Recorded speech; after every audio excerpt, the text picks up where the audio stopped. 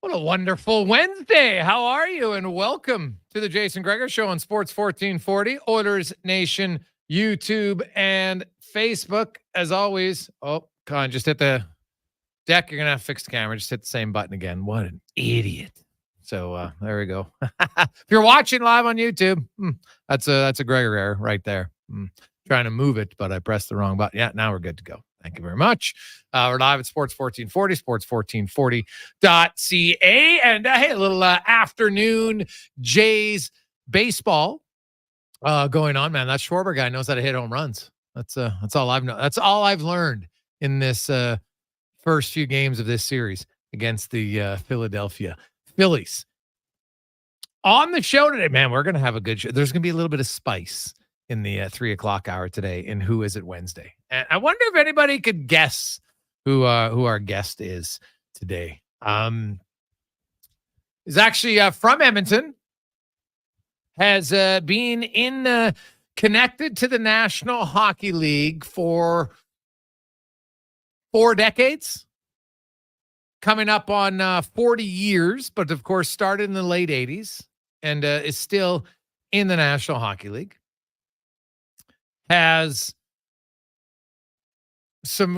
He was heavily involved in, I wouldn't say controversial things, but he has never shied away from standing up to things when he thinks it's the right thing to do.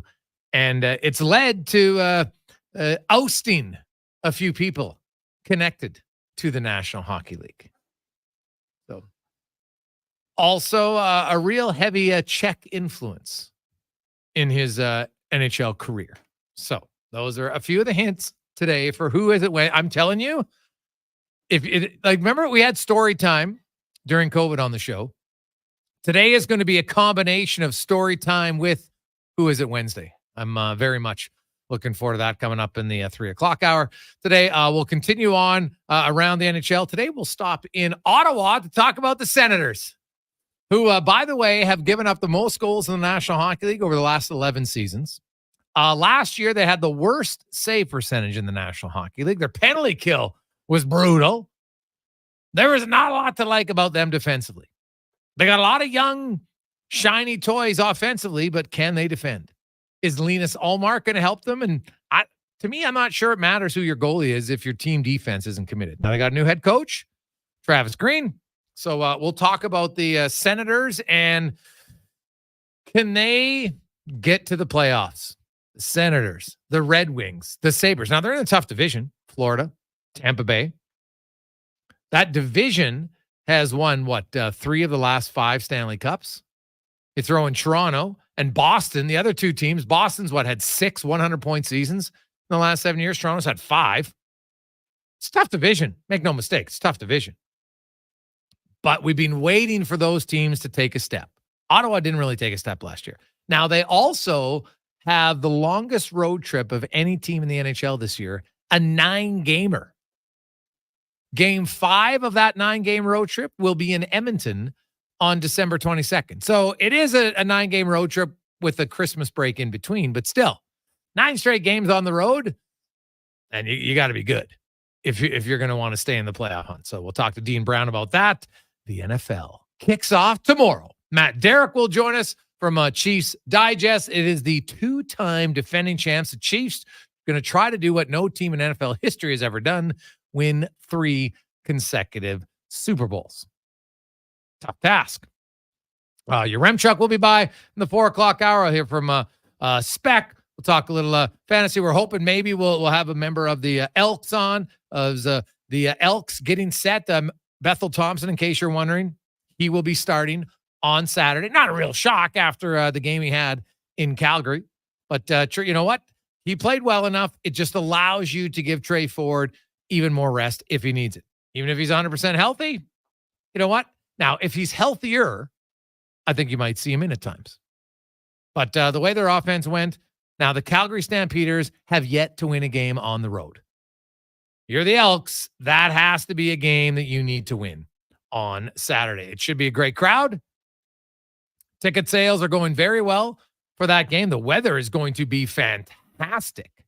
Absolutely fantastic. So look forward to that. on Saturday. Of course, you have NFL kicking off. The rookie camps will be getting going very soon in the NHL. Of course, in Penticton, the Oilers will have some young guys there. But it's funny, at the rookie camp, there's really nobody going to be at the rookie camp. I guess maybe Matt Savoy would go there, but I don't know. We'll see. Maybe he will. I haven't seen the official lineup yet for that, but and I'm not even sure if he has a realistic chance to crack the Oilers, at least out of training camp. I think he'll get in some games this year, but I'm not sure it'll be to start the season. Raphael Lavoie, Yarventi, those are probably the two most realistic young players to make the Oilers opening day lineup. I think one of those two will be here. Now, then there's some others. Could Noah Philp? What about Lane Peterson? Now, he's obviously not going to the rookie camp. Those are the other guys that I would say in the mix. I think they're going to try to push Derrick Ryan for that fourth line center position for the Edmonton Oilers. There's not a lot of openings. We know who the top six are, right? Evander Kane's going to start the season injured, not on LTIR. Really no point to put him there. But Edmonton's top six, I think, is pretty much set. You got Hyman, you got Arvidsson on the right side, you got Nugent Hopkins, you got Skinner on the left side, McDavid and Draisaitl down the middle. Then you have Henrique, you have Connor Brown, you have Matthias Janmark, you have Derek Ryan, you have Corey Perry. Then there is Pod Colson, Yarventi, Raphael Lavoie. She's going to battle it out for the 13th spot. Up front, on defense, we all know it's Bouchard and Ekholm and Nurse and Kulak. And then likely Stetcher, Emberson, Brown is in the mix. Those are your guys right now. Now, a PTO on defense, I think is possible for the Edmonton Oilers. I think it's more possible that it's a left shot defenseman than a right. Now, I could be wrong on that, but Edmonton has 6 right shot guys. Now, Max Wayner is number 6, and I think he needs a full year still in the American League. But Phil Kemp's number 5. Do they need another depth right shot defenseman, or would they possibly look to say, well, hey, let's bring in a lefty and see what happens? Travis Dermott, maybe? What about Mark Giordano? Those would be some names I could see as realistic options to come in on a PTO. Now, PTOs, they are, it's a PTO. Veteran players will always wait as long as they can before signing a PTO because it's not a guarantee. A contract, you're guaranteed that. Now, you might be in the American League, but you got a contract. PTO, you got to come, you got to show up, you got to play well, and then hope everything works. It's tough. Hey, guys, is Dan Craig the guest, Randy? The ice maker, Dan Craig. No, that would be. I'm not sure he would have kicked anybody out, but I like it. I like it a lot. But no, it's not that at all. Hey, Gregor, I see a lot of people talking about the orders in a few years and all the salaries. Will that be an issue from Doug? Well, it could be, Doug. There's no question, right? Like, let's just argument say Connor McDavid's a $60 million player. Bouchard's a $10 million player. That means they would be at $49.5 million for 4 players. Now, if the salary cap only, and I say only in parentheses, goes up $4 million the next few years, then it'll be at $96 million. But it went up 4.5 this last summer, and they're raving about the projections on what they think it's going to go up this next year. It might be 5 or 6. So what if it's $100 million? Well, then obviously the higher the cap hit is, then the lower the percentage that those 4 would take up on the salary cap. So obviously the more room, the better it is for Edmonton, better it is for every team. There's no question. It'll be a concern, yes. But it's one that's why you have managers. They got to figure it out. But you have 2 years before McDavid's new contract extension kicks in, right? It's 2 years. So lots can happen. Injuries, trades, a surprise player emerges that maybe no one really thought that would emerge like that. That happens. Maybe there's this free agent signing a veteran player who's been in Europe, 24, and all of a sudden comes over and is a steal. Right? Look at Kuzmenko. Look at how that panned out. So you never know where guys are going to come from that could potentially change things for the Oilers. So it is, it's a long ways away. And the more I read on the power of enjoying the moment is worrying about something that's 2 years down the road as a fan. If you do that, fine, but make sure you spend more time focusing on all the good that you get from watching McDavid and Draisaitl on a nightly basis. Because I think what happens sometimes is, what is the one thing everybody always tells you when you get older? Live in the moment, remember the moment. Like, oh yeah, no, I'm in the moment. And are we though? I think we're all guilty of it. I know I am at times. I see it all the time now. People, their heads down, it's in their phone. They don't even know what's going on around them. And so in this case, you're so busy. Well, geez, the salary cap in 2026 is going to be this. Yeah, so what? When 2026 comes around, gonna worry about it. Nothing you do now is going to change it. I'm going to worry. It's not like McDavid's going to sign honestly, because people said, well, why wouldn't Connor just take the same contract as Leon? Well, here's why. Connor McDavid's a better player than Leon Draisaitl.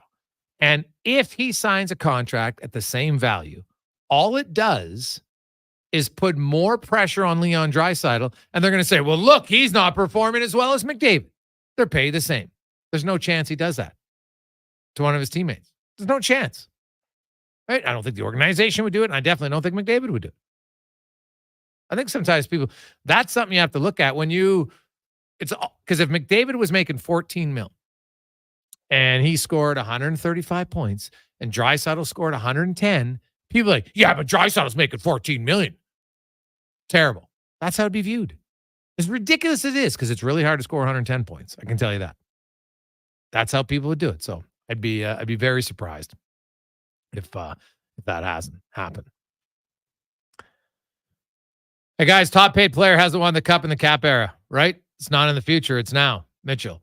Well, I'd have to look back. You can always find obscure stats. I don't think it really means much. Teams win, not individuals. I have argued that, and I will continue to argue it, because if you don't have good depth, you don't win in the playoffs. It's that simple. I don't believe for a while, no one could win with double digits. And now the last 2 years, guess what? Shocking. Someone has won the cup back-to-back years with a $10 million contract. In fact, Florida had two of them and another guy making 9.5. I think looking at that is kind of a cherry picking stat for me personally. So I don't, there's only one guy who's the highest paid player in the league every year. One. So the odds of that guy winning the cup are quite low. It's just how it is. And when Gretzky was the best player, they won quite a bit. Lemieux was pretty good. They won. Crosby's pretty good. They won. Patrick Kane, pretty good player. They won. So I think lots of good players have won. Barkov, pretty good player. Lots of good players. So yeah, I don't get too caught up in the salary. Salary cap overall, yes, does matter, but from one individual, we're probably not giving a big enough structure. Even when I said yesterday, when I mentioned the top four salaries of players, that to me is probably even that a little bit misleading, because what if your fifth, sixth, and seventh are way more than everybody else's? That lowers it too. So see how it goes. Hey, Greg's, if the Elks win on Saturday, what does the playoff options look like? Well, I guess it'll depend on a few things. Number one, well, if they win, as I said before, I think that gives them a legit shot to be in the hunt. Now, if they win and Saskatchewan loses in Winnipeg, well, now the race is on, baby, because the Elks would be 1 point back at Saskatchewan. They'd have 5 games remaining, and they play each other once. Edmonton still would play Calgary another time. They have Winnipeg twice and Toronto. Like those back-to-back games against the Bombers, they have to find a way to win one. I think if they split against the Bombers and they beat Calgary this weekend, then their odds are pretty good that they can get into the playoffs.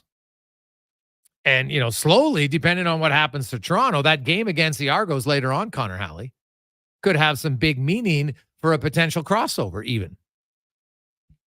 Yeah, I mean, the Argos, you talked about it, just 6-5 on the season. If the Elks were to pull down another win here against the Stamps, it could be massive going into the final game of the season. They're right in the thick of things for sure. Like you said, if the Riders fall out, Elks find a way to win this week. They're both tied 5 wins. We're going to have a great race. I think even if it doesn't go quite so well for the Elks, they're still going to be in a position where if they can get on another run, another 3-game winning streak, they put themselves right in a spot to where they want to be. So it's going to be fun to see, Gregor. This is what we want in the CFL. I mean, you can say what you want. I think it's the first time in a long time that the Western Conference hasn't had a team above the 500 mark. Obviously, Winnipeg and BC at 6-6 so far this season. But in terms of competitiveness and parity, this is kind of what you want to see. It's going to be a fun stretch. Well, it's been a very odd season. Edmonton started terribly. Winnipeg, tough start. Now Winnipeg's rolling. Edmonton's rolling. BC and Saskatchewan, who both started very well, have both hit the skids lately. So, we'll see. What's funny is the Elks have the most road wins of any team in the Western Division at 3. And I think only Montreal in the league has more road wins overall. Yeah, the problem is, guess what? The Elks have the fewest home wins in the CFL. And that's why, and I've said this, if we talk about importance for a team and an organization, this game on Saturday night, it's big for a lot of reasons. But you've got to start finding a way to win games in front of your home crowd. It's different. It just is. And they got to figure out a way how to do it. When we come back, a team that has to figure out that defense indeed matters. The shiny toys of offense. Will this be the year? Or will be another season of disappointment and not understanding how to play defense? We'll discuss it next on the Jason Gregor Show, presented by PlayAlberta.ca. Remind us you can always text us in our eWell inbox, 833-401-1440, 833-401-1440. Ain't it beautiful? What does excellence mean to you, and how does it impact your decisions? Friends, it's Carrie Dahl, and I know that at Volvo Cars Edmonton, excellence isn't an option, it's their everything. From customer satisfaction and sales, service, inventory, and retention, they excel in all. Congratulations, Volvo Cars Edmonton, Canada's only 12-time Volvo Excellence Award winners. Volvo of Edmonton. Gather around the radio, kiddies, for the best time of day. It's Oodle Noodle time. Listen in this week as your noodle hero battles the barbarous Bobby Burger. Now sing along. You know the words. Oodle Noodle time. Oodle Noodle time. You know what time it is now. Get up and give me your best Oodle Noodle dance. Your best time of day is Oodle Noodle time. Introducing the Female Super League. Female hockey is on the rise with more women playing the game than ever. Join us as we pave the way for the future of women's hockey. The FSL is more than a game. It's a movement and an experience for the motivated female athlete. Teams will compete in a showcase-style format featuring consistent interprovincial competition. Come be part of the journey as the 2024-25 season unveils a 12U division, as well as the launch of a groundbreaking progressive body-checking 14U division. For more information, visit femalesuperleague.com. Actions speak louder than words. Japa Machinery Group puts your construction plan into action with XCMG construction machinery you need. Available for rental or sale. Learn more at japamachinery.com. Hey, Leduc, can leading edge physiotherapy help you? Well, this is a question I face every day. Let me answer the best I can. Do you have a pain or injury to your toe, foot, ankle, knee, hip, lower back, middle back, neck, shoulder, elbow, wrist, hand, or finger? Are you dealing with a sprain, strain, fracture, tendonitis, bursitis, arthritis, dizziness, balance issues, surgery, whiplash, or headache? Okay, I can't list all the problems that we can help in leading edge physio in under 30 seconds, and I can't promise we fix everyone. But I can promise that we'll combine our experience, skills, technology, and hands-on care to give you an edge. Life shouldn't hurt. Find us at leadingedgephysio.com. Mr. Rooter goes on a water slide. Welcome to the Sky Screamer. Please keep your arms crossed over your... Oh, don't worry about old Mr. Rooter. I'm the last person you have to worry about clogging this pipe. Actually, it's for your safety. This plumbing-themed amusement park is amazing. To see the world from inside a giant pipe, it feels like Honey, I Shrunk the Mr. Ruta. Now, if you'll excuse me, I'm ready to be flushed. For a plumbing good time, slide into the DMs of Mr. Rooter. Hey, sports fans, we've got a clear choice for you. At Crystal Glass, we provide customers with the perfect glass for any job. From home to auto and even commercial, installation or repairs, we're your team. Call 310 Glass or visit crystalglass.ca. Crystal Glass. Now, all sizes of premium roast coffee at McDonald's have a new low price starting at $1 plus tax for a small. It's great if you love great tasting coffee. $1 small premium roast coffee every single day. Must be McCafe. Plus tax at participating restaurants in Canada. Excludes delivery. Have you lost control of your debt following unexpected car troubles, home repairs, an illness, or a divorce? You're not alone. Life happens. My name is Parveen Middleton, a licensed insolvency trustee at BDO here in Edmonton, and I'm here to listen to your story. Every day, I craft personalized debt relief solutions to help people like you regain control. Take the first step now. Call 1-833-BDO-TALK or visit bdodebt.ca to book your free consultation. Diablo Boots in Canada West. Two great names in work and cowboy boots. For over 60 years, Diablo has been selling the best-made Canadian boots. Diablo has boots from sizes 6E to size 15EE, just for you. Why buy boots made in China like Ariat, Justin, or Red Wing, when Diablo has the best quality for less, made in Canada? Diablo has work and cowboy boots with replaceable soles and heels for longer life. So, save on boots by Save On Foods. That's Diablo Boots, 3340 Gateway Boulevard, on the east side of Save On Foods. Hurry in today for best selection. Well, get ready for a silly hockey fan. Your partner in power just skated onto the ice. EWEL.ca, the new e-commerce website for electrical wholesalers Edmonton, is ready for the power play 24/7, 365. UL skates to where the puck will be in 5 years. Now that's forward thinking. Killer selection, slamming products from the best brands, and legendary service. Don't sit on the bench. Get your account today at ewell.ca and win that project. Plug into your partner in power. Get an EWEL.ca account today.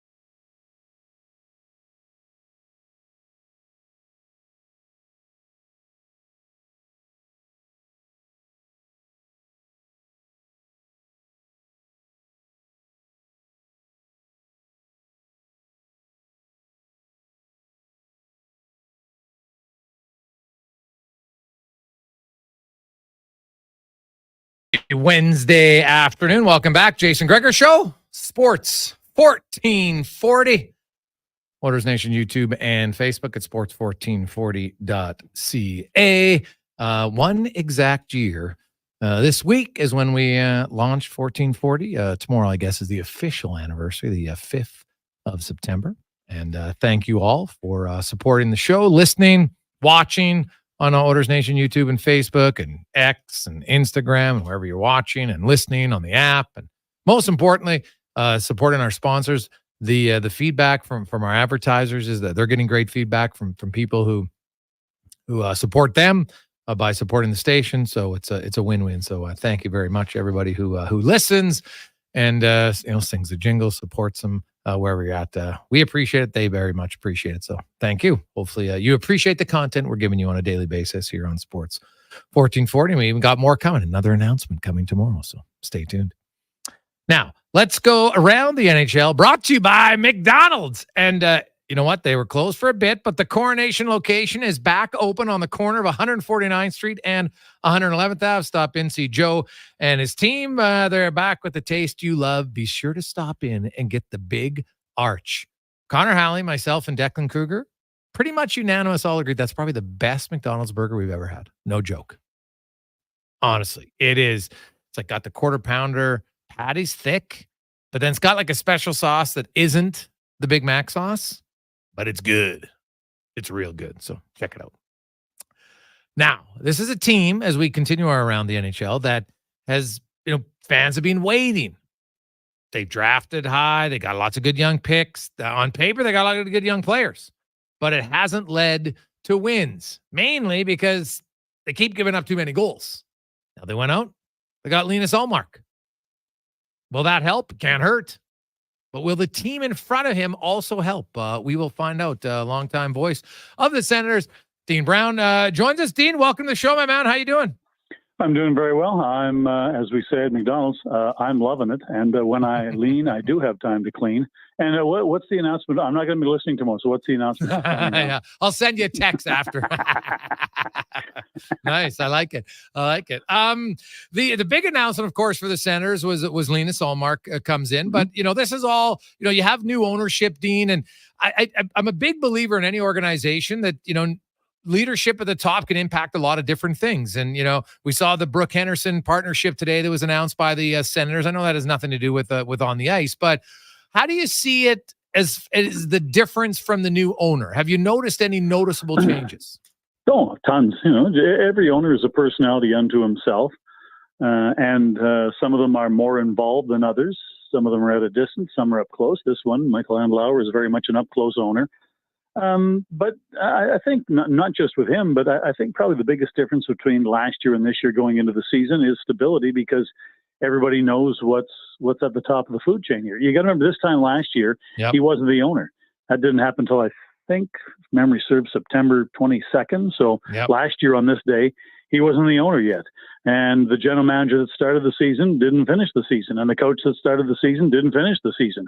And the group of assistants that started the season, they were finished at the end of the season, except for a couple of them. So, I think starting the season without those questions about, is Andlauer going to get to the finish line? Is he going to be the owner? And is Pierre Dorion going to stay as the GM? If he does he make it through the year? Is the coach, got 25 games to do something, or he's going to get fired? All those questions that were last year questions before they even got on the ice, they're not questions this year. So that leads to just a level of stability. And I think one of the other big things about Michael Andlauer is he's very upfront. He's very open. He likes anybody talking to him when he's out somewhere. He likes it when fans come up and talk to him. He's extremely approachable, and he makes it very clear. I'm a billionaire and I'm not going to waste my money, but I'm going to spend it where it needs to be spent. They're just right now wrapping up a $1 million renovation of their gym, coach's office, and workout room, because he and Steve Staios just didn't believe it was up to what is today's NHL standard. Like Edmonton, for example, that is the elite status of what those facilities for athletes should be. That's kind of like, them, Detroit.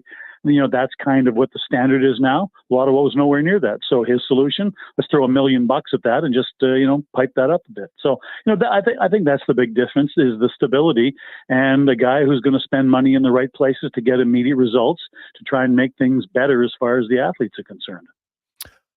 So then you turn your focus now, obviously, to the on ice. They got a new coach, and I know that they're having. Here in Edmonton, they call it captain skates. I know the players are in Ottawa already. They've been skating together as a group. I think it started yesterday, and they'll do that leading up to training camp. And you know what? There's maybe a little bit more of a focus. I don't know, Dean, if you had a chance to talk to the players, but Ottawa, it's allowing goals has been their collective weakness, whether it's goaltending. I don't think it's fair to just blame the goalies.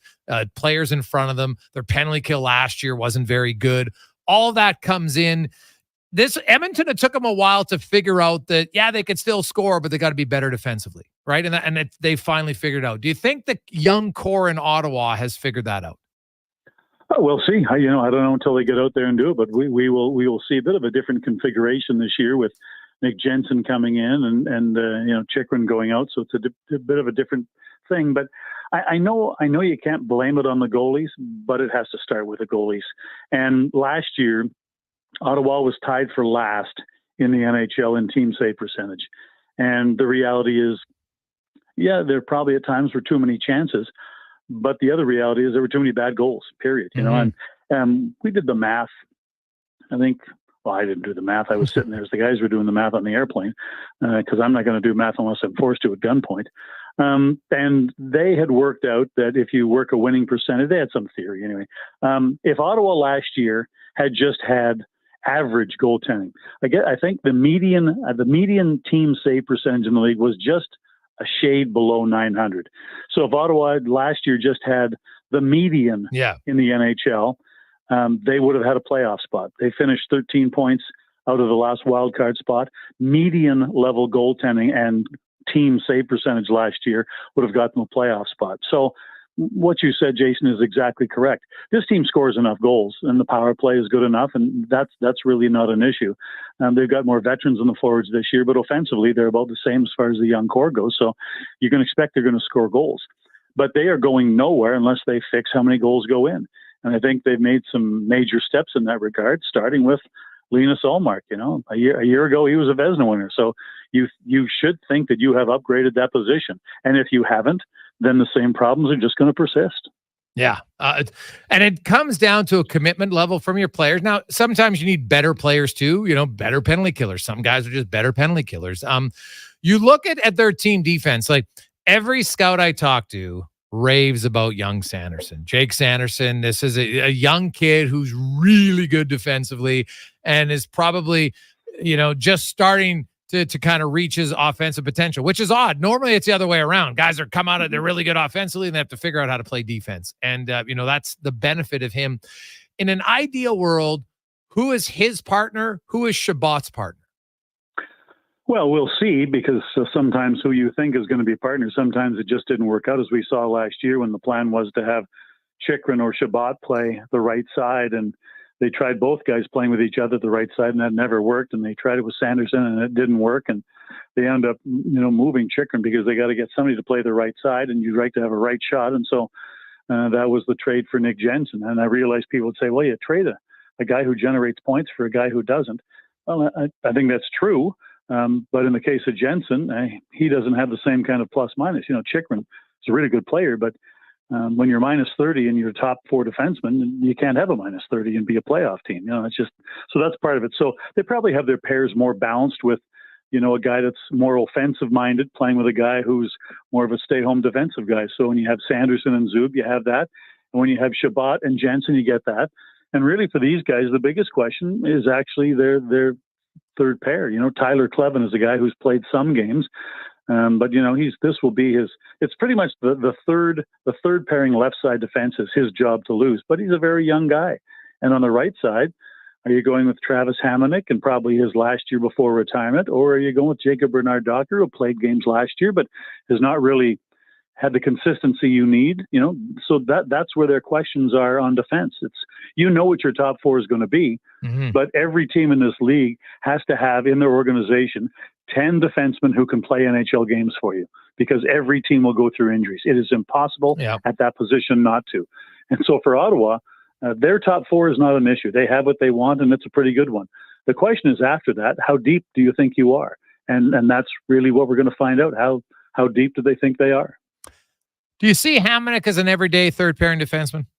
No, I don't. I think at his age and at his speed, he's in the last year of a deal that pays 1.1, and I think he knows where he is in his career, and I think he understands that, and he's going to play some minutes for them. But he's a mentor. He's a shoulder. He's a guy who's going to give you everything he has. The question is, how much does he have?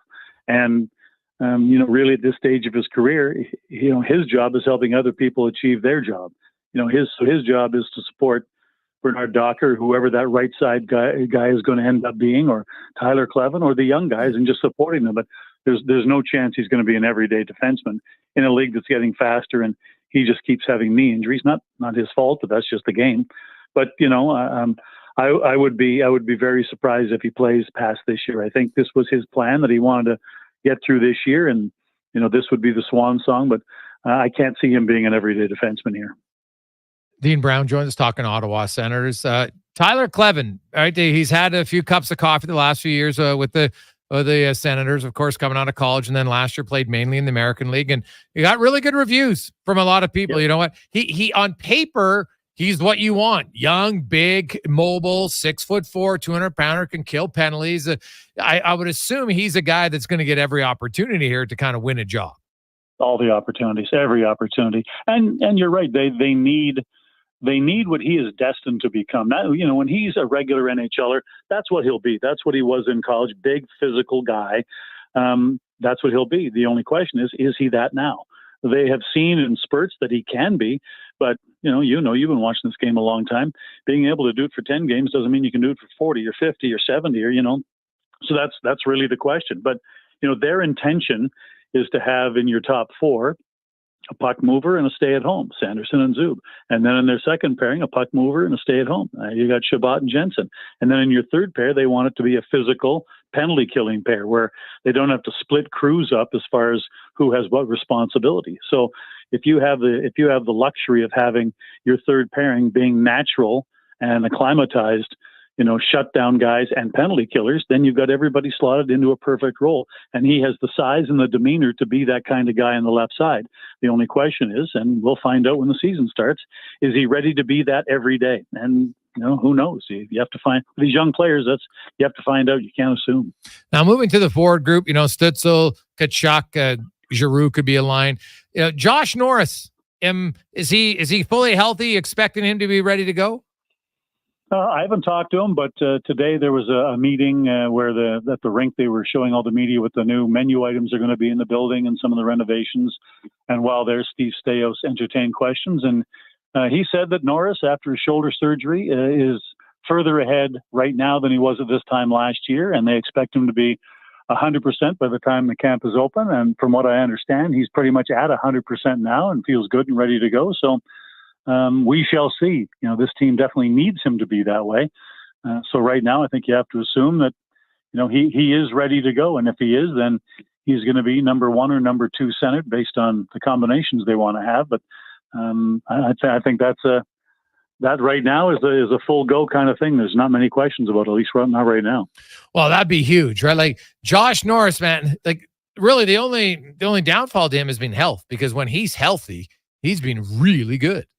Yeah, if they're healthy, they're actually that's one of their biggest strengths is what they could be down the middle. Because if you start running through what they have in the NHL and what they have coming, guys who are like right on that doorstep, Norris, then you have Stützle, then you have Pinto, then you have Nick Cousins, which they just picked up from Florida. Guy that you saw a lot, Ridley Gregg, has played wing, but he's a natural center. Guy you saw a ton of, Zach Ostapchuk. He's right on that edge of, going from the AHL to the NHL. He's right there. And a kid that they had down to Ohio State, Stephen Halliday, is a big kid who was going to play in this league. Question is when. So, if you're looking up and down what they have at center, and they have Mike Amadeus or whatever they're going to call him this year. He's playing right wing, but he's been a center half of his life. And Claude Giroux doesn't play center, but takes a lot of the important faceoffs, and he's the best faceoff guy on the team. So if you're looking for what Ottawa has lots of, and where they have really an embarrassment of riches, it's at center. Where they're thin is, on the left wing, after you get by Tkachuk and Perron and Gregor, Angus Crookshank is a guy who's might be ready to make the jump, and Cole Reinhardt might be, you have more questions on left wing, but at center, they have lots of options. Ridley Gregg played left wing? He did last year. He started center, but, for an undersized guy, that was a pretty big one to bite off. When they had injuries, they kind of had to play him there. And, he kind of ran out of gas at that position. They moved him to the wing because they like his tenacity and the way he plays. He's such a feisty guy for such a small guy. And so every summer, the same thing. Everybody is always looking at how much weight did he gain in the off season, because he has everything you want him to have except size. And so, he's had some shoulder injuries because of the tough going and the way he plays. He sticks his nose in it. So, if you're not a big guy and you want to stick your nose in it all the time, that's a rough way to play. So they can play him at center or they can play him at left wing. But I think with what they have now, if they're healthy going in, he's probably going to be a guy who's a winger, because I think it's probably going to be Norris, Stützle, Pinto, Cousins down the middle. There's your first four. So they want him in the lineup. So I would think that he's probably going to be on the left wing, replacing Parker Kelly, who's gone from the organization now. So I would kind of expect that might be something they do.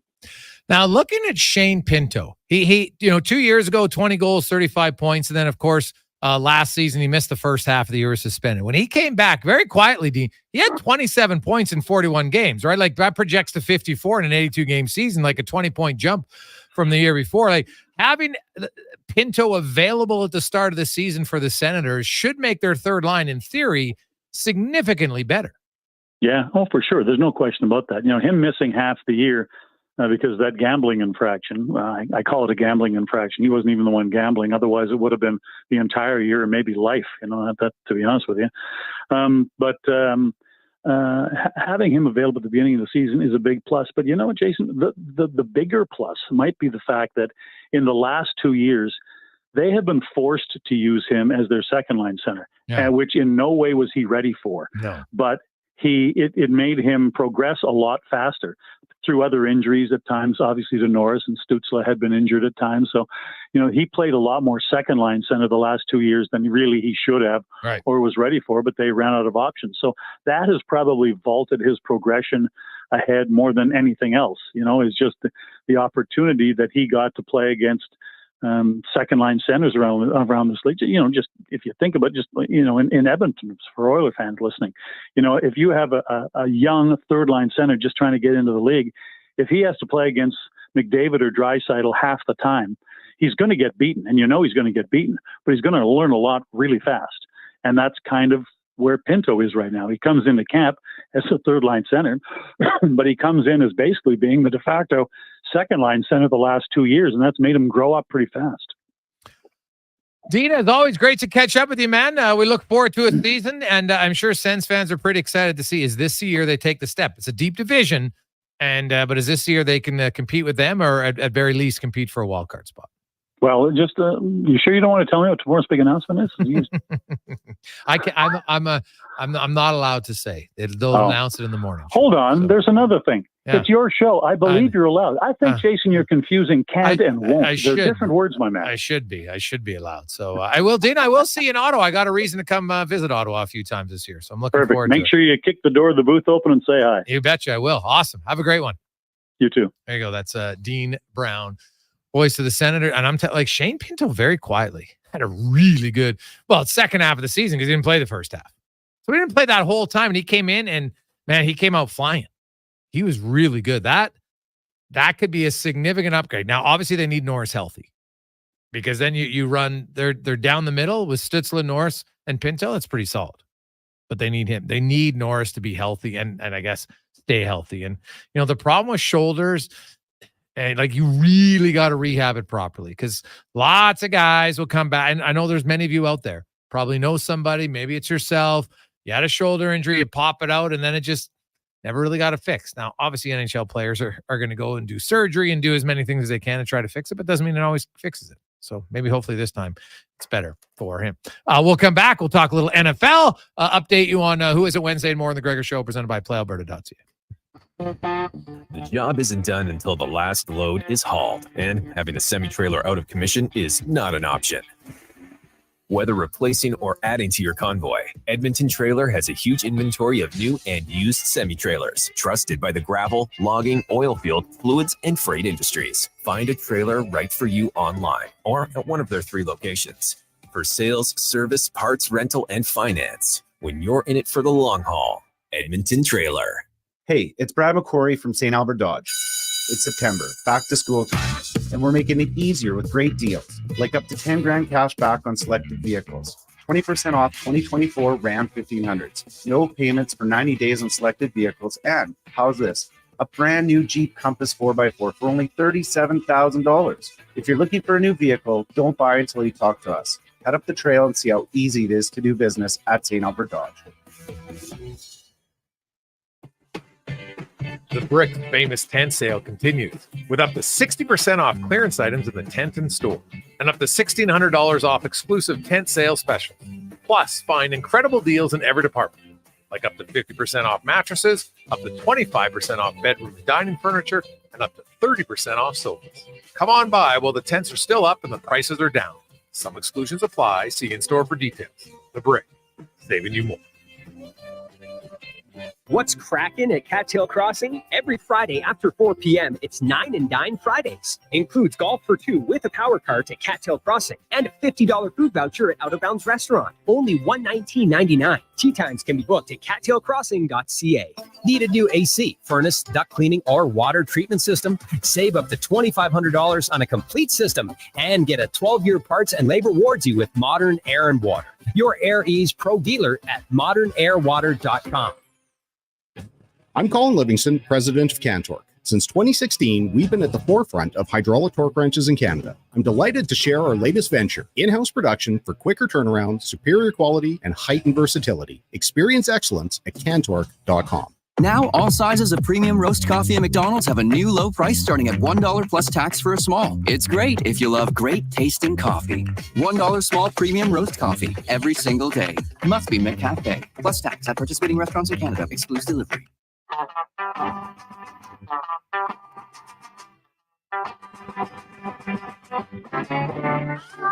Kansas City.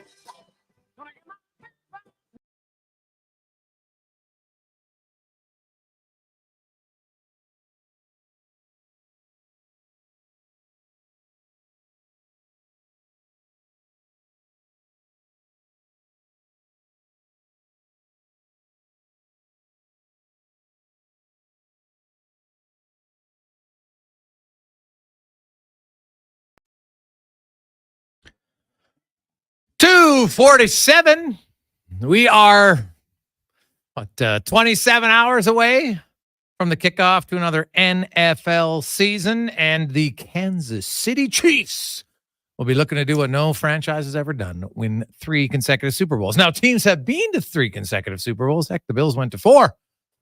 Unfortunately, lost all 4 of them. But winning 3 in a row never happened. They are hoping to do that as we get to the NFL report, brought to you by Legacy Heating and Cooling. Home with no payments, no interest for 1 year on your AC unit. It's going to be a warm September. Stay cool at legacyheating.ca. As we are joined by Matt Derrick from Chiefs Digest. And Matt, it's 2-time defending champs. I think the big question will be going into this season. The receivers, I'm going to go out on a limb, they're not going to drop as many balls collectively as they did last year.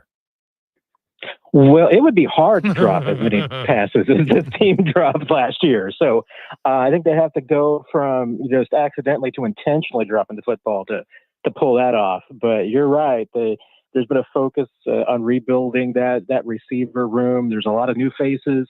A couple of faces that are gone, some guys that had some drops problems last year or were not back, and there's guys who are maturing and growing up. I mean, Rashid Rice is amongst them and a part of that young group of core players.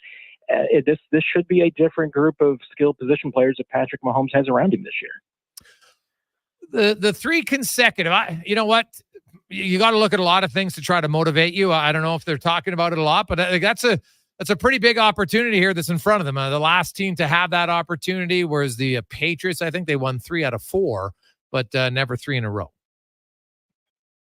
Yeah, and what do the Chiefs have that the Patriots didn't? I mean, I'm not entirely sure that there's anything.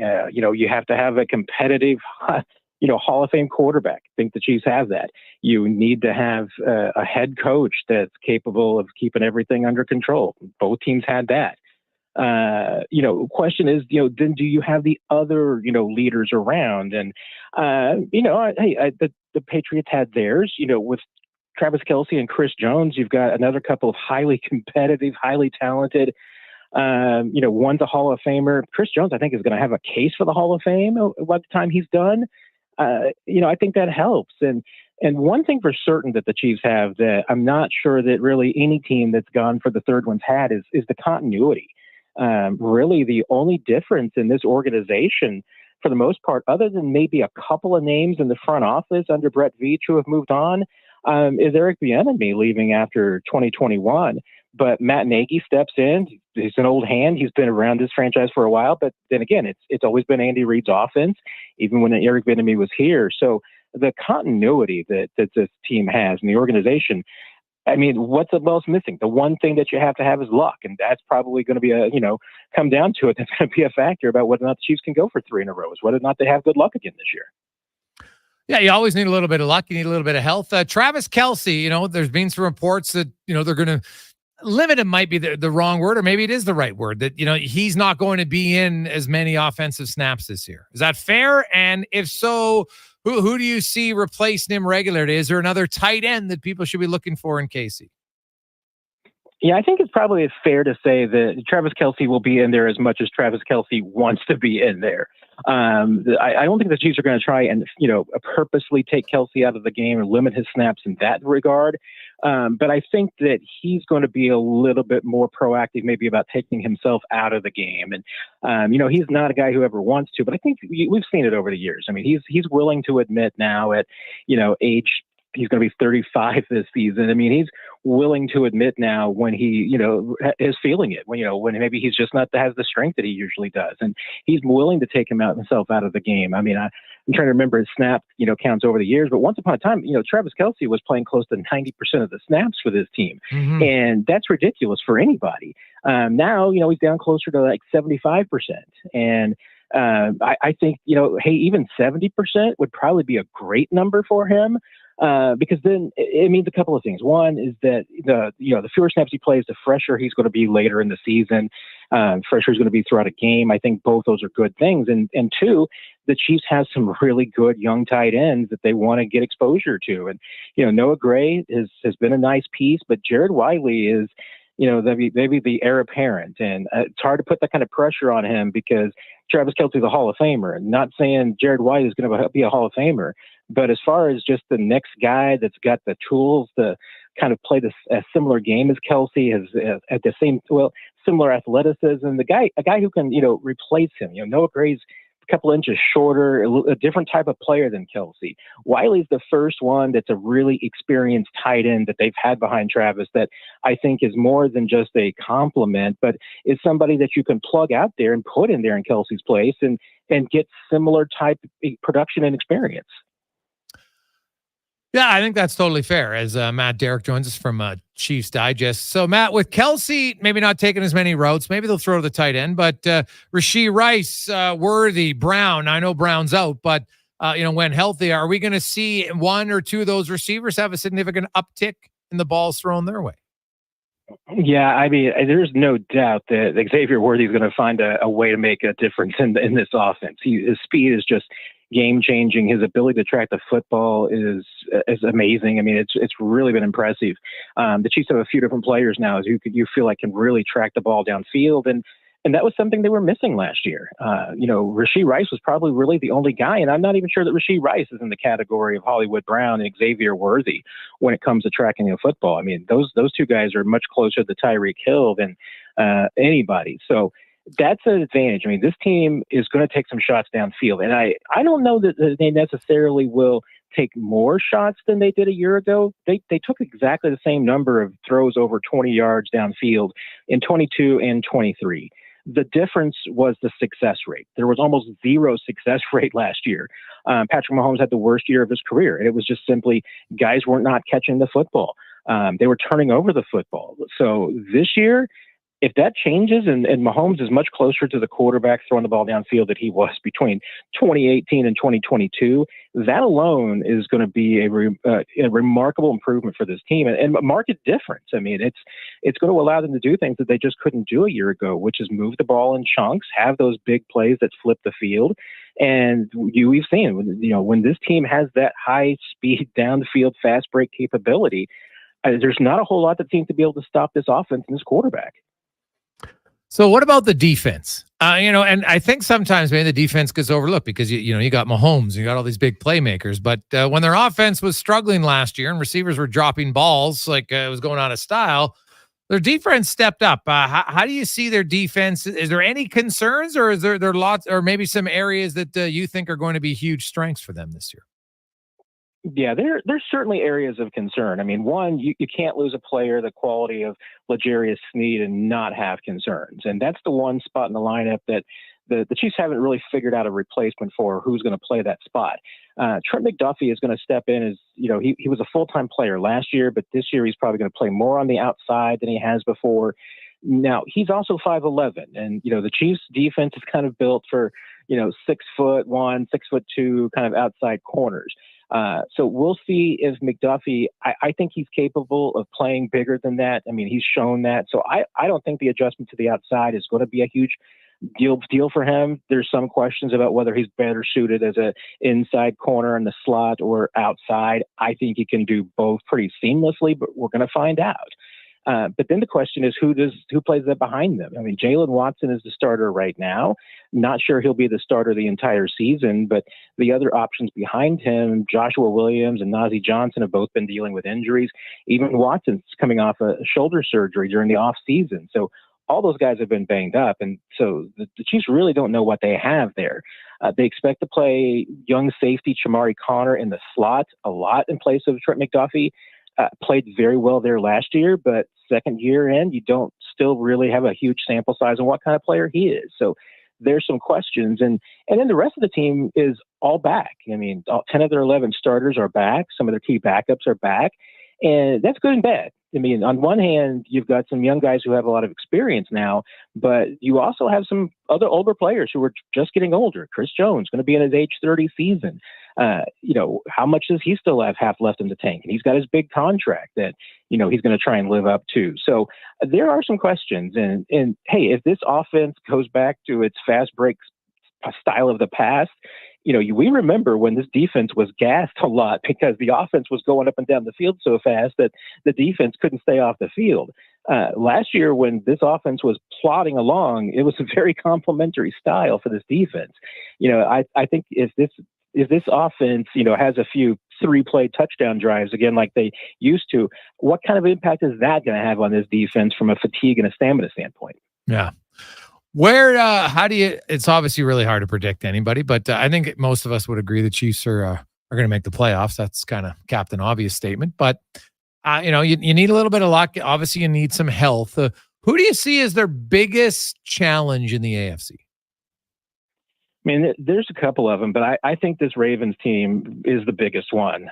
Certainly the Bengals have their aspect, and as long as Buffalo has Josh Allen, even with all the changes that they've had over there, they're still going to be a challenge. And there's a few up-and-coming teams. We're going to find out a lot about the guys like the Texans and C.J. Stroud and just how good they are. But this Baltimore team, I think, is top to bottom at least one of the two best teams in the AFC. I mean, I think they can give the Chiefs a run for their money. Got a good defense. A lot of the same guys, except for Patrick Queen, back this year. They've given the Chiefs fits in the past. This has always been a good rivalry between these two teams. Offensively, the addition of Derrick Henry should certainly help. I mean, I think that AFC Championship game would have played out very differently had Baltimore had Derrick Henry in that game. So I think we're going to see the two best teams in the AFC on Thursday night, and I'm not certain it's the last time we're going to see these two teams play this year. Well, you know what? You got two exciting quarterbacks, lots of good teams, a good rivalry. Should be a heck of a kickoff to the start of the NFL season. As always, appreciate your time. Thanks so much for this, and enjoy the season, Matt. We'll talk to you again soon. It's a pleasure. I appreciate it. Take care. There you go. That's Matt Derrick joining us from Chiefs Digest, where obviously they are one of the favorites to get back to the Super Bowl and potentially win. Now, the Patriots were the last team who went to 3 consecutive Super Bowls. They actually did that twice. They lost. Actually, no, they did it once. Sorry. They did win 3 out of 4, but didn't make it the 1 year in between. But they won in, technically it's 17. I don't know. Is that the 16 championship? Even though you win it in February of 17, I think it's a 16 championship. And then they lost it to the Eagles. And then, of course, they beat the Rams. That was the first one of that 3 in a row was the Atlanta choke job. Whew. And if you're a Falcons fan, that one still might sting a little bit.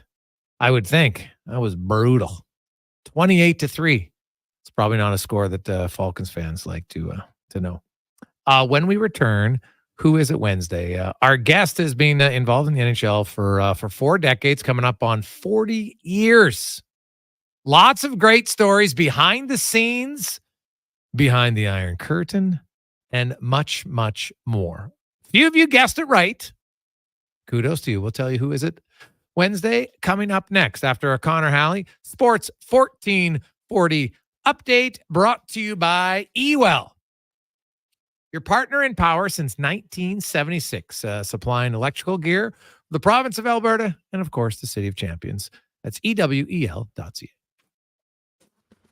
This is a Sports 1440 update. Former Ottawa Senators forward Dominic Kubalik is signing with Switzerland's HC Amberta Kyoto on Wednesday, but the door is not closed on him making a return to the NHL this season. He's got a one-year deal with an opt-out clause to join an NHL team before December 15th. The 28-year-old winger had 11 goals and 15 points in 74 games last season.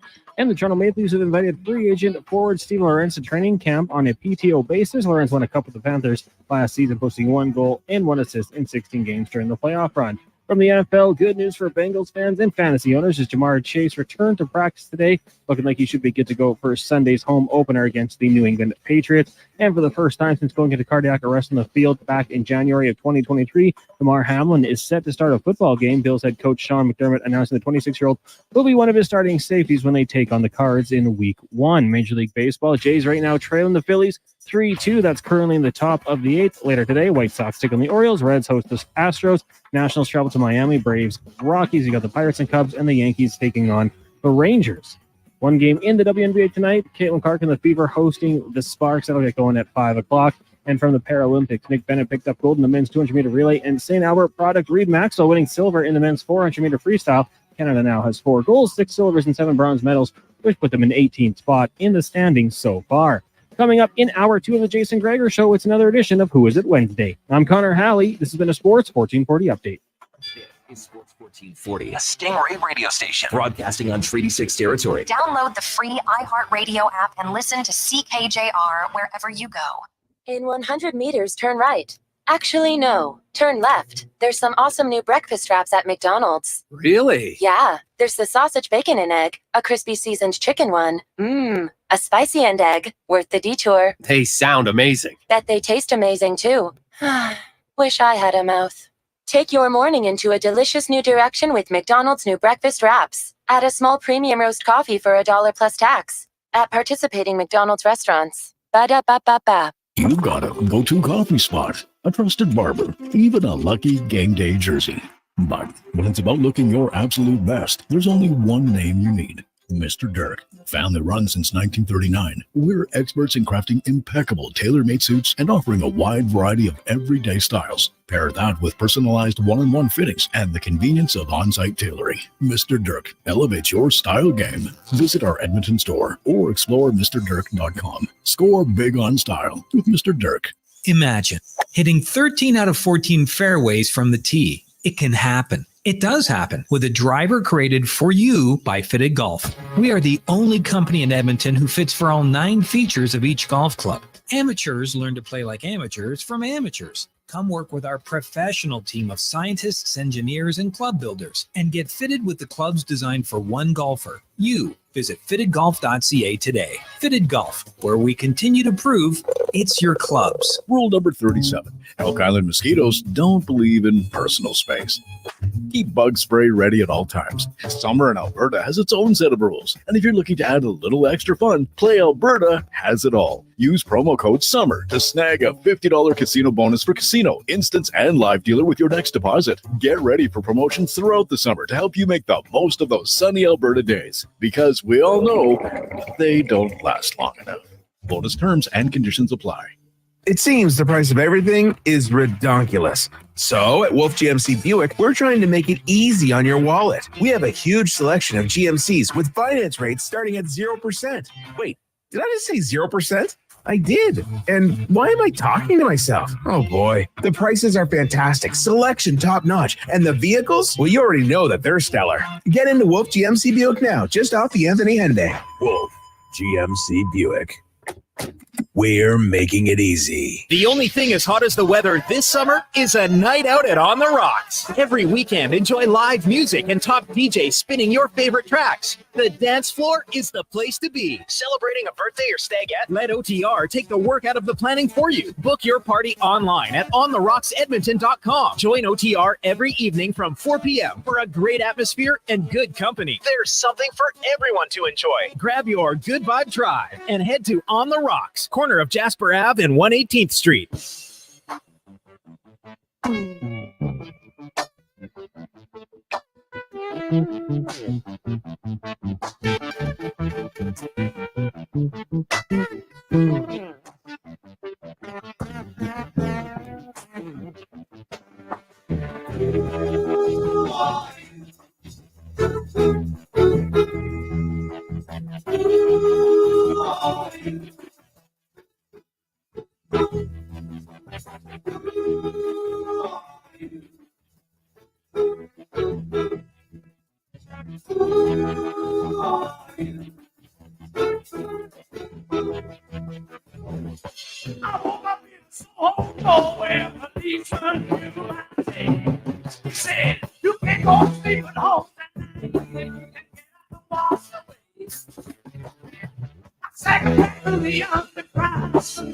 Rolling through a lovely Wednesday afternoon on Sports 1440, Oilers Nation, YouTube and Facebook. How you doing? I'm Jason Gregor, alongside Connor Halley on Sports 1440, Oilers Nation, YouTube and Facebook. As always, presented by PlayAlberta.ca, where you can get in the game. Of course, it's Lotto 649. Are you feeling lucky? Get your tickets today.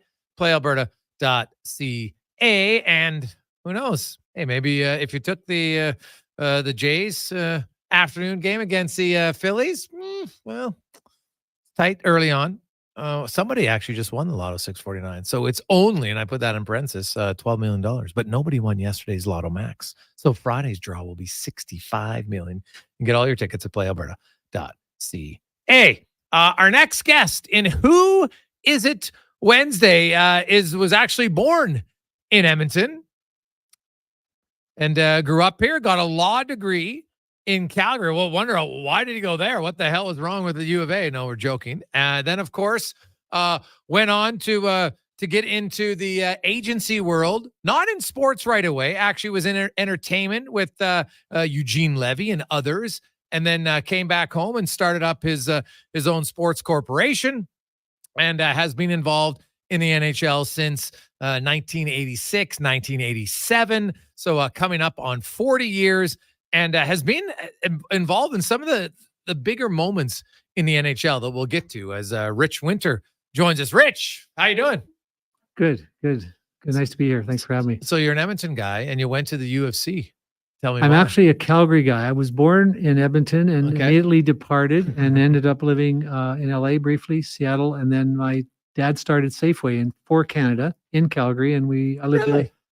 Lived most of my life till my dad died when I was very young, and we moved to Drumheller, where I grew up for most of my time in dinosaur country, which for a young man is a pretty awesome place. I was just gonna say, man, you must have you must have like your little brush and going out there into the rocks to try to find any bones or anything like that. Back then, I remember finding whole femurs and stuff. At this day and age, you probably would have reported that to the Royal Tyrrell, but we'd bring it home, cut it up, make it into paperweights and stuff. So. But a fun place, because the only limitations were don't leave the valley, and that was quite a bit of freedom for a young guy compared to nowadays. Yeah. So you lost your father at a young age, which usually means you probably got to grow up a little bit sooner than you would like. That's just the harsh realities of that. And then you go to university. So when you went to be a lawyer, were you thinking of being an agent, or like what was your plan when you went to Calgary? I walked across the St. Anthony Catholic School playground on the back to my junior high school class after Game 8 of the Canada-Russia series, and I didn't know what that guy Alan Eagleson did, but I thought, you know what, that looks really interesting, and so I decided at 12 this was going to be what I was going to do. Be an agent. I didn't know what that was, but it looked, like I said, I knew I couldn't play. I didn't think I could play. I had some friends, the Drumheller Falcons at that time. Jim Neal was playing on the team. It was a good friend of mine, been a friend of mine for years, and then they went to Medicine Hat. I'd go to training camp with them, got to know some of the guys there. And I thought, these guys just didn't look like they were well served. Lanny McDonald, Tom Lysiak back there, and we're driving fancy cars, wearing fancy things. And I thought, maybe there's a role here for someone to play with small town values, and decided to pursue it. And once you make a decision that young, it's sort of things pop up. Yeah. So you come out of university now, and you got hooked up with Ted Steinberg. You went to LA, and that's kind of where you learned, I guess, your first I don't know if it's mentorship is the right word or not, but you work with him, and he had Kareem Abdul-Jabbar, but he was also representing Eugene Levy and others. So you're kind of in the entertainment world, but both in the film and TV industry, as well as learning about sports. Yeah, I was privileged to work on Kareem's last contract, which was real interesting. I always remember the rider to Diana Ross's contract because Kareem got access to the Forum for one day a year out of his contract, and he always co-promoted a concert with Diana Ross. And I remember as a small-time guy that grew up in Drumheller, I wondered why she would need 2 pounds of red Smarties in her dressing room before she arrived. But so those kind of things were a bit of a wake-up call. But yeah, it was interesting. 2 pounds of red Smarties? Had to be red. Yeah. Had to be red Had for to be Diana red. Ross. Don't know why. Anyway, she, so I had a lot of really interesting experiences. Ted got slipped a disc in his back early on. He's a sole practitioner sharing office space with Danny Marino and John Elway's agent back then, Marvin Demoff.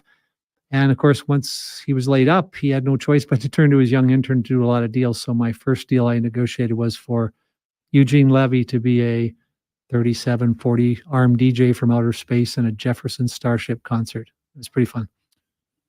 So you were in LA for a year and a half, and then you came back to Edmonton and started up the sports corporation. What was it that you learned in that year and a half that made you say, I want to get into it? And then was hockey, because you represented Kareem Abdul-Jabbar, so you knew about basketball, but what was it about hockey? Was it because you're a Canadian and that was the sport maybe you knew the best? Well, I was going to move back to Edmonton, so the chances of finding a Kareem replacement were pretty small. So I realized that going in, that was going to be the objective. Ultimately, the experience I had, gave me some stories to tell. I always tell young kids now when they want to be an agent. It's obviously tougher now than it was back then, but ultimately you got to have a story to tell. Why would a guy hire you? And, I remember when I first met Grant Fuhr was quite intrigued by Kareem and some of the stories and all of the stuff related to that. So wasn't very experienced, but I had a story to tell. Right. So Okay. that experience in LA was informative, but was very helpful. It actually led me to a chance meeting that ultimately opened up the Czech Republic for me. So going to LA, when I left LA, I told my friends in Drumheller I was going to be a sports agent. Most didn't even know what that was, but they just wished me luck and laughed it off because the guy's lost his mind. But I went down there and just a lot of good things happened, met a lot of really interesting people. Rich Winter joins us, our guest, and who is it Wednesday. And so that's what I wanted to ask you about, because we got some really interesting stories today. So because you've represented a lot of the best Czech Republican players over there, many of them. Yeah. So how did that happen? Because I think in any walk of life, you kind of got to know, hey, what works for me? Why does this work? I'm assuming there's a little bit of underrepresentation over there, but what led you to all of a sudden, being a pretty big representative of so many Czech players? Completely fortuitous. I went to a seminar hosted by a guy named Larry Muno, who's an NFL agent at the time. Okay. Lee Steinberg was part of the group that was. Now, is he related? Is that Ted's son? No relation. And Okay. so I went to this seminar, and the seminar was hosted by a group that Larry had established called the Association of Representatives of Professional Athletes. I went there, and Lee Steinberg was there. Randy Hendricks was a big baseball agent at the time. They were trying to bring ethics into sports. And Right. at that meeting, I met a guy named Bob Stein, who eventually went back to Minnesota. He was a football agent as well. He called me one day to say that, look, I don't know anybody in hockey other than you, and there's this Czech kid who's a friend of a friend of mine, and he seems to be getting screwed by his agent, doesn't call him back, doesn't know what to do. And I said, well, at that point, I didn't have any clients. So You're like, sure, let's sign me up. So I went and visited with Miro, and he was a minor league player, ultimately went back to Europe. And he called me one day to say this guy, Frank Musel, he'd met him when he came out of the Czechoslovakia back then to Germany to train, and play some exhibition games. And he said he'd really like to defect. So could you write a letter? If you know Frank, you can understand why he'd want the letter. He's pretty methodical. So I sent a letter over to Miro, and he asked me to explain what I might be able to help him with. Okay. And 2 years later, I get a call from Frank. I'm ready for defecting, something along those lines. And it was early on a Monday morning, and I found myself in the middle of Yugoslavia, 3 days later, trying to figure out where the border is and how we're going to get across it.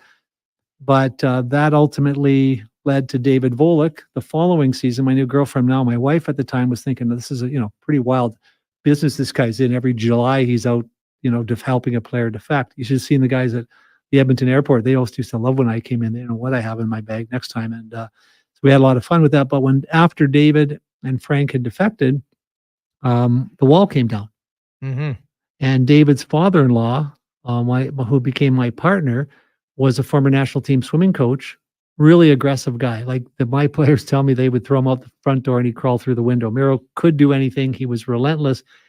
And I remember I'd go over there. The first time I went over there, I was there for a week and met about 90 players, most of whom were serious NHL prospects, but we don't know that, right? Like there's no internet. I don't really know. I was in a meeting in what's now Slovakia, in Trenčín. I was in a meeting with 7 players in one room. So I talked to my wife, at the end of the day, how'd it go? I don't know. I met about 7, 8, 9 players today. And are they any good? And Pavel Dimitra, trying to think of Robert Schwela, Ziggy Palfi. They were all in the room. Robert Stumble. I basically every single player in that little tiny room in the Hotel La Goriziano in Trenčín, Slovakia, played in the NHL All-Star game. So I picked up 7. Zdeno Seger, another one. So that whole thing opened. I went from Grant Fuhr, Esa Tikkanen, Craig Muni, Frank, and David to 45 NHL players in a year. You can't plan that. Yeah. I mean, you can. I tell guys, they ask for the path. I say you fall in love with a girl in Hawaii, end up in California because she lives there, and then you go to UCLA for briefly. You meet a guy in the sports business, and then he introduces you to a group of people that have access to a communist country where they play hockey. And, there's maybe Korea now, but I don't think that's going to work. But it was just, I think it's a product of the fact I truly believe that when you focus on something, set a goal very early, things open up to you. You start noticing, well, gee, I met this young girl, maybe entertainment. I actually was a stuntman for a couple of years, and Darren McGavin, who nobody except people older than us will remember, was a big time star. I worked on a film with him, and he promised me, oh, you come to LA, man, I'll help you with, I did some screenwriting with him on the movie. That's a crazy story too. But in any event, I go down there. Of course, he doesn't call me back, but I had enough. I wanted to do this. I had enough reasons to go there. And then stuff happened, like my buddy at law school, because I was taking summer scores, says, do you know Wayne Gretzky? I'm like, well, yeah. And he said, well, my dad's working with him. He's got him in a soap opera. Remember Wayne? Young and the Restless. From the Edmonton operation. Yeah. So I'm thinking to myself, oh my gosh, like, I don't know who this guy is. But anyway, he sets me up with a meeting with his father. And I go to the office, and I'm thinking there's some guy represents a few soap stars. I get there. The guy's handled Evel Knievel, Muhammad Ali, his partners Ken Cragen. They're organizing We Are the World. Lionel Richie walks by as I'm going into the meeting, and I'm like, oh my gosh. It turned out Shelley and his partner split up, so he was the one who got me the gig with Ted. But you can imagine the conversation in the car going to Tommy Burgers after that meeting when my girlfriend at the time wanted to know how the meeting went. It's unbelievable. Rich Winter joins us. So now take me back to when you go over to get Frank out of then, the curtain's up still in Czech Republic. How did you get him out? What'd you have to do? Because like I've heard some stories, and you always wonder, was it that bad? Maybe it's worse. How was it for you? How do you get in, and then how do you get out? Well, stop in Toronto. It's Yugoslavia. He'd gone on vacation in communist Yugoslavia. He told me meet me at the Hotel Sirpar. We figured I could get there by Wednesday, even though I'd never been to Europe and didn't know where it was. So I had to get a visa. I learned very quickly from the Yugoslav embassy in Toronto. Stopped and got that. That gets me in. But while I'm flying on the plane, I tell the guy meeting Miro, my initial minor league client, and he's driving me over to Yugoslavia. And the guy on the plane says to me, yeah, but the mountain range and the roads aren't that good. You'll never make it to meet your buddy. You said you had. So I immediately changed planes, flew to Trieste, Italy, which was the closest, right adjacent to Umag, where Frank was. And I told Lou Nanny, the GM of the North Stars, I'm going. His initial reaction was, yeah, you and 50 other guys are going to get him. Well, I said, Lou, I don't really know, but I'm going to Umag, Yugoslavia, and I'm going to meet Frank and attempt to get him out. So when I get on the plane from Munich to Trieste, Lou is there. He's on the plane. I don't know at that time if that's good or bad for me. He's got an ABC News crew with him. I'm thinking that doesn't seem like a way to sneak around, but as I would find out later, so he doesn't know who I am. So I can walk in and out of the plane and I go, okay, so he's here. So after Frank and I went to the UN High Commissioner for Refugees, tried the US consulate, went from Belgrade to Zagreb, we finally gave up and called Lou's office because I knew he was nearby. And he had arranged for Senator Dave Durenberger to help this young man get a visa to the United States. Oh. So we got a visa, and I was so naive. Like, I was told to get Frank to get a passport picture. I went downstairs to get a passport picture. The guy said it'd be like a week. Lou just smiled and went and gave him a couple $100, and he found a thing called Super Express. We had our passport picture pretty fast. We then had, and what the good news about the ABC camera crew is when Lou went to the American consulate in Zagreb, he wasn't getting any help until the camera crew started filming. You won't help the hockey star from America. And then the guy figured out it really was a hockey star, got to know who Lou was. They're having dinner, and that helped facilitate things. But I still remember, I say to Frank, I was with Frank last couple of weeks ago at the Halinka, and I remember saying to him, I wish I had that video. I had a cassette of the interview Frank did the day before we left. And it's frightening to think, I'm maybe just naive. I'm not scared. I'm not really nervous. I'm walking around. Seems like a nice environment. There's not a lot of police or anything to indicate it's any different than any other European city. And we decided naively that, okay, so we go to the airport, let's split up. We'll have the Canadian, the Czech, the Slovak guy, and we'll have you Americans, because I don't know if we are all together, that could rate. We don't know. We're just making it up as we go. And I still remember the guy at passport control. He sort of looked up at down at my Canadian passport, looked down at Frank, kind of smiled. And the Yugoslavs don't really like the Czechs. So it was almost like he knew, but he didn't say anything. Then we get to the airport. The minute we take off, Frank gave me a hug. I thought he was going to kill me. He was so excited because he's going to jail if he gets caught. Right. Right? I don't know what's happening to me, but it's not likely jail. I'll likely be told to go home. So the end result of it is so bizarre because about, I guess it'd be 8 years later, Frank gets traded to Edmonton. Mm-hmm. His two little boys end up in St. Mary's Elementary School with my two little girls. It's bizarre. It's like, and Frank's one of my dearest friends. It's like, you can't do something like that. It's like going to war, sort of, you get really close. I mean, Frank can't remember anything. I try and tell him the story because I don't remember that. Because he was probably terrified. No, I don't remember that. And we actually met when his son David got drafted, the draft was in Minnesota. So Lou and I took Frank out for dinner because David and Adam wanted to hear the story. Frank just was like, it's like he had Alzheimer's, like he didn't remember anything, but he gave us a chance to reflect on what had happened. And it's really not that long ago. And I think, some people kind of forget just, the Stashny brothers, and there was many others, the Russians in the 80s, like, McGillney and others to get out of there. It wasn't, having not grown up there, I kind of chuckle when some people suggest, we're on the verge of living in a communist country. I mean, we're not. We don't have a lot of great. There's some things that I don't like, and I would agree with that. But stretching to things that it resembles communism, they've never been there, right? And I think that's naive of anybody living here to suggest that we're getting even remotely close. Well, the only thing is, I would say, what I want to say is we're not there yet, but be careful. It happens slowly. It happens. Some of the things happening today were the beginning stages of trying. The COVID thing was, to me, very similar to the beginnings of COVID, where the government tested how compliant everyone would be. I don't think we'll get there. I think largely because the American Constitution is so strong that it'll prevent it. But it's just something we shouldn't go to sleep at the wheel. Yeah. Well, I don't think if our government can. They can barely put on their socks. I'm not too concerned about that. Well, I think the good news is the Canadian Army probably wouldn't stand much of a chance against the Edmonton Oilers armed with sticks. So we probably are a little safer for that reason. When we return, Rich, so you get into the hockey agent world, and you become pretty successful. Then there's you mentioned Alan Eagleson. You wanted to be like Alan Eagleson or do his job, but if I'm not mistaken, you played a pretty significant role in getting him out of the National Hockey League. We'll hear about that story next on the Jason Gregor Show on Sports 1440, Oilers Nation, YouTube, and Facebook. It's September, back to school time, and we're making it easier with great deals, like up to 10 grand cash back on selected vehicles. 20% off 2024 Ram 1500s. No payments for 90 days on selected vehicles. And how's this? A brand new Jeep Compass 4x4 for only $37,000. If you're looking for a new vehicle, don't buy until you talk to us. Head up the trail and see how easy it is to do business at St. Albert Dodge.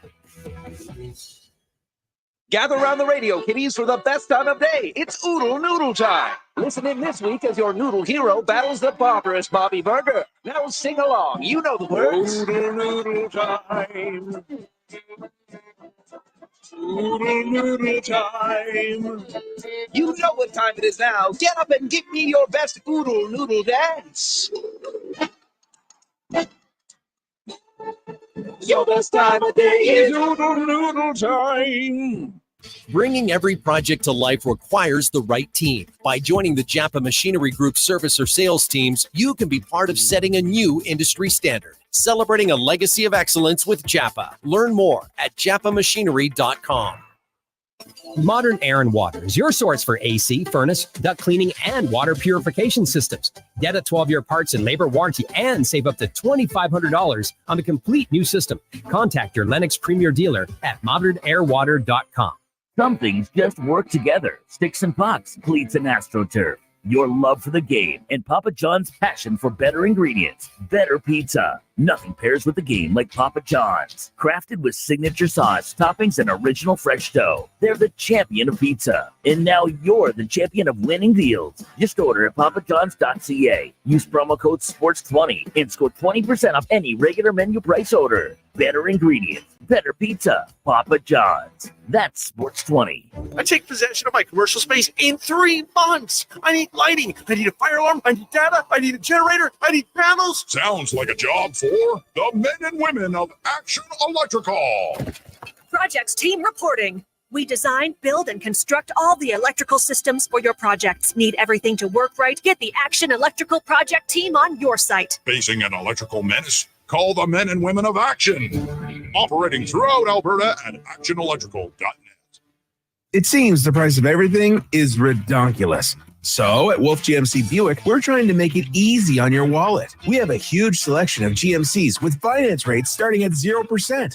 Wait, did I just say 0%? I did. And why am I talking to myself? Oh boy. The prices are fantastic, selection top notch, and the vehicles? Well, you already know that they're stellar. Get into Wolf GMC Buick now, just off the Anthony Henday. Wolf GMC Buick.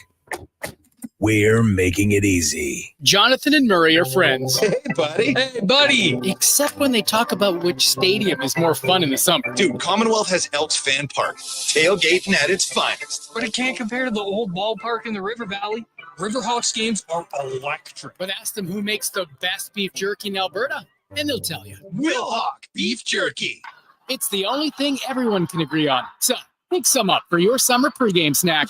Wilhauk Beef Jerky, because you don't win friends with salad. I'm Rick Showers from Noble RV. Anything that's exposed to the elements or has moving parts needs regular maintenance. And when you consider an RV, well, it falls into both categories. Lots of moving parts and sitting out all the time, which is why we hire the best RV technicians in Alberta to come work here at our new, bigger store in Leduc. Noble has giant indoor service space that can hold the biggest RVs in the world. That's right, Bob. The vast majority of our indoor space at Noble is dedicated to service and repair. You spend the summer in the great outdoors, and we spend the winter doing scheduled maintenance, so you're ready to go next season. Sounds like a year-round thing, Rick. That's it exactly, Bob. Our techs are the most highly experienced men and women in the business. We're solving problems and creating solutions every day. Whatever your used RV needs, our service team has seen it before and knows exactly what to do. And that's Noble. NobleRV.ca.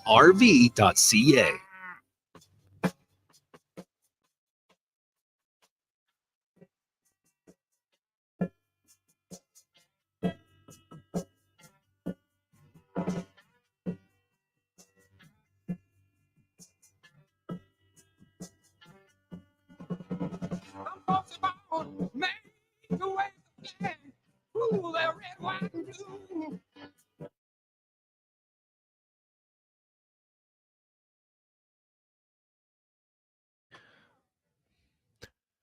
328. Welcome back. Jason Gregor, Connor Halley with you on Sports 1440, Oilers Nation YouTube and Facebook. Who Is It Wednesday? Our guest, longtime player agent Rich Winter, joins us talking about how he ended up representing so many players from the Czech Republic, and then obviously both Czechia and Slovakia.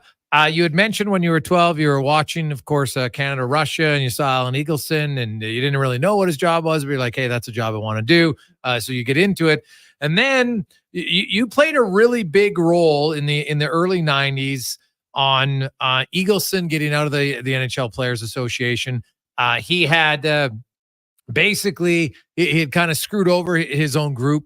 He had made a very owner-friendly deal in the CBA. And you were telling me during the commercial break, Richard, the main reason for this was because he was getting benefits that they gave him international hockey, and he made a boatload of money so the owners could make money, but the players were the ones getting screwed over. I guess, how did that, like, who found out that like he was, in the back pocket or in bed together with the owners? Where did that investigation, who kind of figured that out that led to you really being one of the more vocal people pushing this to have him eventually resign? Well, it was well known, but my partner and I, at my later partner, we organized a seminar at Pepperdine University, which I attended, and for a couple of semesters. And it was how to protect the athlete from the unscrupulous agent. And a guy named Dave Lewis, the player, coach of the Detroit Red Wings, came and, he talked about how he'd lost all his money in a deal with Pat Price, and he was, penniless by the time his career was over. And that, I spent some time with Dave. He started, well, you've got a union leader. He won't help. No, he won't even return my phone call. Then I met Ian Turnbull. More stories of the same. Dave Forbes, more stories of the same. And the rebel in me thought, wow, maybe the way to get a foothold in this business is take on the union leader and help everybody. Well, I didn't realize helping get rid of the union leader would be not owner friendly to mafia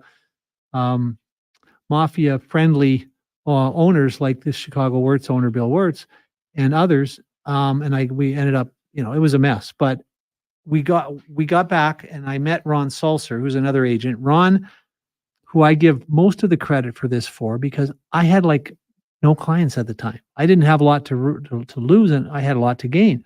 Ron had 25, 30 clients, and LA was the only place where on the NHL tour at that point where teams would stay 4 or 5 days. Ron was friends with Tony Danza, would take him to the show, got to know them. If you didn't hire Ron, you liked him. Right. He's a likable guy.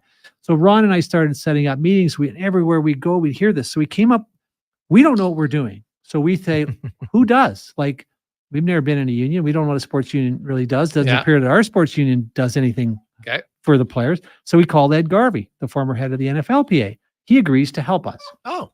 So it gives us a little bit of compliments. He said, you just got to get to the players. So his advice was, go meet with the players, ask them for a check for $100 to support the cause.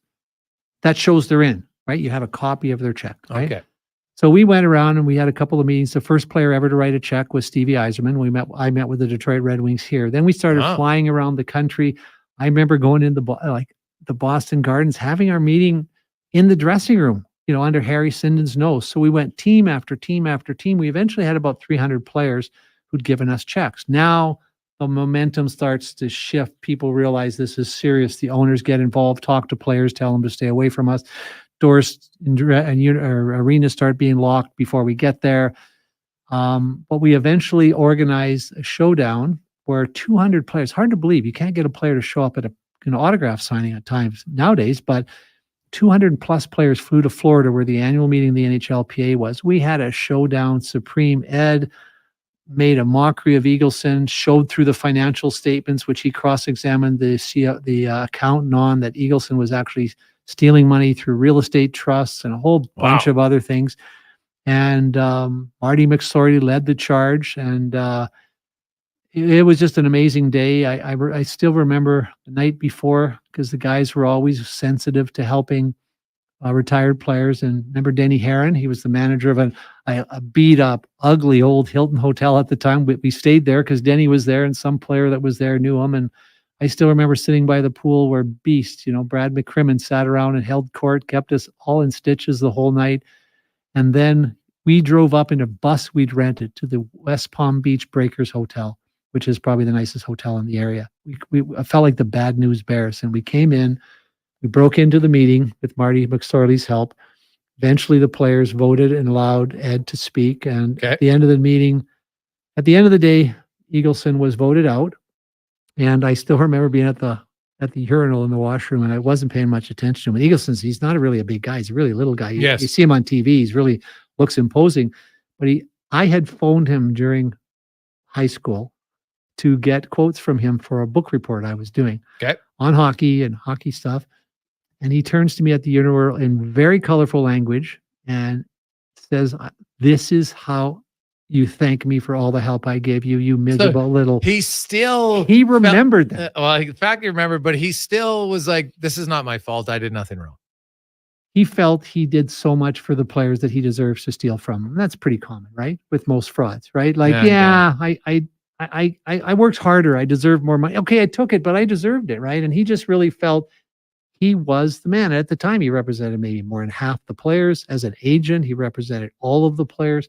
He had complete control of the game. He felt the things like international hockey were helping the game, and they should be grateful to him. And and then ultimately he's up in Sing Sing and spends a year in jail, convicted of 50 counts of fraud. Now, they convicted him like was always the case. It's the little things, you know, doing a suit deal for the suits they wore at the Canada Cup, and then scooping some of the proceeds as in a money transfer. They never caught him on the big things. If they ever caught him on the big things, I still remember Rick Curran, and he doesn't like when I bring this up, who was charged with the responsibility of being a duffel bag full of cash back from a World Hockey Championships. Probably wasn't legit.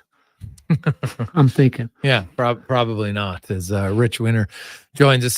That wasn't the first time you were involved in getting the director of the NHLPA, Ted Saskin, back in 2007, right? Because along with, I think, Chris Chelios was pretty vocal in that. That was after the lockout, and the players, they got rid of Goodnow, and then Saskin comes in and he was monitoring the players' emails.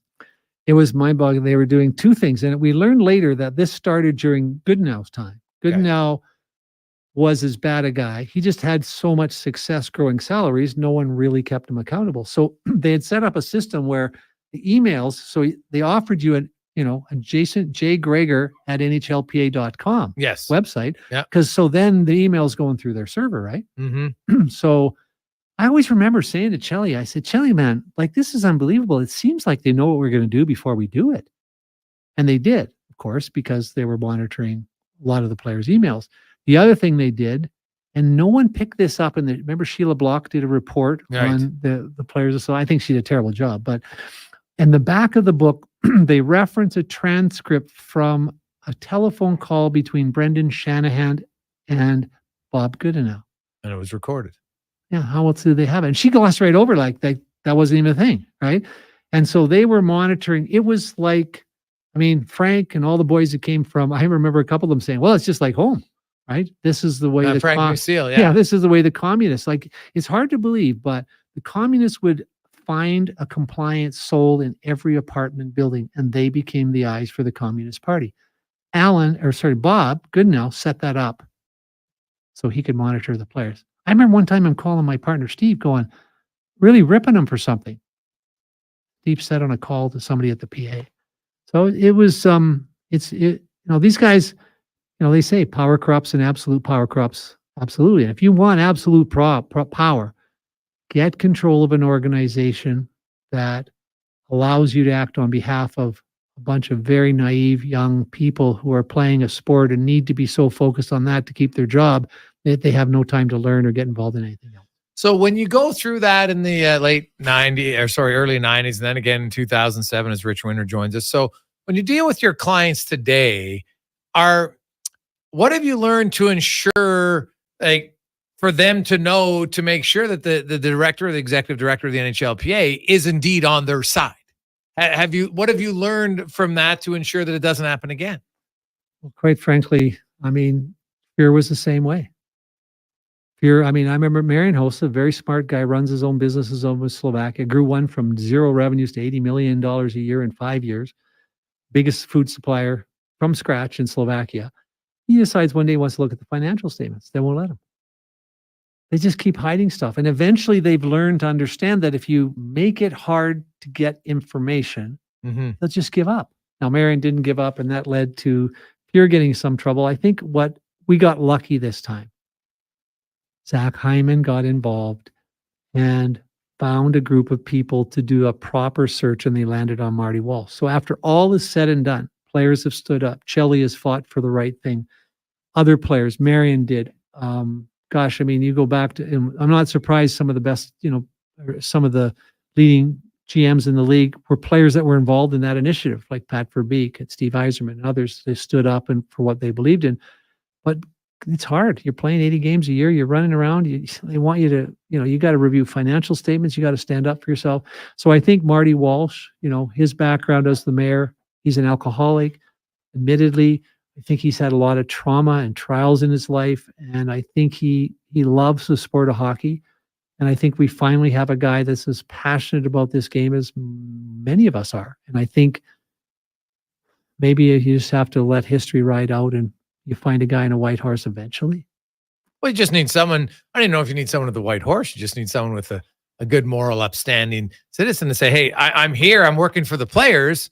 My job isn't to try to find ways that I can, benefit me more than them. Because I'm assuming, my understanding, like you're the executive, you're the head of the PA. You're fairly well compensated. You know what? You're fairly well compensated, and your job is to ensure that they're protected. That's really at the end of the day what their job is. Well, I think it is. And to get the best, the deal that makes the most sense for them in the CBA and stuff. Yeah, I think that's what a normal union leaders, protect their interests, make sure they have access to arbitration if they have grievances, make sure they have medical care. Like today, we don't even have medical coverage for a single professional hockey player in the world when they retire. No coverage. How would that fly in a union? Like a teacher's union. Oh, you're retired. No, we don't have anything for you anymore. They have no coverage? No coverage. They can buy coverage, but if you're, through what's called COBRA, which is the right to extend the coverage they have while playing and purchase it, but that's 30, 40 grand a year. Now you've got a young guy from Canada who meets his girlfriend, he falls in love with a girl from California. They get married, have 3 kids, and he can't afford to get the insurance. They don't know what to do. Their marriages fall apart. So Marty's taking some steps to address that. But the other thing that's, I think, really critically to understand we have a salary cap, right? Mm-hmm. They don't have a salary cap in the auto workers union, auto business. So, but if Marty or any union leader can help the owners grow revenues, they can force the owners to pay our clients more money. So Marty seems to get that. Should be the union. Obviously, you got to do these other things as a basic, but he should be sitting down with Elon Musk, who he knows. Marty does. Nobody else before him knew. He should be sitting down with Mark Zuckerberg. How do we apply technology to the professional sports to take that intellectual property and expand it into something significant like they're doing at Facebook and Apple? Marty gets that. And that's what this union leader should do, because ultimately, fans hear about Leon's $14 million deal. That's good for Leon. But there's an awful lot of guys who have 3 or 4 children who haven't made that much money. I mean, this career length is 5-6 years for some of them, No, actually, I still think the average NHL career is under 4. Right. So that guy maybe comes out of here with 200,000 or 300,000, and he's spent some of it because Leon and the boys who making money are going on a private jet to go golfing in Scotland. He comes along and pays his share, and he, just doesn't have the money to do that, but he wants to be a good teammate. He come out of the game with very little. Marriages get shattered because they have no way of paying their bills. They don't know what to do. They're despondent. I remember Claude Lemieux telling me, here's how retirement goes. He said to a player who was about to retire, you take your family, if you can afford it, on a bunch of trips you could never do while you're playing hockey. Disneyland in January, you take your wife to Bora Bora, and then you sit in the kitchen. You don't know what to do. I remember Tyson Nash. It was a great story because he said to me, he was a client of Ron Salser, my buddy Ron. We went out for dinner in Phoenix when he was playing there. And he talked about, when they don't shut the dressing room door behind you, they slam it and lock it. And it happens like that. And these guys generally aren't prepared.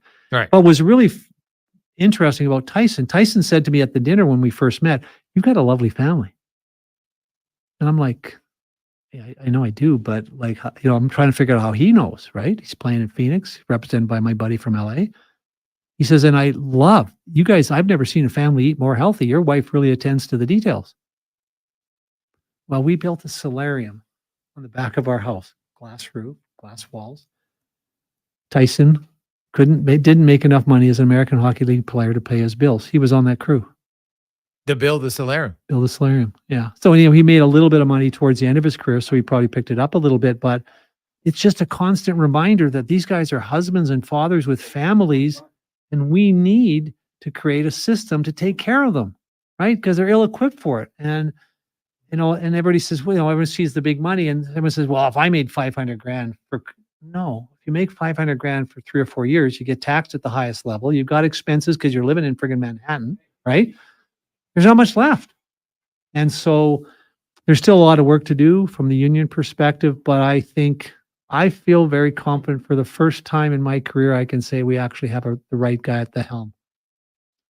Rich Winter joins us. So we'll take a quick break. We'll come back and kind of get into the art of the negotiation and other things that you've learned as an agent, and when it's good, when it's bad. We get into the PTO time, and I know you got a few guys out there that are looking to get signed. Kind of talk about just the song and dance and the negotiation and how you learn to how to have it benefit you and your client. It's coming up next on the Gregor Show, presented by PlayAlberta.ca. Booster Juice has a secret. It's a secret menu of secret smoothies you can only see on the Booster Rewards app. Oh, wait. Guess it's not a secret anymore. Visit any Booster Juice and ask for the Go Mango, the Ocean's Tide, the Berry Bloom, the Raspberry Rapture, or the Strawberry Dip. Made with strawberries, chocolate almond beverage, bananas, and vanilla frozen yogurt. The Secrets app. Tell anyone you want. Find the exclusive secret smoothie menu on the Booster Rewards app and sneak into a Booster Juice near you. Teach Calgary their ABCs at the Labor Day rematch. Your Edmonton Elks face the Calgary Stampeders on Saturday, September 7th at 5 p.m. It's Family Day, presented by Save On Foods. Kids get in free with the purchase of an adult ticket, plus an expanded pregame kid zone. Tickets and more at GoElks.com. The job isn't done until the last load is hauled, and having a semi-trailer out of commission is not an option. Whether replacing or adding to your convoy, Edmonton Trailer has a huge inventory of new and used semi-trailers, trusted by the gravel, logging, oil field, fluids, and freight industries. Find a trailer right for you online or at one of their 3 locations. For sales, service, parts, rental, and finance, when you're in it for the long haul, Edmonton Trailer. Ready for a silly hockey fans. Your partner in power just skated onto the ice. EWEL.ca, the new e-commerce website for electrical wholesalers Edmonton, is ready for the power play 24/7, 365. UL skates to where the puck will be in 5 years. Now that's forward thinking. Killer selection, slamming products from the best brands, and legendary service. Don't sit on the bench. Get your account today at ewell.ca and win that project. Plug into your partner in power. Get an EWEL.ca account today. Now, all sizes of premium roast coffee at McDonald's have a new low price starting at $1 plus tax for a small. It's great if you love great tasting coffee. $1 small premium roast coffee every single day. Must be McCafe. Plus tax at participating restaurants in Canada. Excludes delivery. So you've decided you want to start hiking. Nobody would say, I'll just wear my kids' flip-flops until I have more experience. The first thing you do is buy the right shoe size and style to fit you. Same with golf. You can't just buy clubs off the rack. They won't be the right size or style for you. Only Fitted Golf works with you to identify your swing style and then matches your clubs exactly to that swing. Check out our Instagram and YouTube channel to see the success others have with clubs fit to their swing. Fitted Golf, where we continue to prove it's your clubs. The only thing as hot as the weather this summer is a night out at On the Rocks. Every weekend, enjoy live music and top DJs spinning your favorite tracks. The dance floor is the place to be. Celebrating a birthday or stagette? Let OTR take the work out of the planning for you. Book your party online at ontherocksedmonton.com. Join OTR every evening from 4 p.m. for a great atmosphere and good company. There's something for everyone to enjoy. Grab your Good Vibe Drive and head to On the Rocks, corner of Jasper Ave and 118th Street. Rule number 62. Never miss a free pancake breakfast. It's unheard of and frankly a little upsetting. Summer in Alberta has its own set of rules. And if you're looking to add a little extra fun, Play Alberta has it all. Use promo code SUMMER to snag a $50 casino bonus for casino, instants, and live dealer with your next deposit. Get ready for promotions throughout the summer to help you make the most of those sunny Alberta days. Because we all know they don't last long enough. Bonus terms and conditions apply.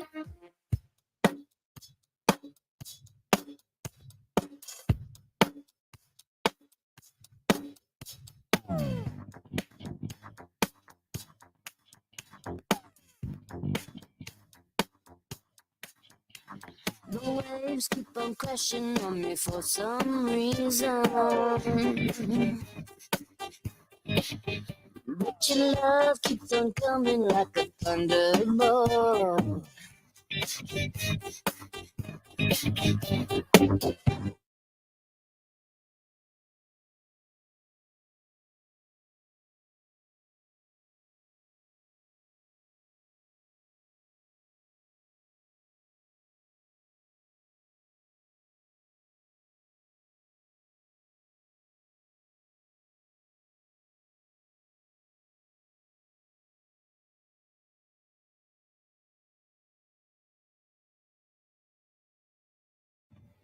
.350 as we continue on. Sports 1440, Oilers Nation, YouTube and Facebook. Jason Gregor, Connor Halley with you. Rich Winter joins us, a longtime NHL player agent, of course, was a big part of it, along with Salser, that led to Alan Eagleson resigning.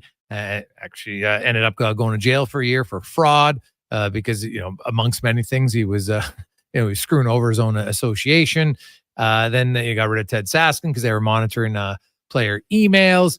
You've had lots of negotiations over the years, Rich. I'm guessing the agent world has changed for a few reasons. Number one, all salaries are now public. You could, somebody might be, this guy's getting this, but you didn't really know. You kind of maybe thought you knew, but you didn't know. Now you know for sure. If you want to compare a client to, you can find comparables, not just in points and minutes unplayed and everything. You can do it in salary. But then there's also when a GM says to you, I don't have any cap space left. Even if you want to argue, you can go and look at it. You're like, God, they don't have any caps. So has it taken away some of the art of the negotiation at all? Yeah. In financial terms, I think, arbitration settles that number. Yeah. Comparables settle almost every other number but UFA. UFA becomes, whoever. Still a little of the Wild West, isn't it? Whoever came to that beauty contest and saw that she was going to be, she was just going to be the greatest thing he'd ever see. Boom, bang, they signed this. And you know what? He doesn't work hard. He doesn't, I don't get it. Like free agency is mind numbing for me because it just doesn't make sense because it's learning to reject the possibility of overpaying because that's what's going to kill you in a salary cap. Yes. Right? Because there's so many opportunities after free agency to get a player to trade from all the other guys who screwed up in free agency. Like if you can just hold on to your powder and go, I'm just going to hold on, for a while and see. I mean, to a degree, Bill Armstrong did a little of that, picking up the, Svechnikov from Tampa Bay because they had salary cap space. Sergachev, you mean? Yeah. Sergachev, sorry. And but that part. As an agent, though, don't you want the teams? Because ultimately they're going to pay. You don't want it. No, because I don't want to be in a business where they're paying unproductive assets too much money because then it prevents the clients who are productive from getting the money they deserve. Hey, you know what? Now you're speaking about, because I have argued for years Makes no sense. that I believe in the NHL after the age of 28, there should be max 5-year contracts handed out. Because if you look at buyouts, guess what? Now you've got all dead cap space. Look around the league last year. I calculated, I think it was $82 million that was going to players who weren't playing anymore because they were bought out of the league. They weren't any, they just, they'd been skilled players for a while, but they weren't anymore. And so that's basically one whole team's roster that is wasted under the salary cap. How about a revolutionary idea? Don't hire the guy who missed the playoffs on his last 4 teams and expect him to fix your team. Maybe go looking for somebody who's capable, right? That's an easy. I'm not a communist and I don't want restrictions of any type. I just want capable people because capable people will help Marty Walsh grow revenue. Capable people won't overpay. Maybe they will periodically. Capable people will run the organization effectively. And it's just, we need some form of training program for management so that we don't have all that dead space. Like how do guys that failed in a previous organization get hired so easily?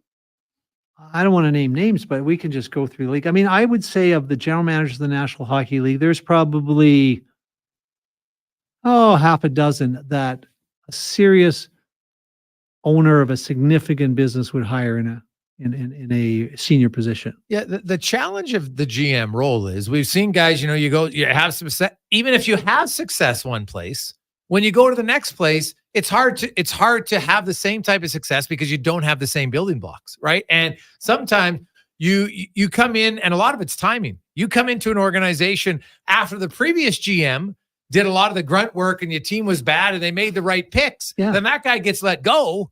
And the new guy comes in, and now the team is on their way up, and he just kind of jumps on the escalator, makes a few good moves, don't get me wrong, but the basis, that's the power of the foundation, has been there, right? Like there's very few who take over a team because no one lasts long enough. Like you look at GMs and head coaches now and how quickly they get fired and they get turned over.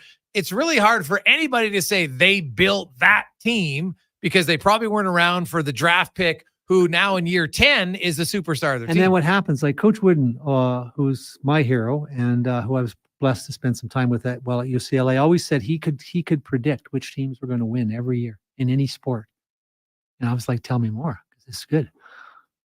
He says the team with the best players almost always wins. Sometimes guys can even screw that up. But what happens so many times is a coach is in the East Coast League. He just has a great cast of players. He's a horrible coach, but he goes 52-5 and he gets hired in the American Hockey League. And so what happens sometimes, it has nothing to do with the coach. I remember I used to joke with Glenn Saylor, he used to hate it. I said, Glenn, my sister could coach the Edmonton Oilers. Like it's 80% of Team Canada, for crying out loud. Like the fact that you only won 5 cups is a minor miracle to me. You should have won 10, right? And so, yeah, there's just a lot of things that we need to change, but we need a business where every fan can go to the game and in most situations feel like the players on the ice are giving them value, right? And I just think that. But how do you do that? Hire smarter people to negotiate against smarter people. It's pretty simple, They don't overpay in a lot of other businesses. Is Facebook overpaying? They don't appear to be overpaying based on their profit margins. But there's very few businesses that have such a direct where you can do your best, like in hockey, and you could be a really good player, do a lot, but then you have somebody who's going right against you and physically can limit your ability to do your best, right? But there's 31 other teams. So you don't have to play against that guy every night. And if you're good, but to win, you do.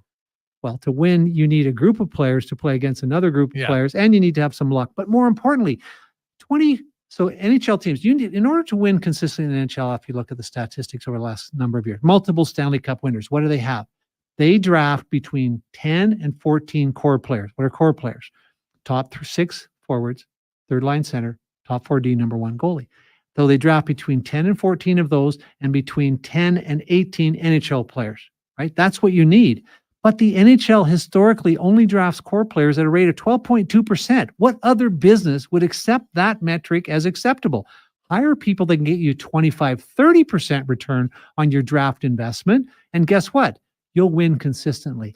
You won't have to overpay because you'll have draft picks coming. You won't have to fall victim to, we got to pay that guy because if we lose him, we're screwed. No, we're not screwed because we got 5 guys close to him coming, right? Just get people who can run the business, they have so many restrictions. How many other businesses? You got a young lawyer? This guy's a guy or girl is a stud. Or studhead, I guess.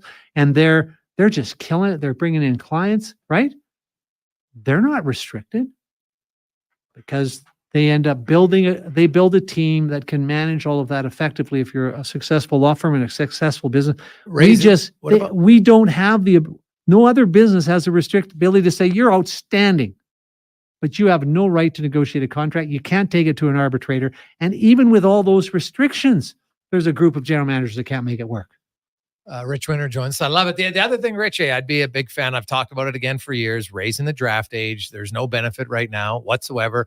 And you raise the draft age a year and you leave 5 spots open for those Connor McDavids and the rare players who can step into the NHL. Because you're an agent for long. There's only 1 or 2 18-year-olds every year in the NHL.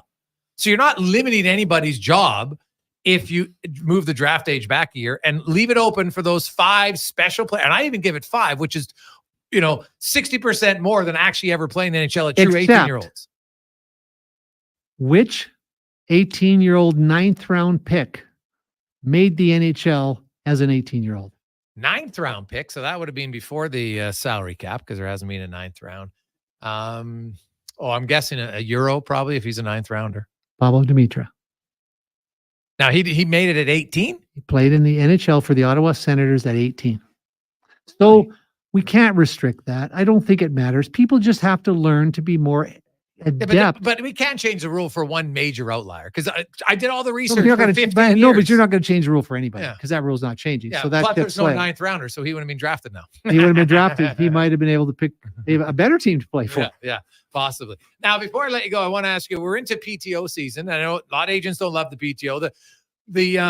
You got Mark Giordano, a few guys that and a few other ones, Grimaldi and some others that are looking for that. Obviously, players, especially veteran players, they don't want a PTO, right? We saw Tyson Barrie just sign one, and other players will do it. But how do the next 2 weeks goes? Take us to from an agent the next 2 weeks trying to negotiate a contract or a PTO and how it works. Well, right now you're trying to do two things: distinguish your client from the rest of the pack that's still out there, and overcome biases. Like in Mark Giordano, he's in the best condition of his life.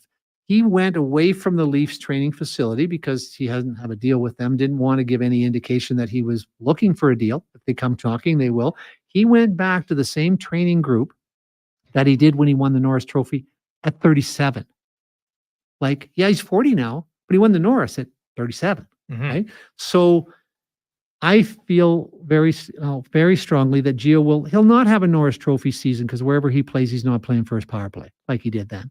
But he'll be a very good top 4, minimum top 6 player who will outperform everybody. But I've got to help overcome the biases because what's his problem? He's 40. He's 40. Yeah. So what? He's 40. He was the third leader. He was third in plus minus on the Leafs and only played half the season. So he probably end up in the top 2. He was third among Leaf defensemen in points per minute played even strength, which is what he played for the most part.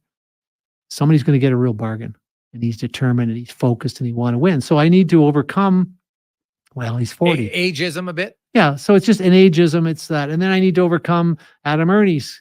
He had a great season 3 years ago. He's playing for Jeff Blashill. He gives him an opportunity. He's on pace to get 20 goals. He leads the Detroit Red Wings in scoring. What happens after that? Well, the new coach comes in, doesn't play him, doesn't like that flavor. Likes Adam as a person. Adam's a great young man, but doesn't play him. Then Ken Holland likes him and says, I'll bring you in. You make the team. And guess what? We'll give you a real opportunity here. Well, no one planned for the team to go 0-100 out of the gate and then have the coach play all the top studs 35 minutes a night. Like Ken said to me, Adam Ernie, I don't know if he's good or bad. I mean, he played 6 minutes. He really couldn't be either.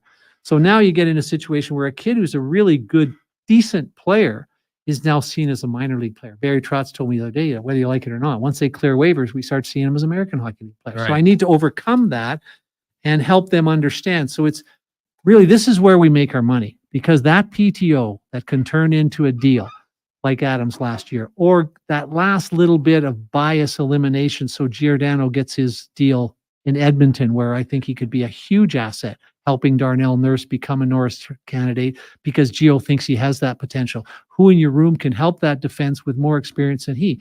Yeah, but then you got to overcome the idea that he's 40. So you work through with Adam Ernie, but and with all these other kids, because these deals are important to them. Adam's got 3 kids. He needs this job. And so it's the hardest part of the season, but it's where you're in your money, because ultimately at the end of the day, getting Leon $14 million, I got children that could do that deal, right? It's not hard because he's Leon Draisaitl. That deal gets done by itself. The easiest deals I've ever done are the biggest deals. Dominik Hasek was making $11 million 15 years ago. How easy was that? I mean, I joke with Patrick Waugh that, because I said to Patrick, the first time I met him, I threw the check to him. I said, you're buying this because I've already paid for it. He looked at me like, maybe no one talks to Patty that way. And he said, what are you talking about? I said, remember when you were making 3 and I got Dom 11? What'd you get on your next deal? He said, okay, I'll pay it. I'll pay it. So at the end of the day, those are easy. And so, like I said, I told you on the break, I have 47 All-Star Game appearances by guys who were waived, cleared, not drafted, or bought out. Marty Straka was bought out. Someone gave him $500,000 not to show up. He got 95 points a year and a half later. How does that happen?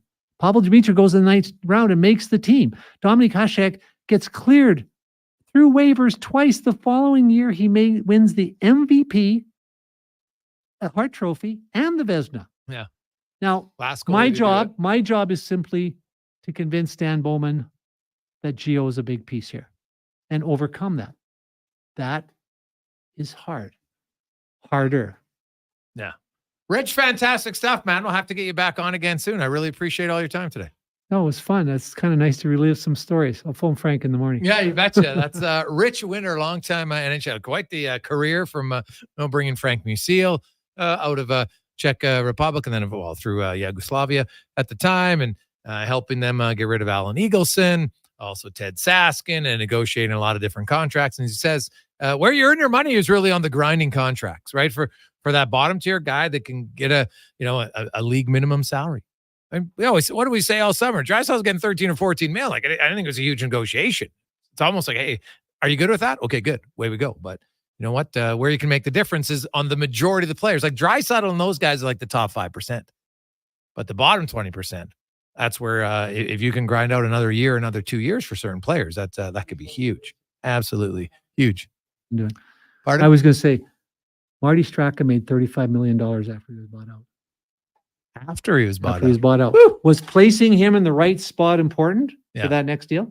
Yeah, pretty important. What about convincing players sometimes that they got to go to this team? Well, we never talked about it, but I always say, like, we chase opportunity. There's money and opportunity in every deal. We chase opportunity because it always turns into money.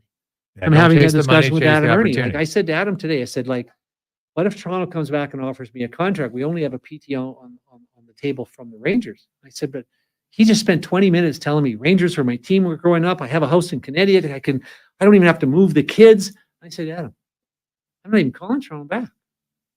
Because if I get a two-way offer from them, you're going to make the wrong decision. He said, what are you talking about? I said, I haven't heard you this passionate about anything since maybe the day I met you. Yeah. You got to go to the Rangers. They're your team. You grew up. Chris Drew, his brother, used to play hockey with your dad. Chris's parents used to pick your dad up and take him to school. That's your home. I am not calling Toronto back. Now, if they call me, I'll take the call, but I'm not calling back. Yeah. And so sometimes it's like I remember saying to Marty Straka, so you're making $750. Let's replace that. You got $500 to buyout. So back then there was no floor. So I said, let's just go ask teams for $250. Because, well, why? Then I'll have every team. We can pick from any team at $250. Right. And Marty's smart. He bought into it. He goes to Pittsburgh. Look up his stats. Oh, I know. In Pittsburgh, he was unreal. And you know that, and this is what teams. This is where you have to sort of fight for the right statistics. So with Marty, I said, Marty's even strength point production was exactly the same per minute in Florida when he got bought out as it was in Pittsburgh. Nothing changed. The only difference is now I always look at that stat because a kid that gets same amount of even strength points on the fourth line as the guy on the second line, he's a pretty good player because the guy on the second line is playing with players. This guy's not. Yeah. So Marty went and did pretty much what we would have expected. I mean, those are mind-boggling. Rich, good stuff. We'll have to get you back for another one. I appreciate it. Let's get to the Comment on Sports 1440 update brought to you by Fountain Tire. They've teamed up with Sports Central. They want to get 1,000 bikes for kids so they can enjoy the wonders of a bicycle. You can donate every Saturday from 10 a.m. till 3 at Sports Central. Go to sportscentral.org and find a location near you. Here's Connor Halley. The Sports 1440 update.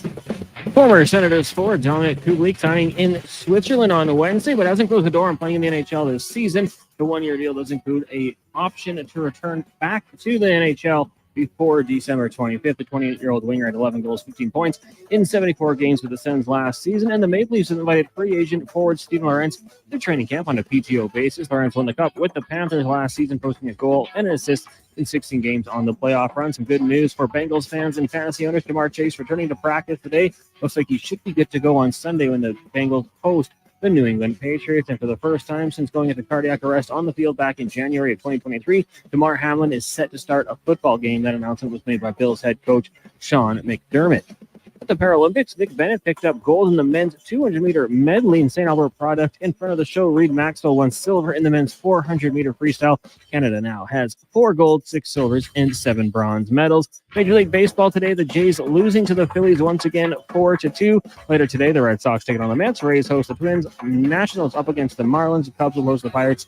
Yankees and Rangers. Angels, Dodgers, and Mariners head to Oakland. And just one game tonight in the WNBA. Caitlin Clark and the Fever hosting the Sparks. Tip-off set for 5 o'clock. Coming up in hour 3 of the Jason Gregor Show, we'll be joined by Tyler Yaremchuk of Oilers Nation and Daily Faceoff and the last 5 questions. I'm Connor Halley. This has been a Sports 1440 update. Sports 1440, Stingray radio station. CKJR broadcasts from West Edmonton Mall and Wetaskiwin. Download the free Stingray music app and listen wherever you go. Something just work together. Sticks and pucks, cleats and AstroTurf. Your love for the game and Papa John's passion for better ingredients, better pizza. Nothing pairs with the game like Papa John's. Crafted with signature sauce, toppings, and original fresh dough. They're the champion of pizza. And now you're the champion of winning deals. Just order at papajohns.ca. Use promo code SPORTS20 and score 20% off any regular menu price order. Better ingredients, better pizza. Papa John's. That's SPORTS20. The locks are on a timer. They're going to get out. Sounds like a job for the men and women of Action Electrical. Service team reporting. With the remarkable reach of our bucket trucks and other equipment, we assess, service, and maintain your electrical lighting and automation systems. Facing an electrical menace? Call the men and women of Action. Operating throughout Alberta at actionelectrical.net. You've got a go-to coffee spot, a trusted barber, even a lucky game day jersey. But when it's about looking your absolute best, there's only one name you need. Mr. Derrick. Family run since 1939. We're experts in crafting impeccable tailor-made suits and offering a wide variety of everyday styles. Pair that with personalized one-on-one fittings and the convenience of on-site tailoring. Mr. Derrick elevates your style game. Visit our Edmonton store or explore MrDerrick.com. Score big on style with Mr. Derrick. Legacy Heating and Cooling is your supplier of maximum comfort, bringing you the cool AC you need. You just have to call Legacy. Call Legacy. For comfort at night when the hot air suffocates you. Call Legacy. Call Legacy. For comfort in your wallet with no payments or interest for 1 year. Call Legacy. Call Legacy. You deserve comfort. Cool off today with AC from Legacy Heating and Cooling.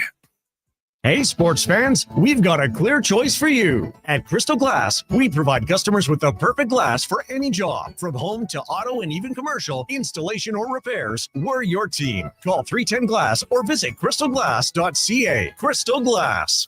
In 100 meters, turn right. Actually, no. Turn left. There's some awesome new breakfast wraps at McDonald's. Really? Yeah. There's the sausage, bacon, and egg, a crispy seasoned chicken one. A spicy and egg, worth the detour. They sound amazing. Bet they taste amazing, too.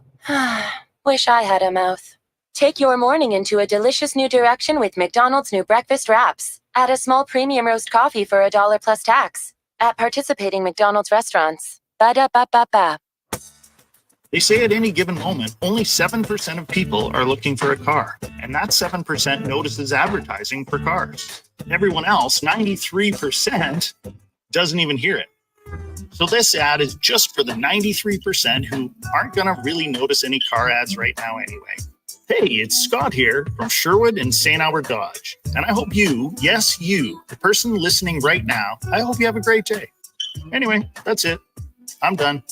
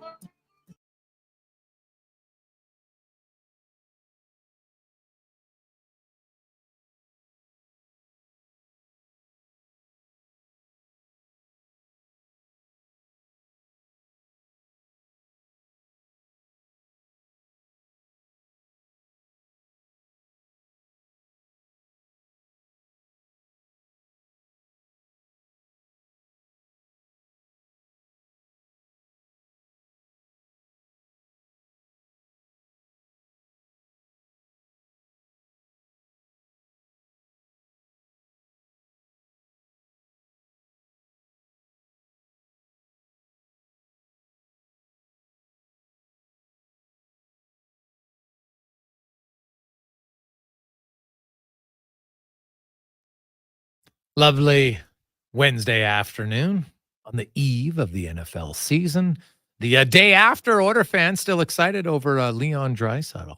Really the first superstar who has committed long-term in Edmonton when he was nearing the age of free agency. So it's a different time for the Edmonton Oilers, and I think it's a year ahead of when Connor McDavid, one of the few bigger superstars in the league than Connor and his teammate Leon Draisaitl, will also sign an extension to remain an Edmonton Oiler, which I think will have Oiler fans rather giddy, to say the least. Welcome back. It is the Gregor Show on Sports 1440, Oilers Nation, YouTube, and Facebook, presented by PlayAlberta.ca, Alberta's only regulated online gambling website. And remember, if you gamble, use your GameSense. Go to gamesense.ab.ca and learn more. The text line is 833-401-1440. We got lots of text flying in off of our guest with Rich Winter for the last hour.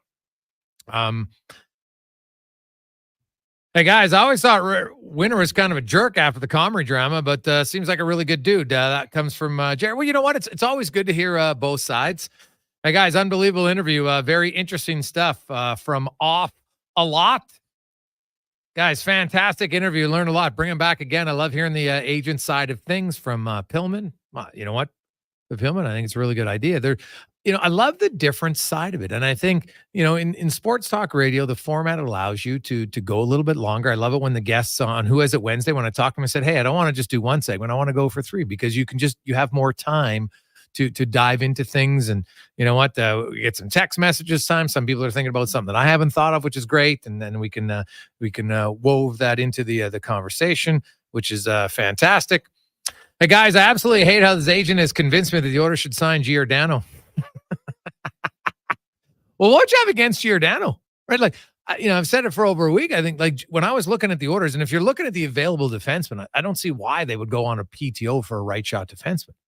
They really have 5 guys who played in the NHL last year on right shot. Now, you can debate at the high level, but any of the free agent PTO guys aren't is Justin Schultz really that much better? Does he kill penalties? The Oilers don't need a guy to run the power play. That Bouchard kid, last I checked, he's pretty good. You don't need someone there. So you're going to need someone, if you're bringing in a defenseman of any sort, somebody who can kill penalties. They've lost Desharnais. They lost Ceci. Even Broberg. Those guys were all penalty killers.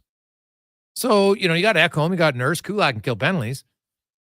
Bouchard can probably kill penalties. I'm just not sure I want him. Like, how many minutes is this guy going to play in the regular season? If he's on your first unit power play, do you really want him on your penalty kill? Me personally, no. I love the fact that last year, Chris Knobloch, basically his penalty kill up front was not his super. Draisaitl was not on it. The odd face-off, yes. McDavid really wasn't on it. Maybe the last 10 seconds. No Hyman. It was Ryan and Janmark and Brown and Fogle and your other guys, because you got to win as a team. You can't expect players to sit on the bench, barely play, and then be like, well, you better get out there 5-on-5 and contribute. You got to find a way to stay in the flow of the game, stay in the rhythm of the game, mentally, physically, all of it. And so when I look, obviously Janmark, Brown, they can kill penalties. Right now, Corey Perry can get some second unit power play time. Derrick Ryan, if he's here, he kills penalties. Like Nugent Hopkins is really only, they're the only top 6 forward on the penalty kill, and that's fine. Some teams have one, some mix in a few guys, sure, but you don't want too many, because then your bottom guys aren't involved. Like if Raphael Loa or Yarventi are going to play, they got to kill penalties. How else are they going to get any minutes? Right now, Dylan Holloway got some second unit power play time. And the plan was, if he was here, he was going to kill penalties this year. Mark it down. Chris Knobloch told me that straight to my face, he didn't want to put him on the penalty kill late in the year when he really hadn't penalty killed. He just didn't think that was fair. And I totally agree with it. Put players in situations to succeed. But when you had all summer and all of training camp and all of the preseason to play the penalty kill, then you get used to it. So that's what I'll watch for when, the preseason for the Oilers. Yarventi, is he on the PK? Raphael Lavoie. If they're not on the PK in the preseason, I don't see much chance in how they're going to help their team in the regular season. I just think it's going to be rather difficult. So we'll see. Hey guys, fantastic interview. I loved it from On Away Rob. Hey guys, Rich is unreal. Finally, somebody speaking the truth and giving us real world ideas from Hot Salsa. I like it. Hey, Greg, did you ever ask Rich why I never got to be a GM? Lots of other agents have gone there. Well, a few have. You're bang on some, right? You know what? I've never actually asked Rich that question. It's a fair question. Could ask him, did you ever have an offer? Was it something you wanted to pursue? Do you like the agent side, right? Like it is, not everybody strives for every job out there, right? Like some jobs from afar look like, oh, that'd be fun. And maybe you'd like to do it for a bit. But if you really like your job, do you want to leave to go to one that you think is good, but it might not be as fulfilling? So there's always, and obviously you need an opportunity too. So, it kind of depends. I would think that's a good question. I've never asked them that at all. Hey guys, do you think they would support the agents a luxury tax like basketball? Well, of course they would, because then there's more available money for their clients, 100%. But again, does that really solve the problem? And I've talked about this for a long time. And when you have lots of wasted money, buyouts in the minors, and different things on players who aren't good enough to play in the league, that's not great. Now, everybody's going to have a mistake here or there, right? Like, you look at a player, maybe he's $1 million overpaid. Now, it doesn't mean he's a terrible player by any stretch of the imagination. We got $1 million more. That's going to happen. That's going to happen everywhere. It's going to happen in your place of work. Somebody gets promoted and people are looking around. What? Bob got promoted again? How is that possible? I'm sure you've worked somewhere where you'd be kind of like, how did this person get in this position? It happens all the time. There's no rhyme or reason. Someone likes you. When they like you, they give you an opportunity. And we'll never completely eliminate that. I think it's virtually impossible. It's human nature. Some people like others more. That's just how it goes. So, hey guys, does Rich have a book at all? Would be a good read, I'm thinking, from Columbo. What's interesting, we talked about that. So the amount of time it takes to write a book is a lot. Right? Like it's a lot of work. So then you have to you reach a point and say, okay, well, if I'm going to write the book, how many hours? Now, if it's just a passion where you're like, you know what? I think this will be good. And you hope people read it, but you never really know. I would think, you know what? He's had a pretty good career from, getting Musil out of a communist country, from being involved in the Allen Eagleson deal to Ted Saskins, and then all of the different contract negotiations over time, right? Yeah, there would be some good stories there. And I think lots of hockey fans would be interested, but how many would be interested in buying the book? Right? That's what's crazy about it. So I'm sure some people look and say, okay, I'm going to put all this blood, sweat, and tears and hours into it. Is there a decent return, or no, I'm just doing it because I want to do it? Everybody's going to be different. So.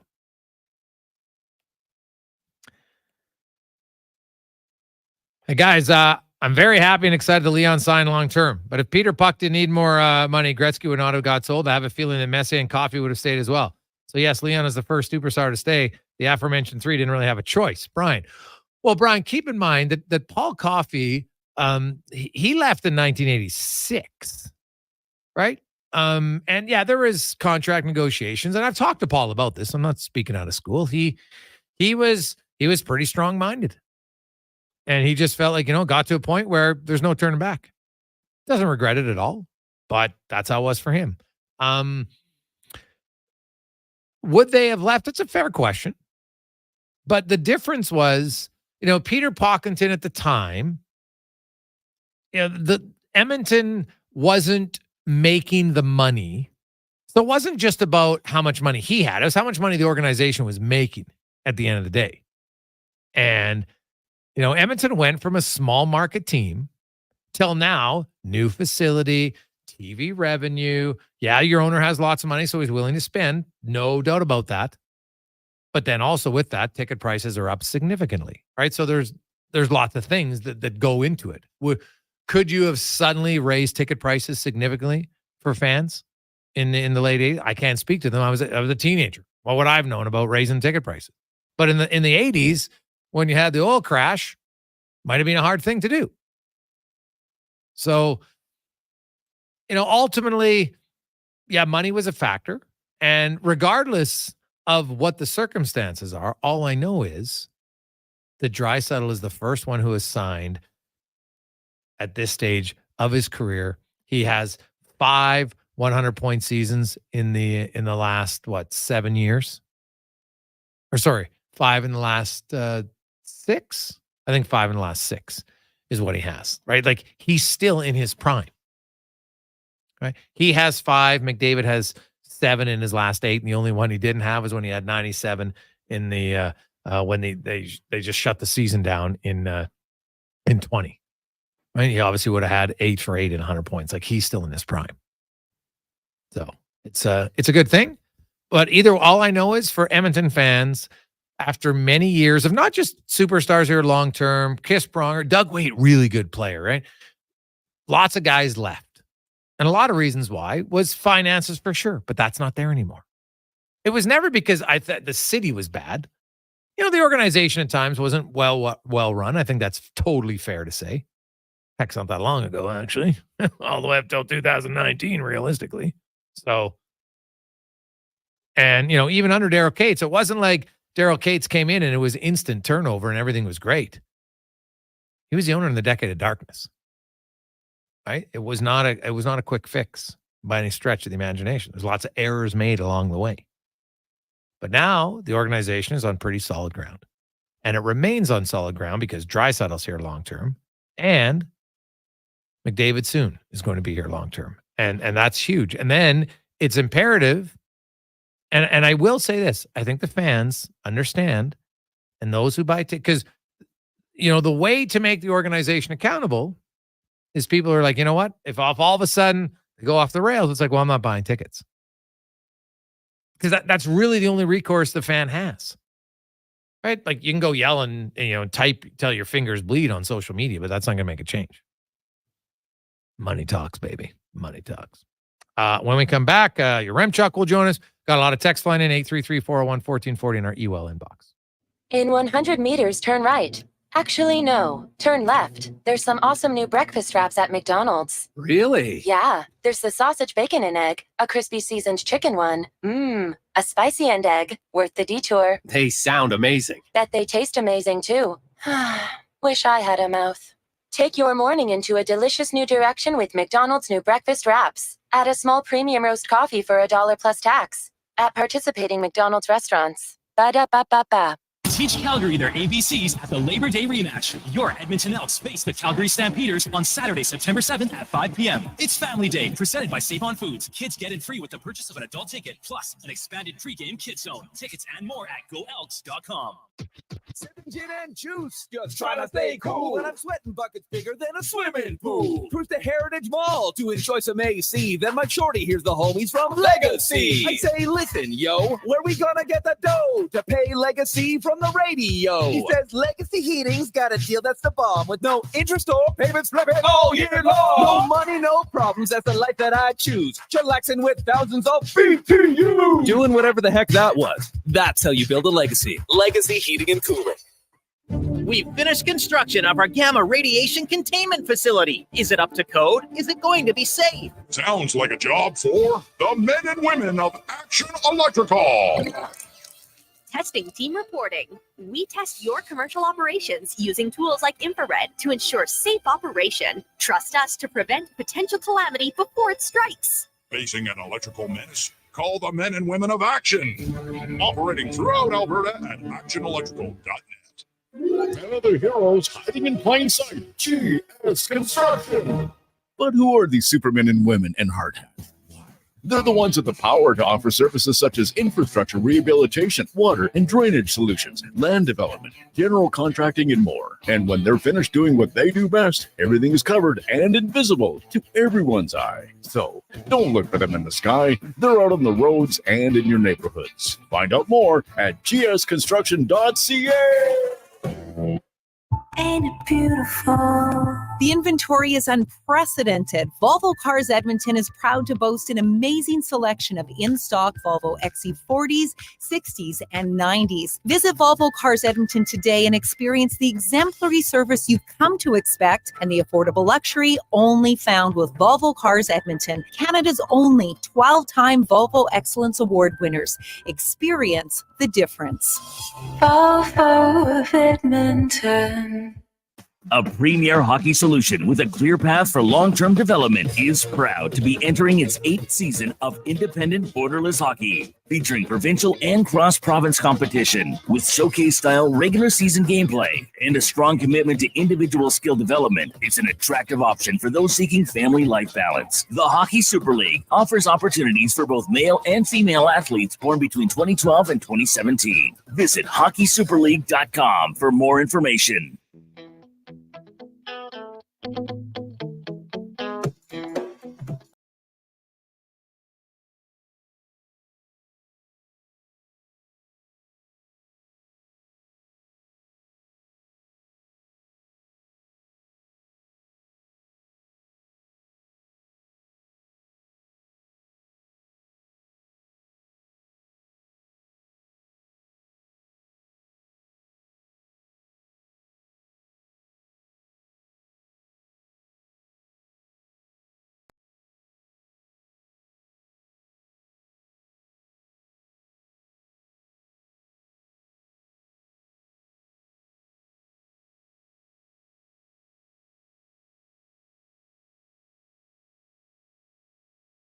Rolling through Wednesday afternoon. How are you? September 4th, on the eve of the NFL, but more importantly, the 1 year anniversary of the launch of Sports 1440. Ooh, how time flies.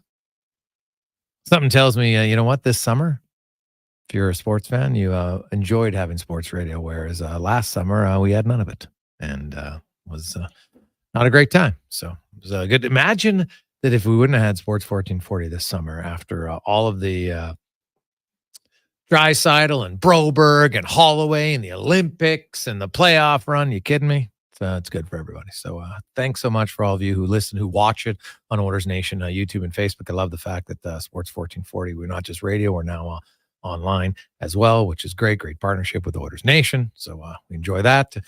Those of you on Sports 1440, streaming it wherever you go. Awesome. On the app, watching on X and Instagram. Hello. Good to see you. Nice to be here. It's a Gregor Show, is always presented by PlayAlberta.ca, where they're going to have even more in-game opportunities during the season. So in those games where McDavid is going nuclear or Draisaitl, I want to get in on those. We'll see. Let's get to the oil report now, brought to you by VolvoCarsEdmonton.com. And right now you can save $4,000 on a new Volvo 2024 XC60 and finance as low as 1.49% for up to 72 months. It's a pretty good deal. VolvoCarsEdmonton.com, as we welcome back to the show Tyler Yaremchuk, of course, from Oilers Nation and Daily Faceoff. Ty, how you doing? I'm doing good, Greg's. I'm right in the thick of fantasy football draft season. I got 3 drafts tonight because I don't plan my life that well. What? I know, it's so dumb. I hate being in this many leagues, but I got roped into one through work and then one through my buddies. And then last minute, someone today was like, "Hey, I need a 12th. Like, I'll split the fee with you. Just join my team with me," because it's a bit of a bigger money one. And I was like, okay, fine. I got the itch. It's the day before the season starts, so I'll do it. But I hate being in this many leagues. It's already driving me nuts. So are you just in 3 or you're in more than 3? I did one yesterday too, so I'm in 4. In past years, I've always capped it at 2 because I don't like. There's nothing that drives. You're cheering for too many teams. Yeah, there's no enjoyment on Sunday when I'm like, well, I got this guy on 2 teams, but I'm playing against him in another. I hate it. I hate myself for doing this. Yeah. Well, hey, you're gonna find yourself cheering for Jets and Patriots at sometimes. It's gonna be very difficult, or maybe the Chiefs. Right? You're gonna have to draft Patrick Mahomes. Watch him beat your Bills. That'll be tough. That would be terrible. Who do you like now, excluding the Bills, because obviously you're a Bills fan, so I expect you to like your team. But do you like Burrow's back? The Bengals are good. The Ravens are good. Obviously the Bills are good. The Chiefs are pretty darn good. Like any other teams you like in the AFC? In the AFC, I mean, that's tough. I do think, again, now that Jamar Chase is apparently back at practice and ready to go, and you mentioned Burrow's health, like the Bengals are going to be legit. I think more of the surprising teams might actually come out of the NFC, though. I really like what the Rams have got going on there, and I was looking at their odds to win the division. I know the 49ers are just a beast, but there's always one stunner every year in terms of who wins the divisions. And I actually think I think the Seahawks might have a sneaky good year as well. I know there's a lot of Seahawks fans in Edmonton, but I think those two teams, that division might be closer than people think. Now, it's been just over 24 hours since the announcement of Leon Draisaitl. I was one who never was really surprised. I thought this deal is always going to get done, 13 to 14 million. I think it came in the range that everybody expected. We had Rich Winter, an agent, on. He says, hey, that's not a hard negotiation. The hard ones is when you try to, convince teams that a guy isn't a minor leaguer or that he's not too old, and those are tougher. That's where you earn your money. To me, I look at the representation of what this means for the organization, their fans, that, Leon Draisaitl, I can argue, like, to date, because I think this time next year, there'll be another guy who's a little bit better, but this is like the biggest monumental signing at this age for a player in franchise history.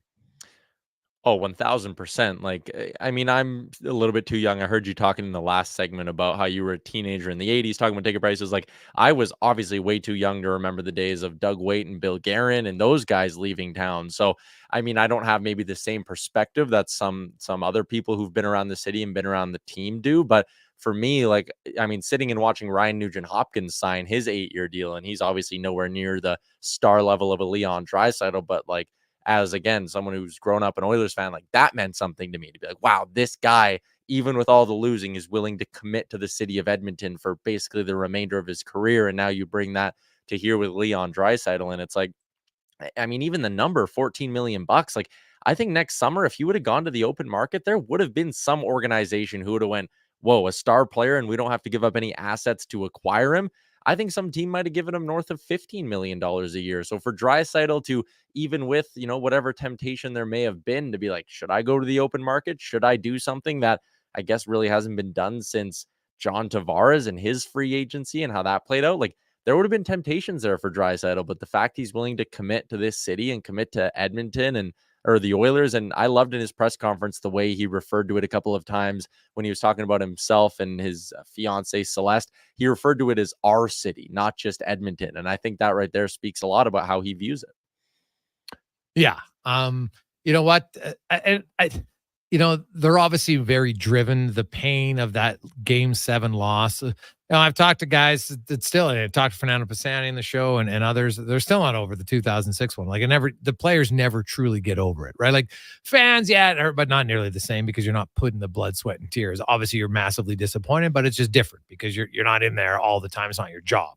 And I just, that can be a big motivator. However, like, I know Florida just did it, but history is actually against the Oilers as far as winning the year after you lose. Historically, that just doesn't happen very often. Yeah, I do wonder, and I mean, this would be an interesting deep dive into some of those teams, but how many of them were like all-in teams that made maybe, 2 to 4 moves at the deadline and ended up losing guys? How many of them had the kind of core and the core locked in that the Oilers do, right? Where basically every key piece is going to be back in some capacity next season. Yeah, they lost, the Fogels, McLeods, Holloways, I guess. Broberg played a big role down the stretch, but for the bulk of the year, he was down in the minors. Like, how many teams with this opportunity that the Oilers have, or have even been able to run it back in this way after losing in a cup final? I'd be curious to see that, because that is also maybe a unique thing with the Florida Panthers, right? Is that they had a very good core and they were able to return the vast majority of it the next season. Yeah. You look at the Oilers, PTOs. I've never felt the right shot defenseman makes much sense on a PTO. Barry, Schultz, Shattenkirk doesn't make any sense to me. A left shot defense, I could see them having some interest in. Dermott, Giordano, those type of guys. Like, you're not going to go out there and find some great player, but it's a PTO that you think maybe can help. Do you think the Oilers ultimately end up with a PTO? I'm with you on the left shot thing. Like, to me, I look at the right side of the blue line and you've kind of made your bet, right? You have Bouchard there, and then you're going with the collection of Emberson, Stetcher, Brown. Connor Carrick was signed to a contract as well. Like, I think there's enough there for you to get at least until the trade deadline. I look at the left side and I go, okay, if one of the big three that you have slotted in there right now were to go down with an injury, you confident in Ben Gleason giving you potentially 10 to 15 games? I feel like that's an area where they could use a little bit more cover. So I like the Dermott idea.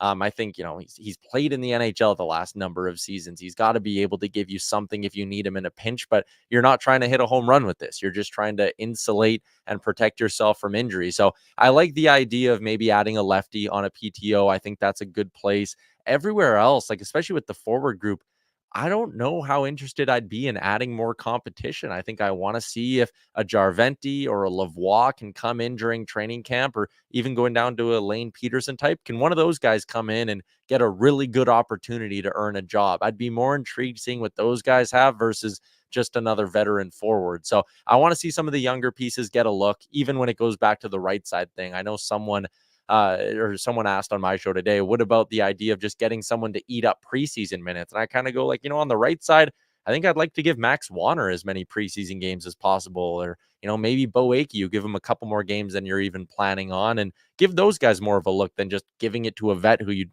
internally maybe don't believe you even have much interest in signing. Yeah, the right side, they've got 5 defensemen who played NHL games last year. And then Max Wanner, who we all know is going to play in the American League. He's got to play tons of minutes. He's got to improve his puck touches, and that's what he's going to focus on this season. And you also you got to find out Stetcher, Brown, and Emberson, who's going to be the best fit. I think Troy Stetcher, if I had to pick today, I think he's the guy who starts the season with Darnell Nurse. I agree. I think we might have even talked about this, or maybe I talked about it with Connor, but it was a limited sample size last year. But him and Darnell Nurse had good numbers, and that's not a guarantee that it. I think it's 45 or 48 5v5 minutes they had together, but they didn't get scored on, and there's no guarantee that translates to 48 good games, obviously, but still, and you look at that little bit of a sample size, I think you're hard to not be intrigued at what the two of them could do together. And then Emberson and Kulak, I think, could be a really, really good shutdown duo. So is there a world where obviously, Ekholm and Bouchard are going to be taking on a lot of heavy minutes and doing a lot of the heavy lifting, but could you potentially have Nurse and Stetcher, start a little bit more in the offensive zone potentially, and then use Kulak and Emberson as like a true shutdown kind of duo that eats up a lot of those D zone starts? I think when I imagine the blue line looking like that, I like the balance they'd have. Tyler Yaremchuk joins us on Sports 1440, Oilers Nation, YouTube, and Facebook. What's your expectations for Podkolzin?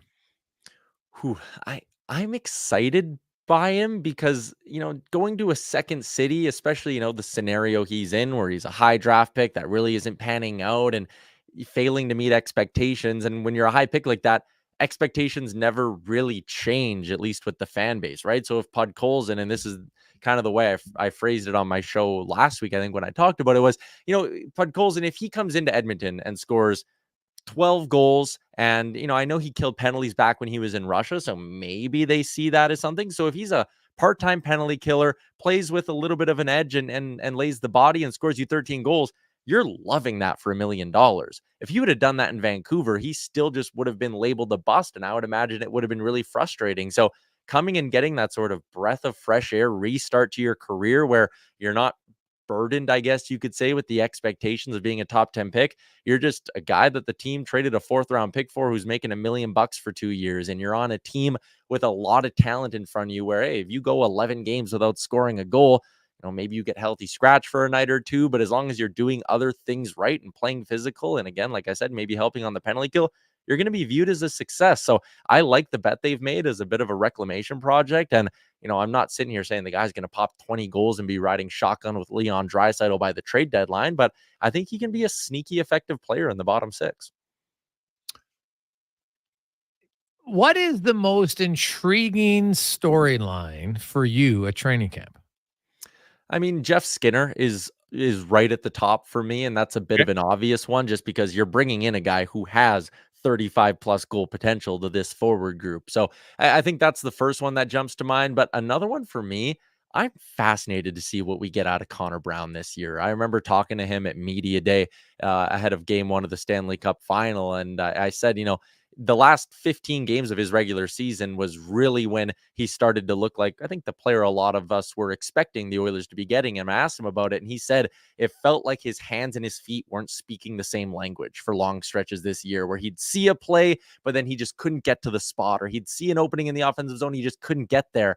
And he said it wasn't until the deadline when everything got up to speed and he really felt comfortable. And he also said felt comfortable in the room with all the guys that they had brought in because he had experience with a few of them. So I think Connor Brown, the cap, it's $1 million. The bonus is still there. And again, similar to Podkolzin, I'm not sitting here saying Connor Brown's going to score 20 this year or something crazy like that. But I think Connor Brown can get you 12 to 14 goals and be a good penalty killer. And I think there's a chance, the end of the season was great for him. I think there's a chance he just rolls that momentum right into this year.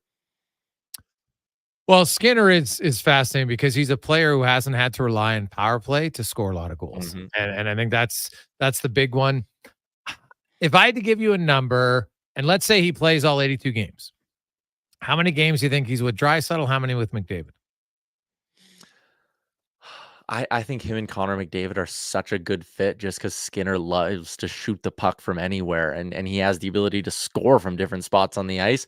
So I'll say he plays, I'd go as high as 62 with Connor McDavid and 20 with Leon Draisaitl. And part of that too is because I think Arvidsson is a really good fit with Draisaitl, and I know they're not slotted on the same wing, but I don't think we'll see Skinner, Draisaitl, and Arvidsson as a line. Although now that I'm saying it, maybe you do. But I'll say 60 with McDavid for Skinner. I think that's the better fit. Ty, great stuff, my man. Enjoy it. What pick do you have? You have 3 drafts tonight. That's ridiculous. But, I'm in how many of them so are they all online? Yeah, they're all online. So I'm just going to get a little dual monitor set up and upstairs with my 2 TVs, and I'm just going to try to rattle through them. It's awful. I've made terrible decisions. Have you ever done a draft like in person where everybody's there? Yes. Way Me and more my buddies did that pre-COVID. Way more fun. Oh, dude. We have ours. We have a golf tournament, then we have a big dinner, and then you have the draft. The chirps are unreal. It's so fun. So I would highly recommend it for people. Plan. We always have it set out a year in advance. You know what day it is. If you can't arrive on that, you pay your money. We always pay our money for our league, early on. So that means you're committed, and then you show up. We've never had anybody not show up. So we got guys who drive in from Calgary and everything. So it's the in-person draft to me is a must. It can't be topped. And especially too, you do the golf tournament before you get a couple of bozos who maybe have a few too many beverages and their picks start flying off the board a bit. That sounds like fun. Yeah, for sure. Awesome stuff, man. Thanks, Ty. We'll talk to you next week. See you, Gregs. That's Tyler Yaremchuk from Oilers Nation and Daily Face Off. Where do you come out on fantasy drafts? In person, or do you prefer them online? I did one online. Now, granted, we've done in person every year, so maybe I'm biased for it. I did one online one. I just didn't like it. I also found I wasn't paying as much attention. So maybe that's just me. I have a terrible attention span. But I found when I'm in person, I'm more engaged. I know what's going on. So, or at least I seemingly think I know what's going on. 833-401-1440. In person or online? Cons? In person, if I know everyone. Online, if it's a few strangers. Okay, well, yeah, I get that.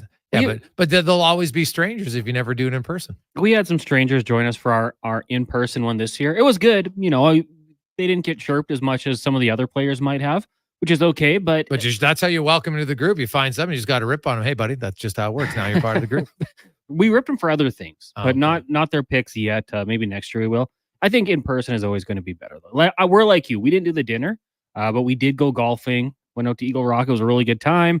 One of the participants is a chef or a cook and made sandwiches for everybody. The Wasps loved that. I'll tell you that much. Yeah, the Wasps right now, man, they're crazy. They're crazy out there. Yeah, so. In person all the way. So do you know why the Wasps have come out more? I read up on it. I don't know. I don't. So the Queen, they kind of release all the worker wasps, and so now they're out looking for food, but they're also they're out, kind of gallivanting for the last few months of life. So that's why that's why you don't see a lot of them in June and May and July, and then all of a sudden August comes into September, they're free. It's kind of like the work season's over. Huh. Rather interesting. Quick break. We'll come back. 5 questions more on the Gregor Show, presented by PlayAlberta.ca. In 100 meters, turn right. Actually, no. Turn left. There's some awesome new breakfast wraps at McDonald's. Really? Yeah, there's the sausage, bacon, and egg, a crispy seasoned chicken one. A spicy and egg, worth the detour. They sound amazing. Bet they taste amazing too.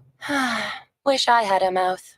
Take your morning into a delicious new direction with McDonald's new breakfast wraps. Add a small premium roast coffee for $1 plus tax. At participating McDonald's restaurants. Ba-da-ba-ba-ba. Legacy Heating and Cooling is your supplier of maximum comfort, bringing you the cool AC you need. You just have to call Legacy. Call Legacy for comfort at night when the hot air suffocates you. Call Legacy. Call Legacy for comfort in your wallet with no payments or interest for 1 year. Call Legacy. Call Legacy. You deserve comfort. Cool off today with AC from Legacy Heating and Cooling.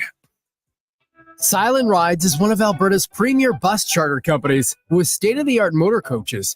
We provide our customers with the safest and most reliable ground transportation. Our seatbelt-equipped buses have become the preferred carrier for many local sports teams, tours, corporate outings, and other various travel across Western Canada. For more information and to request a quote, contact Ted Nakamura at 780-940-0880 or visit silentrides.ca. The Brick's famous tent sale continues with up to 60% off clearance items in the tent and store and up to $1,600 off exclusive tent sale specials. Plus, find incredible deals in every department, like up to 50% off mattresses, up to 25% off bedroom and dining furniture, and up to 30% off sofas. Come on by while the tents are still up and the prices are down. Some exclusions apply. See in store for details. The Brick, saving you more. Rule number 41, never challenge a goose in the Bow Valley. They run this town and they know it. Summer in Alberta has its own set of rules. And if you're looking to add a little extra fun, Play Alberta has it all. Use promo code SUMMER to snag a $50 casino bonus for casino, instance, and live dealer with your next deposit. Get ready for promotions throughout the summer to help you make the most of those sunny Alberta days, because we all know they don't last long enough. Bonus terms and conditions apply. At Fountain Tire, we love jingles. Get up to 25% off select tires. Until October 19th. Plus a bonus $50 off any service of $150. Restrictions apply. Book online today. Fountain Tire. We're on this road together. Diablo Boots in Canada West. Two great names in work and cowboy boots. For over 60 years, Diablo has been selling the best-made Canadian boots. Diablo has boots from sizes 6E to size 15 EE, just for you. Why buy boots made in China like Ariat, Justin, or Red Wing when Diablo has the best quality for less, made in Canada? Diablo has work and cowboy boots with replaceable soles and heels for longer life. So, save on boots by Save On Foods. That's Diablo Boots, 3340 Gateway Boulevard, on the east side of Save On Foods. Hurry in today for best selection. Stingray All Good Vibes offers you 5 services for the price of 1 on Prime Video channels. Stream hundreds of concerts, sing karaoke hits, and relax with nature scenes. Access concerts and karaoke songs from all your favorite artists on Stingray All Good Vibes. Go to primevideo.com/Stingray for your free trial. Prime subscription required. What's better than Tim's Rewards points? 2 times the Tim's Rewards points. Use Scan and Pay on the Tim's app from now until September 30th to earn 2 times the points. Pay, earn, and redeem all with one scan. Only on the Tim's app. Canada only, limited time only. Terms apply. See app for details.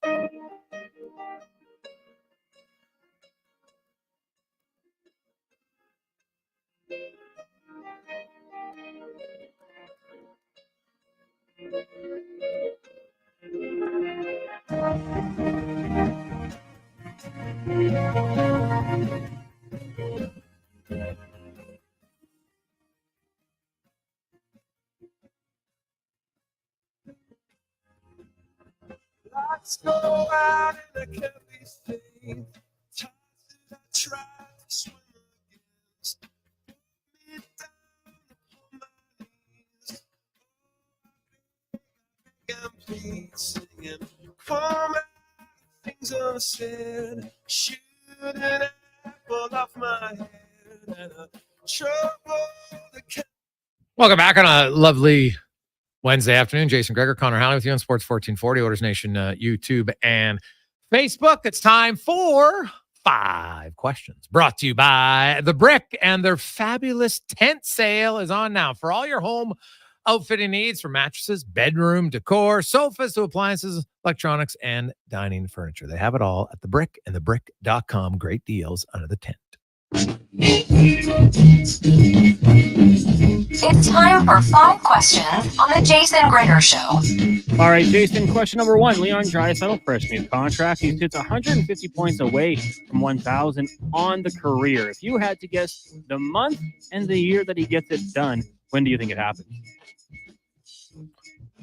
Ooh, well, hey, like Draisaitl is a big beast. So I'm going to say it'll be, he's not going to score 150 points this year. So it will be next season, probably right around December, maybe January, because I think he's going to score 100 points again this year. So, maybe 108. So then he's 40. So yeah, I'll say December of 2025. I'm going to try to be a little more optimistic, go a little bit quicker than you, just a month, November. I don't know if he's going to track down that 128-point season that he had a couple of years ago, but a motivated Leon Draisaitl, I think I'm going to say November of next season. We're celebrating the 1,000-point marker for Leon. Question number 2 for you. We talk Sens on the show today. Are the Senators a playoff team this season? And if not, when?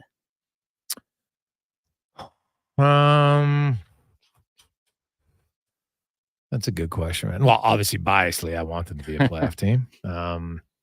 I need to see if they can be consistent defensively. If they can, then I think they got a chance. Because if they're consistent defensively, I think they got a goaltender who, you know what, if he's not left out to dry, he can make a few big saves for you at key times. But man, it's going to be tough. Like if they're a playoff team, they got to be like the second wildcard team, because Florida, Tampa, Boston, Toronto, like who do they knock out of those? So yeah, they're going to have to beat out Washington and Pittsburgh and those type of teams in the Metro. So I think they'll be in the mix, Cons, but sadly, I think a lot of things have to go right. Yeah, I'm with you. It's going to be tough. I think it's pretty well established. The teams out east start in the playoffs. So I think it's going to be tough to knock some of them out. So I'll say no, but I'll say the following season they make their way back in, and hopefully that'll happen. Question number 3. The Sens did announce a partnership with Brooke Henderson, so she's going to be wearing the Sens gear out on the course. If the Oilers had to have a golfer wearing their logo, repping the brand, who would be the pick for you? So on like the men PGA? Any golfer. Yeah, anyone you want.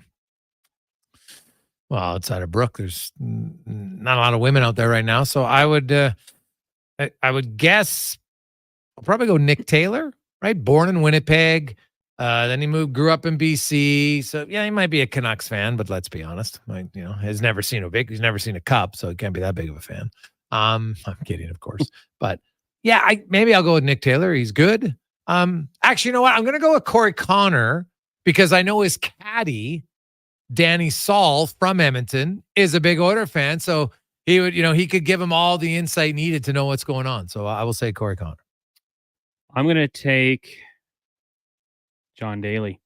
He's got the beard. He's not even golfing anymore. It doesn't matter. Wherever he does, I just want him wearing the Oilers brand, smoking cigarettes, eating his Snickers, and whatever else he does. Just kind of relatable to the everyman. So I'm going to say John Daly. When he gets out there, I want him to throw in the Oilers logo and represent us.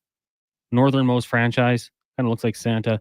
Going with that one, because he's got that big beard going right now. So that's my pick. Question number 4. We'll continue our NFL questioning. Right now, who is your league MVP, and who do you think will win Coach of the Year in the NFL? Go ahead. I mean, I don't want to necessarily go with the guy who I think it's going to be, but I mean Patrick Mahomes. That'll be the pick this year. He's got a few more weapons. He's not going to have the drops that he had last year, and he's just so dang good. So when it comes to the MVP, I'm going to lean towards Patty Mahomes. And Coach of the Year, I'm going to say, how about Robert Saleh? I'll say they stay healthy. He gets the credit for building up that defense, and the Jets have a good season. Jets fans probably think I'm jinxing them for saying so, but Robert Saleh with the Jets, Coach of the Year. Isn't it kind of crazy? Like Lamar Jackson has more MVPs than Pat Mahomes. Oh no, sorry, they each have 2, right? I think they each have 2. Mm-hmm. So, when was the last non-quarterback? Was that AP? Was he the last? I believe so. Yeah. So, I don't. You know what? Jackson and Lamar have won what 4 of the last 6, and then I think Rodgers had won 2 in between there. Sprinkled in, yeah. I'm gonna go Joe Burrow. I think they're gonna have a bounce back year in Cincy, even though I think the Chiefs are gonna go deeper. But in the regular season, I think it's gonna be him. Coach of the year. Well, like it's gonna be very difficult to match what Dan Campbell did last year, right? He I thought it was pretty fantastic, really what he did. So even though he didn't win, so maybe that's why he'll win this year. I'll go with Campbell. And I mean, let's be real. Coach of the year goes to the most surprising coach. Well, Belichick won it a few times, but yeah, you're right. Belichick, no, he's won it a few times. Didn't he win like 3 or 4? I gotta look. Go coach, or go check that one out here quickly. Yeah, I thought he did. Could be wrong, but thought he won at least 3 times. Didn't he? Maybe more. He did win 3, yeah. But Kevin Stefanski won. I just had to look it up. Kevin Stefanski won last year. He did a pretty good job with all the injuries at quarterback position. Come on. And then remember when Brian Daboll, the Giants coach, won it? Like, give me That's what I'm saying. That was terrible. It's the most surprising team. Yeah. That's what it is. Yeah, but the fact that Kevin Stefanski has won Coach of the Year 2 of the last 4 or 5 years, like what? If you can get the Cleveland Browns in the playoffs, we gotta respect that. Yeah. No, so I'm not buying it. Like, I don't know. I do think sometimes I agree with you. Like, why can't you be like coaching a good team and maintaining that still takes a skill and ability. It's like John Cooper in Tampa Bay. He's an unbelievable coach. They're good teams. So what? You still got to, I'll disagree with what Richard said earlier, that anybody can coach. No, anybody can coach a team to a point, but then you got to motivate them. Regular season maybe is different, but playoffs, that's when that's kind of like when the agent gets the guys late in the year, gets a contract. The coach makes his due sometimes in the postseason, matchups and motivation and different things. So, final question for you. Singer, Beyonce, Destiny's Child, turns 43 years old today. Of course, she's shown some acting chops in her career as well. So when it comes to the musicians who've got into acting, who stands out to you? God, I'm the worst at this question. I'm trying to think of musicians that have got into acting that Ludacris, LL Cool J. Yeah. Mark Wahlberg. Ice-T. Ice-T. There you go. That's a good one. I'll go with Ice-T. I'm going to say I liked Soprano, so Steve Van Zandt would be one. And then Henry Rollins as well. He was pretty good on Sons of Anarchy. So just a couple quick ones there for you. Yeah. No, that's fair. But Ice-T's been in it a long time, dude. Like he basically got out of music to go becoming it. So maybe that's not the best. Has he done anything other than Law and Order? No, but he did a few other ones, but he's been on there for a long time. Like he plays the role very well. He looks like a cop and investigator, does he not? Oh yeah, he does it very well. Yes. Yeah, like if I met the guy in life, like that's what I remember is more than the singer. Because he's been doing it for so long. Quick break. We'll come back after a Sports 1440 update. Mark Spector is going to join us after the Con Man updates you in the world of sports. Brought to you by Booster Juice and their secret smoothie menu. You can download it. The Boosters Rewards app. Smoothies that are too delicious to keep under wraps. Download the app today and enjoy the secret menu at Booster Juice. This is the Sports 1440 update. Former Sens Port Dominic Kubelik is signing in Switzerland, but the door is not closed on a return to the NHL. He'll have an opt-out clause before December 15. The 28-year-old winger had 11 goals, 15 points in 74 games with the Sens last season. The Maple Leafs have invited free agent forward Steven Lorentz to training camp on a PTO. Lorentz won the Cup last year with the Panthers. Good news for Cincinnati Bengals fans and fantasy owners as Jamar Chase returns to practice today. He's expected to be ready to go for the season opener on Sunday when the Bengals host the Patriots. And for the first time since going into cardiac arrest on the field in January of 2023, Damar Hamlin set to start a football game.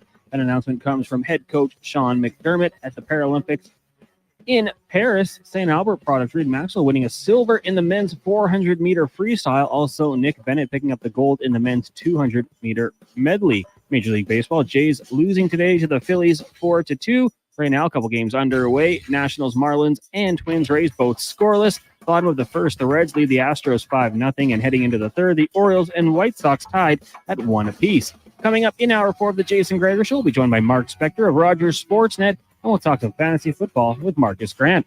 I'm Connor Halley. This has been a Sports 1440 update.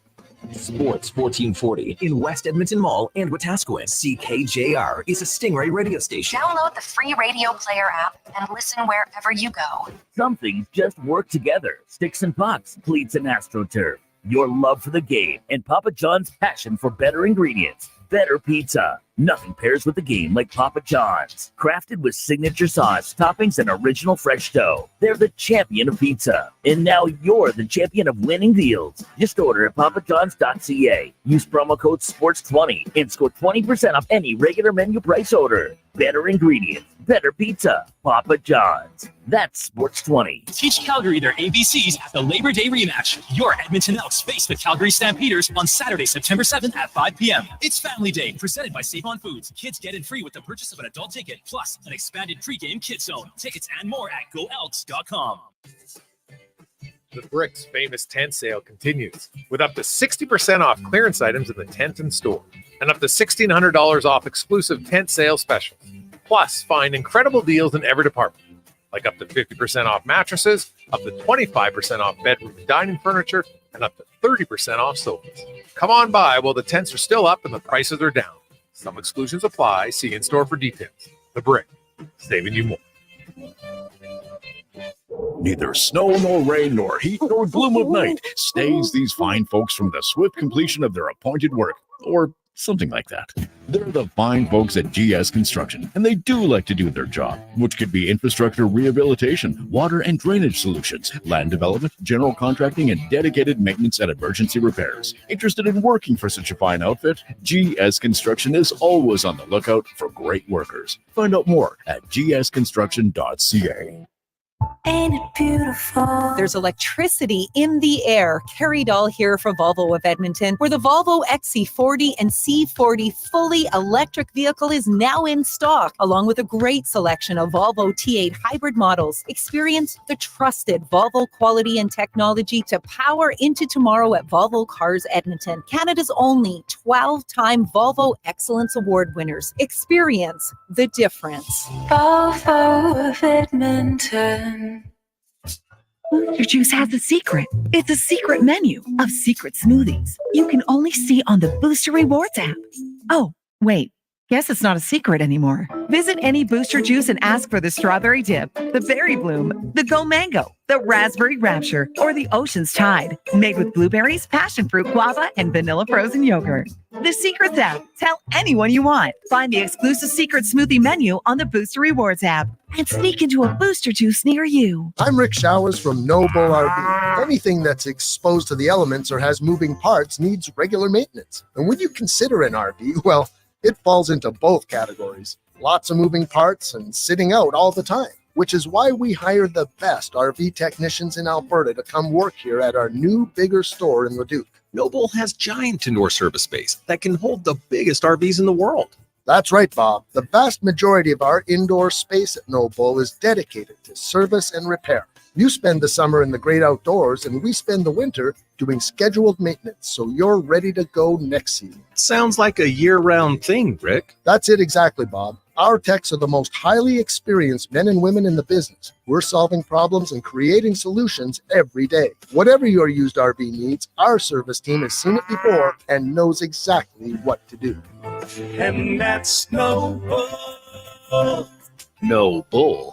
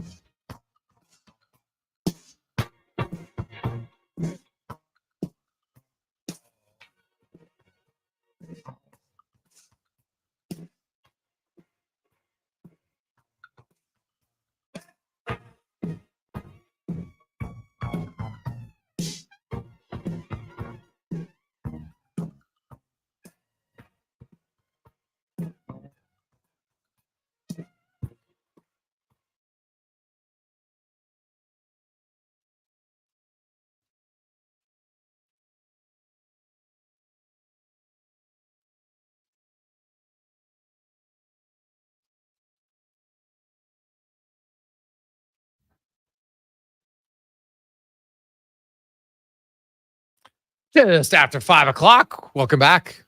Gregor, Halley, Declan Kruger, running things online for those who are watching on Oilers Nation YouTube and Facebook. Of course, it's Sports 1440, sports1440.ca. You're download the app wherever you're at, the Stingray app, iHeartRadio, Radio Player. Thank you very much. I know some of you love it when you go on your long distance rides. It's great. Never have to lose the signal when you get south.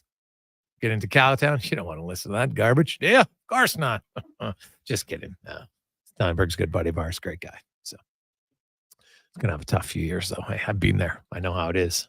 The Gregor Show is always presented by PlayAlberta.ca. I'm looking at the, we'll get into some lines for point totals coming up next week as we inch closer, rookie camp, and then we get to the regular or preseason, and training camp. But the line, it's not so much you have to wager on. It's just usually it's a pretty good indication of where they think a team's going to be. And there's always a few surprises, both positively and negatively. So we'll go through, we'll get your feedback on who we think. I think there's some teams most of us are agreeing. Like, I don't think there's anybody out there who thinks the Oilers aren't making the playoffs. Now, where are they going to finish? I don't know.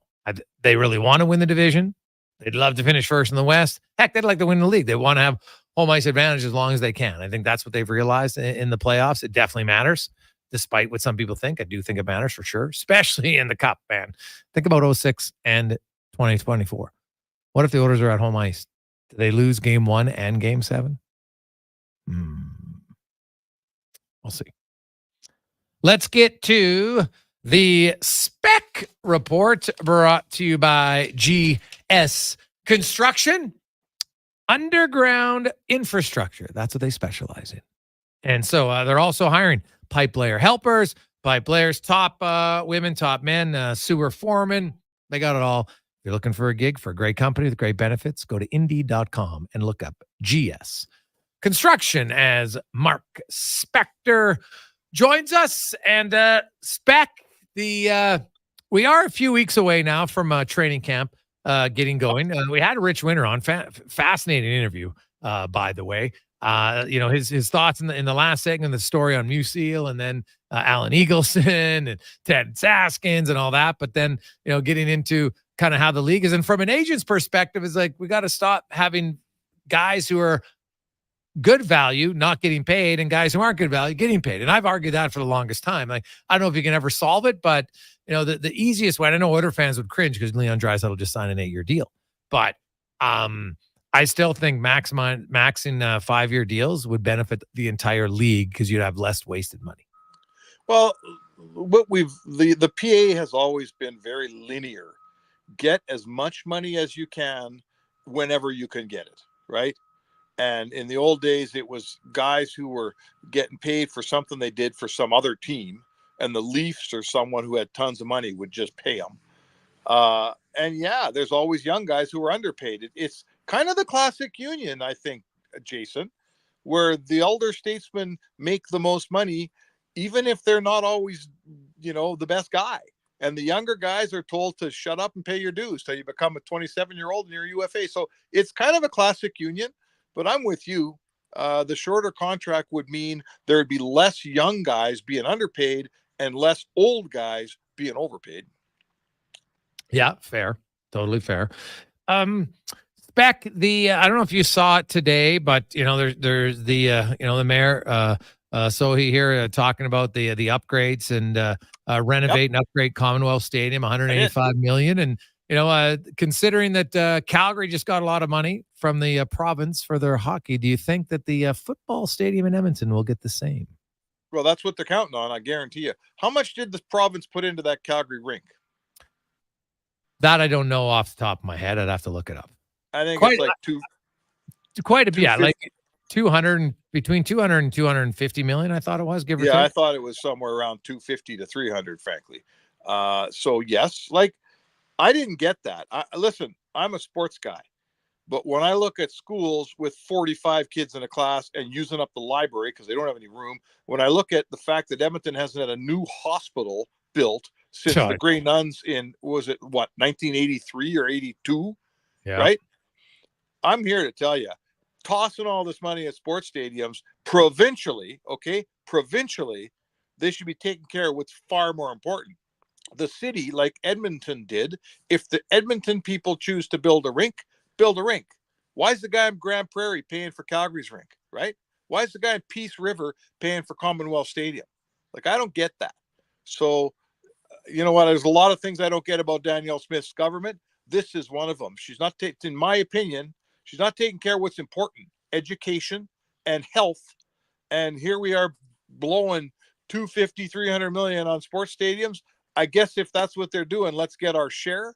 But I'm here to tell you, Jason, I can think of a lot better places to spend the money, even though Commonwealth could use an upgrade. I looked it up. It was 300 mil. Actually, they committed to Saddle Dome. So, yeah, it is. I think any teacher, I saw the stories of some of the classroom sizes, and I remember being a kid in a big class. It's difficult. There's no doubt about it.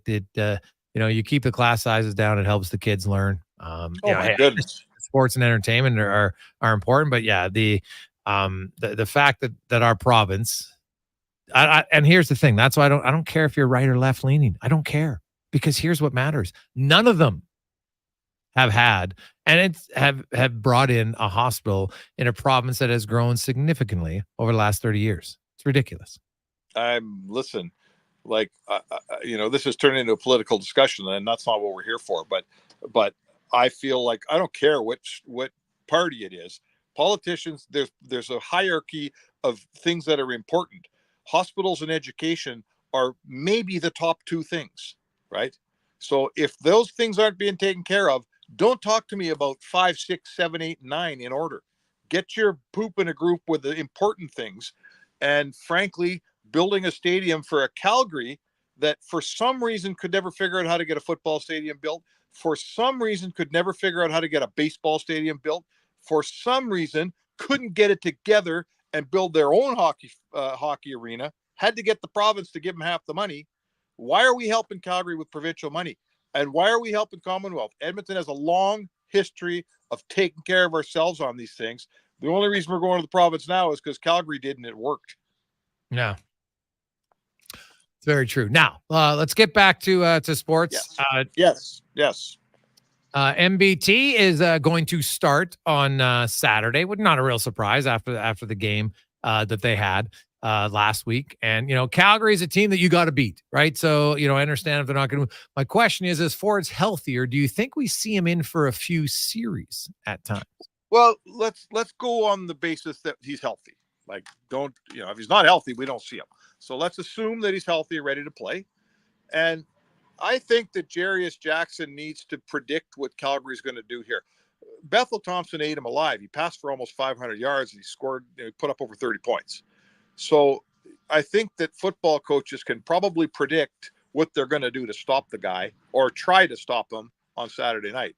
I think the things they'll do to stop Bethel Thompson, like blitzing a lot, right? Because he's not very mobile and he wants to sit in the pocket. So if they blitz you like crazy and if they have some success, I think that's where Trey Ford can exploit that. I'll take Trey Ford against the blitz any day because he can get outside, he can run through it, he can make something happen against the blitz a lot, in my opinion, better than a guy who sits in the pocket. So Jarius probably has a bit of a menu of plays for Trey Ford if it goes the way we're talking about it going.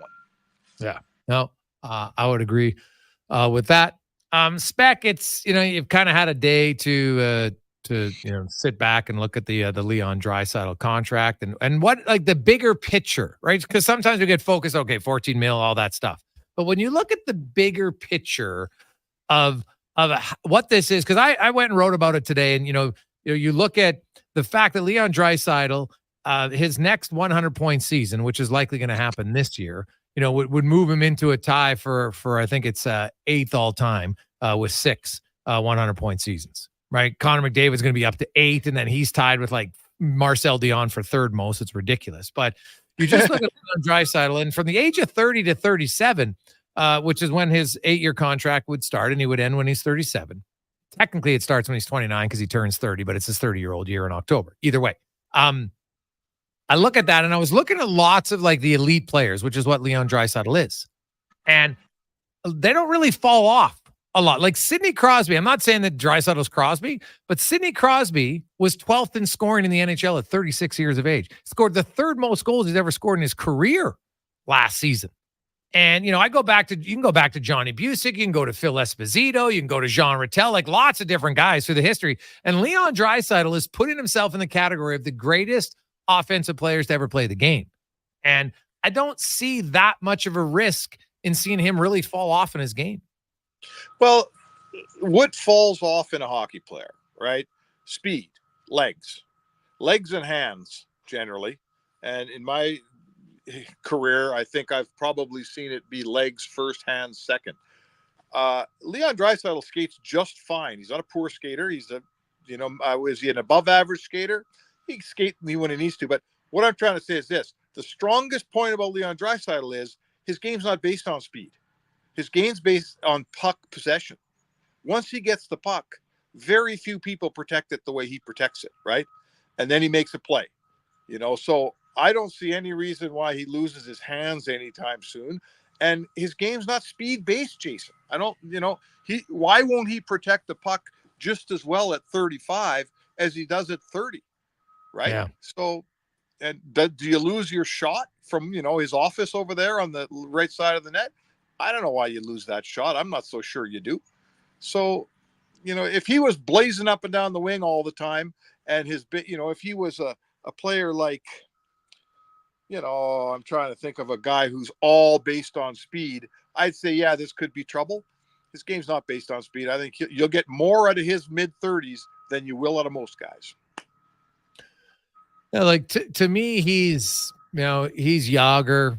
Even if Jenny Malkin's injuries, because I went and looked at it, Spec. If Jenny Malkin in his on his 8-year contract before he just signed his 4-year extension, on that 8-year deal, he had the 8th highest points per game in the NHL over those 8 years. Patrick Kane finished his 8-year contract. He had the 3rd most points. The only guys who had more points, McDavid and Draisaitl. So, yeah, and now, granted, those guys signed a little bit younger than Draisaitl, so I'll keep that in mind. But even Patrick Kane, if you say now the lot takeout because now he's had one more year removed from that contract, he's still 7th over that, so 1 year closer to Draisaitl. Like I don't expect here when I keep hearing, there's going to be a big drop off, but based on what? You people are saying drop off because they see Okposos and Milan Lucic and other players drop off in their 30s. Well, those guys aren't elite players, and that's the reason why you should never have long-term contract for those type of players. But an elite player, like look at Joe Thornton, look at Joe Pavelski. Jaromir Jagr came back. Look how good he was. Like, I don't expect a significant drop off. Like, obviously there'll be a slowdown. There's no question. But 90 points spec. Like, there's only 15, 16 guys getting 90 points. Draisaitl's a 100-point guy. So even if he drops 10%, he's still a 90-point player. Well, and you can never. The one thing we admire about Leon Draisaitl is his ability to play through injuries. That diminishes with every player who gets a little bit older. So injuries are a wild card here, Jay. Right? What's the old saying? Father Time is undefeated. Right? The thing about Leon is he's in it. He's in as he protects pucks. He takes his cross checks. He takes his whacks. He sets up shop. He's in the middle of the fight all the time. He's not a perimeter guy by any stretch. So, you know what? Let's see how healthy he stays. Knocking wood, as I said, at this point in his career, he's been very healthy. And when he's hurt, he plays anyway, and he plays great. So I don't have a ton of concern. He's such a good player. What are you going to do? Let a guy that's that good go play somewhere else? Come on, Jay. Yeah. Oh, God, you're never letting him go. There's no question. Like, it was to me, we even had our agent, Rich Winter, and said, man, that was an easy negotiation. Like, those are the easy ones. Where you make your money is trying to grind out guys to see if you can get a PTO from something and different things like that later on. But, I said it all year, many of us, and I'm no Einstein on this, but Leon Draisaitl, 13 to 14 mil at 8 years was like, it's like Connor McDavid next year. Connor McDavid's going to get 8 years, and he's going to get between 16 and 17 million. Well, he's going to my eye, he'll get the same 16% of the cap that Draisaitl got, but how big's the cap going to be? Is he signing off of a projected $100 million cap? If he is, he gets $60 million. Yeah, well, yeah, I guess if they look at it that way, sure. So Draisaitl, he got his. Now, is his projected at 92 million, or what did you go off of? Because his cap Well, or did you go off with 88 mil. Right. Right. Because that's what you have to go.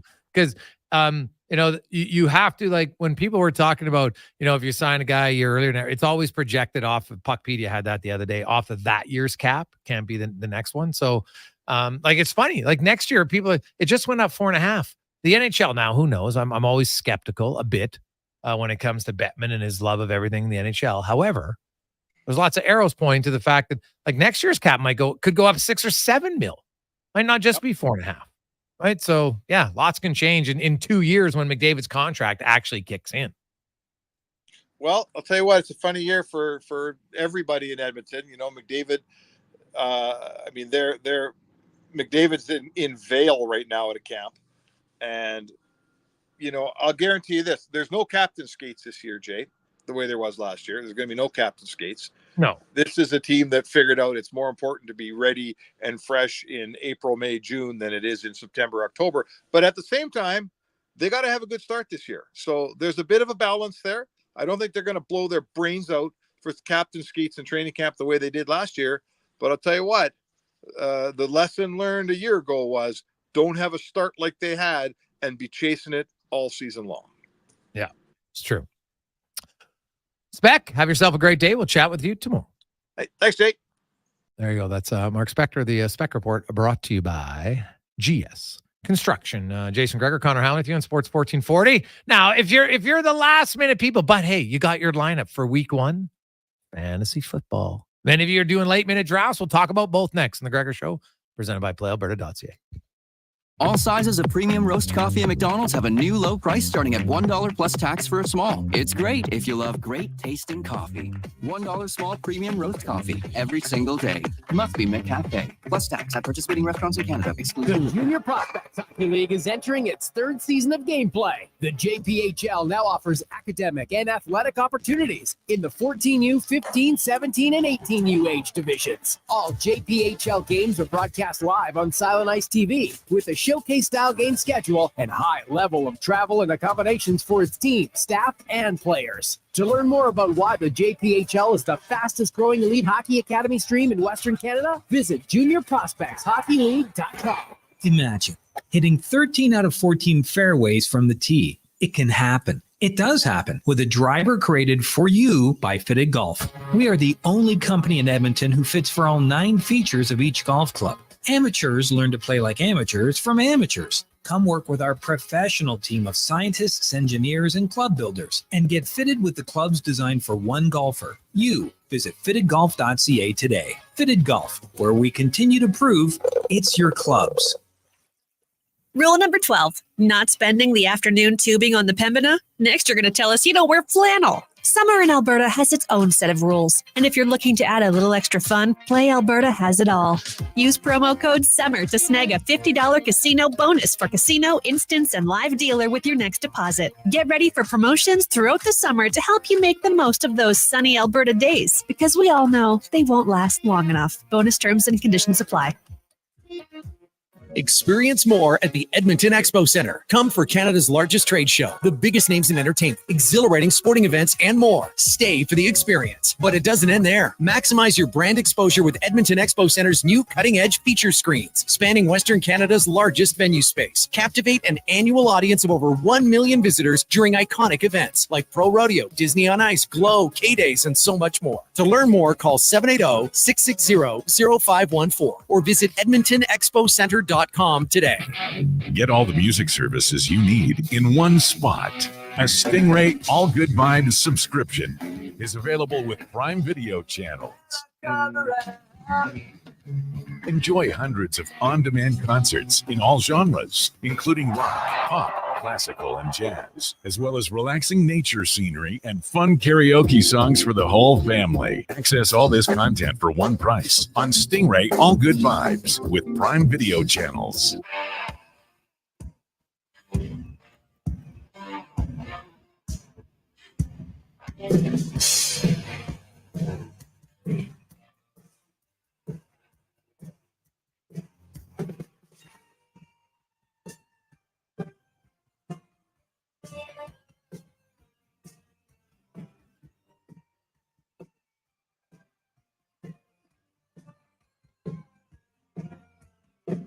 City night. Celebrate, make it feel right. Neon light.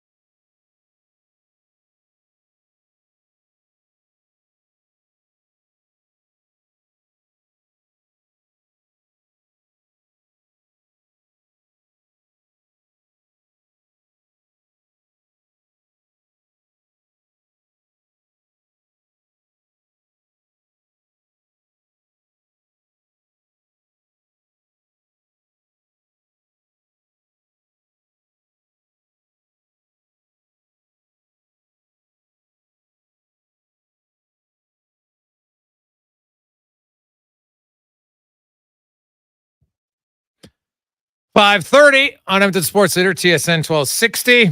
Jason Gregor, Connor Halley with you. Let's get to our fantasy report brought to you by Action Electrical. And hey, you know what? It's not a fantasy. Solar can save you money, and they'll help you out. Whether you want it on your home or your commercial building, go to actionelectrical.net. And now, if you're like Connor Halley and Tyler Yaremchuk, you're getting in some last-minute drafts, then listen in. Or if you just want to think about your lineup in week one, can be important. Marcus Grant will join us now, talk a little NFL fantasy. Marcus, how you doing, my man? Doing fantastic. Good to talk to you. Great to talk to you. How many drafts are you in? You know what? I have not taken full stock yet. I'll probably do that tonight. I actually have a draft in about an hour and a half, to be honest with you. But last year, I can tell you the number of leagues was about 13. I'm guessing it'll probably end somewhere around that number this year. Now, you do it, obviously, it's your job, so you study it. But do you find, what's your favorite format to play? I'm pretty basic, to be honest with you. I like one quarterback leagues. I've come to accept that points per reception is a thing we do, although I will try and push for a half point instead of a full point per reception. I don't mind having kickers or defenses in. I know that people are playing with all sorts of permutations and weird scoring formats. And if that's your thing, I am not going to, I'm not going to yuck your yums. You want to do that. But I tend to really prefer just kind of the old basic standard format that, we all, at least that I fell in love with when I started playing fantasy. Yeah. To me, I like PPR. You know what? I know somebody standard. I like PPR because there's a little bit more scoring. There's a little bit more points. So, you know what? There's more plays that are involved. So whether it's half or full, I like full myself, but I can accept half. Standard, I got no time for. I'm like, it's too random. So I don't like the standard because you're like, you know, a guy gets, so many catches down the field and then some fullback comes in and rushes the ball. No one has him. You're like, well, what the hell was that? I mean, the good old that helps no one. It's always, here's the thing. I don't mind the random because I think the random sort of allows for more casual players to play and compete a little bit with, more advanced players. All the folks who spend, the nut jobs like me who spend time from the Super Bowl until now studying all this stuff. It's fun to be able to be in a league with somebody who, just sort of drafts on vibes. I might not know anybody from the last 5 years. And being random and having kickers, for instance, kind of gives those folks a chance to compete. So let's look at a few of the guys. You know what? It's always difficult to project rookies, right? We saw CJ Stroud. I don't know if anybody had CJ Stroud doing what he did last year. Is there anybody that you're pretty high on as a rookie that's going to be an impact player in fantasy? I think at the quarterback position, I think the top two guys drafted, I think will be very impactful. Caleb Williams and Jaden Daniels. I think they will do it in very different ways. Caleb, I know they keep making the comparisons to Patrick Mahomes, which is a very lofty comparison, but I think there's similarities because in the sense that Caleb's a guy who will work primarily from the pocket, but he can extend plays. He can move around. He can make throws off platform. He can make throws from any kind of arm slot. And he can just kind of work magic in that respect. He's also like Mahomes in the sense that he will run when he needs to. He's not going to be, nobody's going to confuse him for Lamar Jackson or Josh Allen, but he will run when it's prudent, when he can pick up some yards, and I think that is going to get him a lot of sneaky fantasy points along the way. Jaden Daniels is kind of the opposite. It's the guy who ran for 1,100 yards in his final year at LSU when he won the Heisman Trophy. We are drafting him because he sort of has that Anthony Richardson upside, sort of that upside we saw from Justin Fields when he was starting for the Bears. The difference is Daniels right now is a more polished passer than either one of those guys was coming out of college. So I think either of those two guys as a rookie really does have the potential to end up probably as a low-end QB1 this year. I look at, you look at the young Harrison Jr., and despite all of the Fanatics lawsuits and everything going on with him, there's a lot of people that think he's going to be the best rookie receiver. Kyler Murray had some pretty good numbers when he came back. What's your expectation just for that whole Arizona offense? I'm very intrigued by it. I think having a fully healthy Kyler Murray, Marvin Harrison Jr. looks like he's going to be a stud. We've been hearing about this guy for a couple of years when he was at Ohio State. Obviously, he has a father with Hall of Fame pedigree, which is certainly going to help him. It's a marriage of talent and opportunity, right? One of the most talented receivers we've seen in a long time, going to a place with a good quarterback where there's opportunity for him to get a lot of targets. But I don't think you can completely discount some of the other guys there. Trey McBride is another top talent, another guy who's been very highly drafted in fantasy leagues. Folks are certainly taking later round shots at Greg Dortch, at Michael Wilson. Throw the fact that James Conner has been a very good running back over the last several years. There's a lot of reason to be excited about this Arizona offense. I also think because the defense is still sort of figuring itself out, you're going to see the Cardinals in a lot of high-scoring games, which in fantasy we love. That means Kyler's got to keep throwing the football. That means they got to keep running up tempo, which means more plays, more opportunities. So I do think there's going to be a lot of fantasy gold to be found in the desert. Ooh, I like it. Marcus Grant joins us talking fantasy. What about the receivers in KC? All right, we hear that Kelsey's reps are going to be down now. Maybe Grant and their other tight ends are just going to get the snaps and they're going to get the balls. It remains to be seen. But do you think, Rashid Rice worthy? Is Rashid Rice set for a massive outbreak in fantasy in your eyes just because he's going to get more volume? I feel like I'm sort of going against the grain on Rashid Rice. I will say that at least in the short term, I think we see a lot of Rashid Rice. But Hollywood Brown is already ruled out for tomorrow night, so we know he's not going to play. We'll keep an eye on his shoulder issue to see when he's going to be available again. So I think as long as he's not there, I think you're going to see quite a bit of Rashid Rice. But the Chiefs really signaled to us that they want to be more of a downfield passing team. That was a big thing for them last year. They weren't really able to do it. They didn't have the guys who could either get open or make plays down the field. Look, in the end, it worked out for them, right? They win their second straight Super Bowl, so they figured out a way to do that. But they go out and they get Marquise Brown in the offseason. They draft Xavier Worthy, who put it together the fastest 40 time in the history of the combine. They have speed. They have said they want to be vertical. Last year, Rashid Rice sort of excelled on a lot of underneath throws where he picked up a lot of yards after the catch, but a lot of his opportunities were sort of built through the course of the offensive scheme there. And I just wonder with Worthy, with Brown, with the fact that you still have to get targets to Travis Kelce, that they also added Samaje Perine from the Denver Broncos, how much are they going to try and scheme up those opportunities for Rashid Rice? He'll still get some. I just wonder if it's going to be quite as many, which is going to force him to really be efficient with the football in his hands. So I know a lot of people are very excited. I know there's been a lot of hype around Rashid Rice coming out of training camp. I just am skeptical that we're going to see him get the same level of opportunity that we saw last season. So for that reason, I've tended to lean more toward drafting, say, a Marquise Brown or a Xavier Worthy when I want pieces of the Chiefs offense. Marcus, is there a team or an offense that didn't really have significant contributions in fantasy last year that you think are going to this season? The one thing I'm kind of intrigued by is the Carolina Panthers. And let me caveat it by saying I don't think they're suddenly going to turn into some world beaters, right? We're not going to look at the Panthers at the end of the season and confuse them with like the 49ers or something like that. But let's just be honest, they were awful last year. And for the first 6 weeks of the season, Adam Thielen was kind of a revelation because they didn't really have anybody else to throw the football to. Later on the year, Thielen kind of faded. The offensive line was bad. Bryce Young was unfortunately running for his life. But they've really gone out of their way to try and fix those issues there. They bring in Dave Canales as the head coach after Canales went and helped guys like Baker Mayfield and Geno Smith have career years. They make the trade for Deontay Johnson, bringing him over from the Pittsburgh Steelers, a guy who is a proven target earner.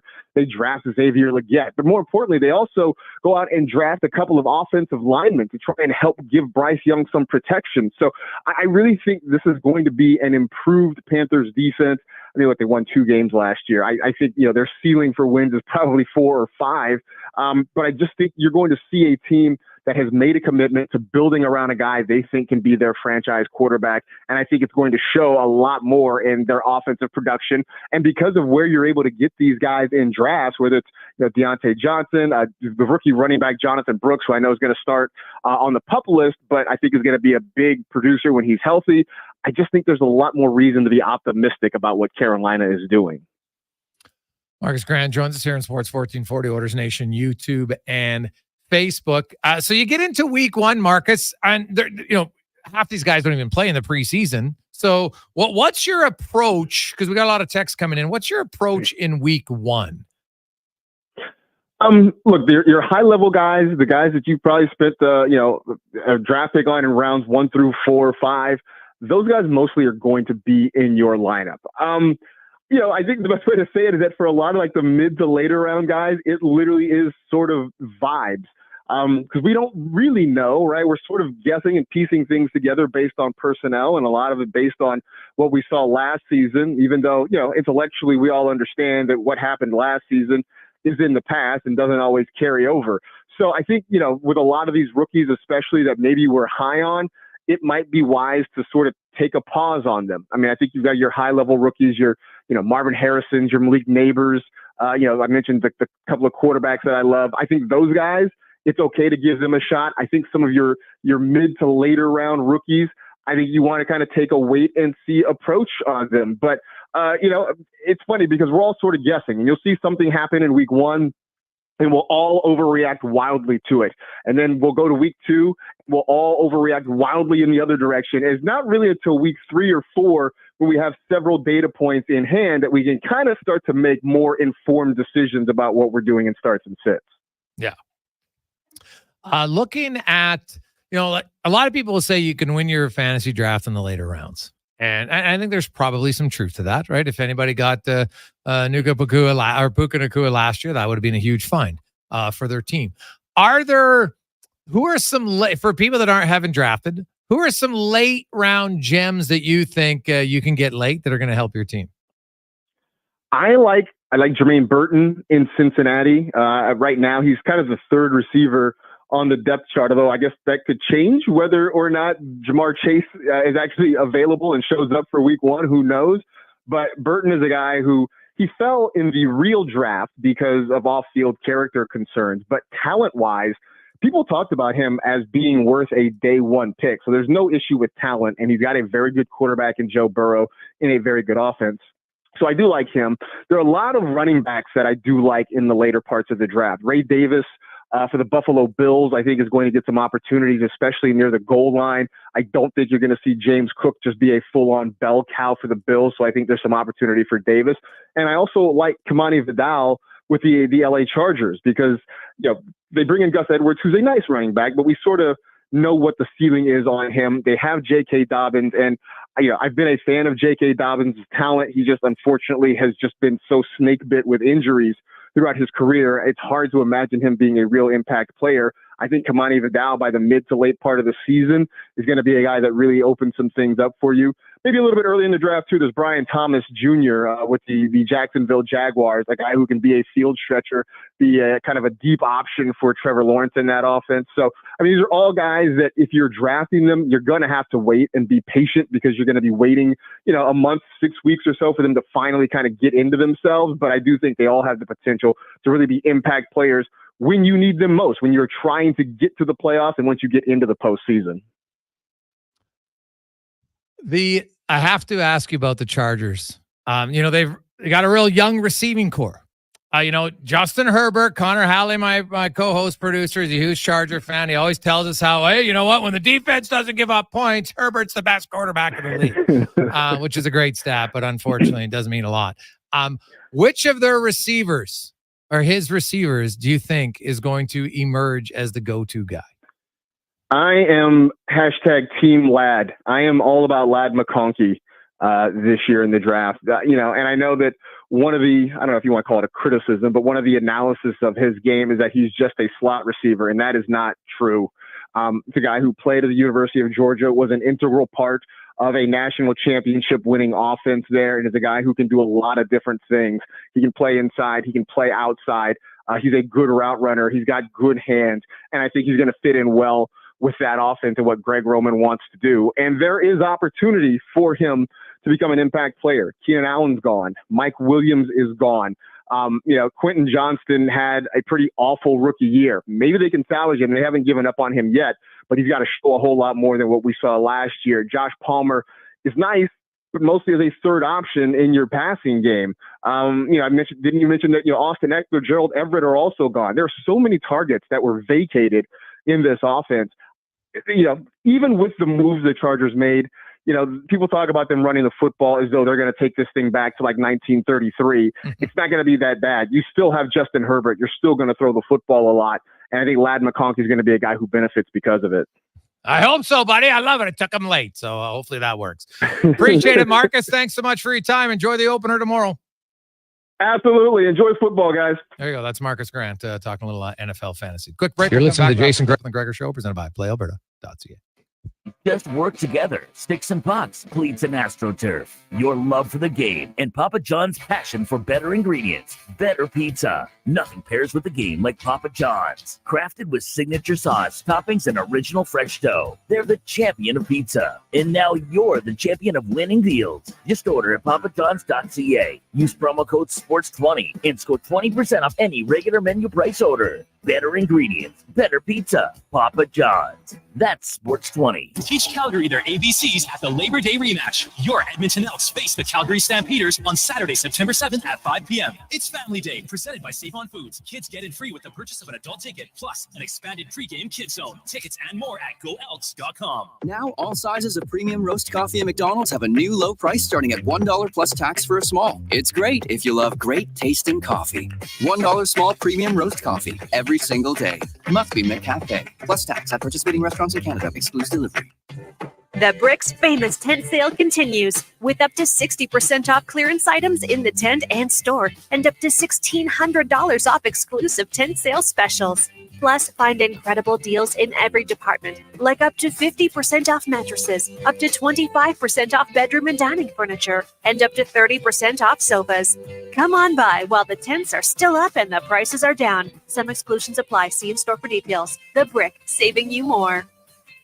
And other heroes hiding in plain sight. GS Construction. But who are these supermen and women in hard hats? They're the ones with the power to offer services such as infrastructure rehabilitation, water and drainage solutions, land development, general contracting, and more. And when they're finished doing what they do best, everything is covered and invisible to everyone's eye. So don't look for them in the sky. They're out on the roads and in your neighborhoods. Find out more at gsconstruction.ca. At Fountain Tire, we love jingles. Get up to 25% off select tires. Until October 19th. Plus a bonus $50 off any service of $150. Restrictions apply. Book online today. Fountain Tire. We're on this road together. Before every big interview, every big presentation, every big moment, I've always looked in the mirror and put on my game face. But lately, my eyes look tired, my brow looks old, and I'm starting to think it's game over. Stop thinking and start seeing me, Dr. Vance Elliott, for skin refreshing treatments designed to give you a fresh and natural appearance. He didn't make me look weird. No, he gave me back my game face. Book your consultation today at drvanceelliott.com. It's back to school time, and so begins the testing of your limits. Limited time? There's never enough. Limited cash? Totally feel that. Limited patience? Oh, yeah. With Pizza 73's unlimited medium two-topper deal, there's no limits. Unlimited medium two-topper pizzas just $10.73. Need leftovers? Upsize to a large. Pizza 73's unlimited two-topper deal. On for a limited time. Pizza 73. I'm Rick Showers from No Bull RV. Anything that's exposed to the elements or has moving parts needs regular maintenance. And when you consider an RV, well, it falls into both categories. Lots of moving parts and sitting out all the time, which is why we hire the best RV technicians in Alberta to come work here at our new, bigger store in Leduc. Noble has giant indoor service space that can hold the biggest RVs in the world. That's right, Bob. The vast majority of our indoor space at No Bull is dedicated to service and repair. You spend the summer in the great outdoors, and we spend the winter doing scheduled maintenance, so you're ready to go next season. Sounds like a year-round thing, Rick. That's it exactly, Bob. Our techs are the most highly experienced men and women in the business. We're solving problems and creating solutions every day. Whatever your used RV needs, our service team has seen it before and knows exactly what to do. And that's No Bull. NobleRV.ca. Now, all sizes of premium roast coffee at McDonald's have a new low price starting at $1 plus tax for a small. It's great if you love great tasting coffee. $1 small premium roast coffee every single day. Must be McCafe. Plus tax at participating restaurants in Canada. Excludes delivery.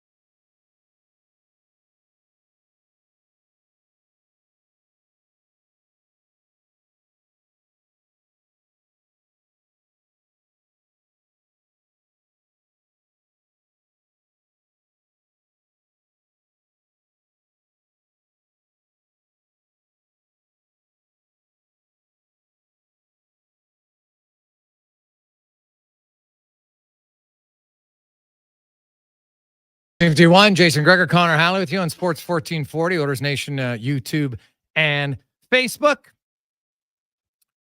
Jason Gregor, Connor Halley with you. Cons, what'd you think of his answer about the Chargers? You know what? Kamani Vidal, I think that was a really good answer about their running back situation. If you know Dobbins and Gus Bus, the injury history, they're going to need a bell cow, and Vidal did look very good in the preseason, and Ladd McConkey for sure. I think he's going to be a PPR darling. He's going to run great routes, great separation, and he nailed it. He's not just a slot guy. He believed in a 4-3, late 4-3s when it comes to the 40-yard dash. The guy can play on the outside as well as the inside. Herbert's going to love him. So I like it. And what he said was really accurate about Greg Roman, because a lot of people tell me, they don't throw the ball. Well, Lamar Jackson won MVP with Greg Roman back in his second year. Granted, he ran for a lot more yards than Justin Herbert will, but they're not just going to take away the pass game. The Chargers will have some options. I think it's just going to be kind of a week-to-week type thing. I don't know if there's going to be a reliable player each week, but every so often, I think guys will go off. All right. What about the running back? Yeah. I mean, Vidal's good. Do you think he's going to be the main guy? No, not to start with. But J.K. Dobbins, he's had the injury history. If Dobbins stays healthy, I think he's going to be a really good pick. Dude, I know a lot of people are taking him late. That is the biggest if in fantasy, I think. Is there a guy more injury prone than Dobbins? And it's not like light injuries either. It's like blowing up the lower body. Maybe Nick Chubb has had some pretty serious injuries. Those two would be right in the same category, I think. But yeah, if Chubb or J.K. Dobbins finds a way to stay healthy, I think he'll be a great player with this offense. And then that probably leads to more touchdowns from Gus Edwards as well, because they'll take Dobbins out at some point.